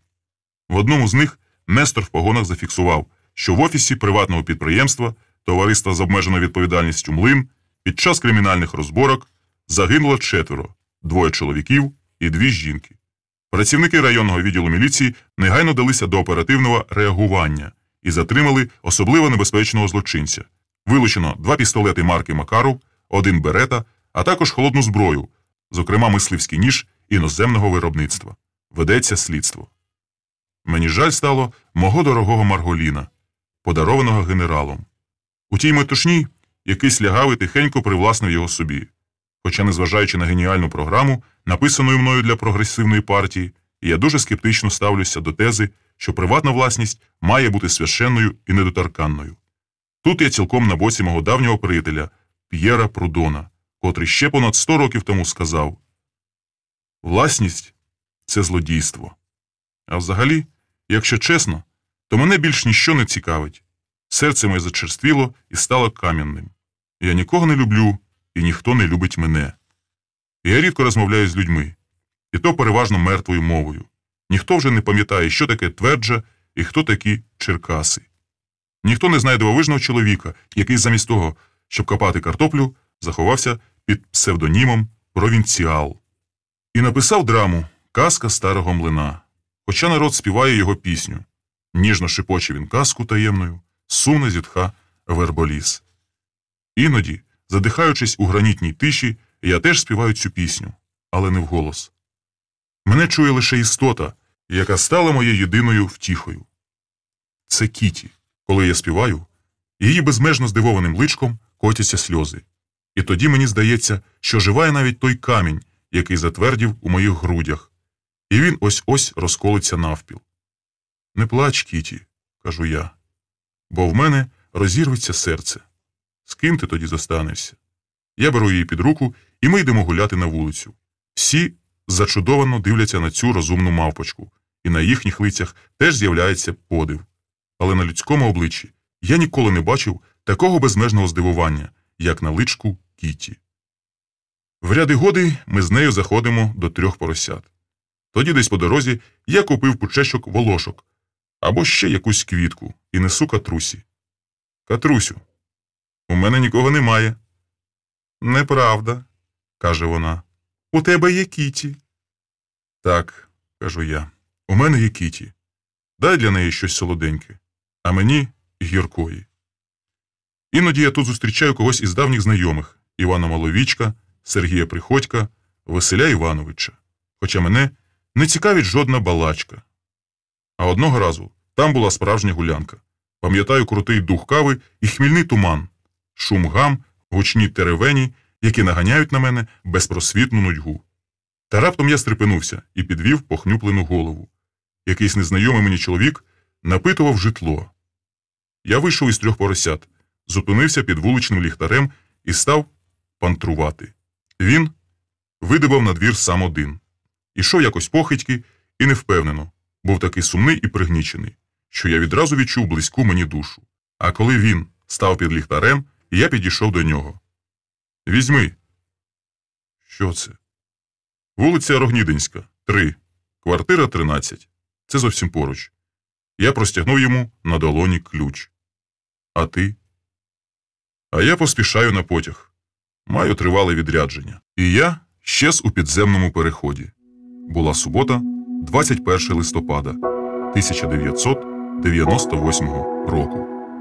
От і все. До побачення.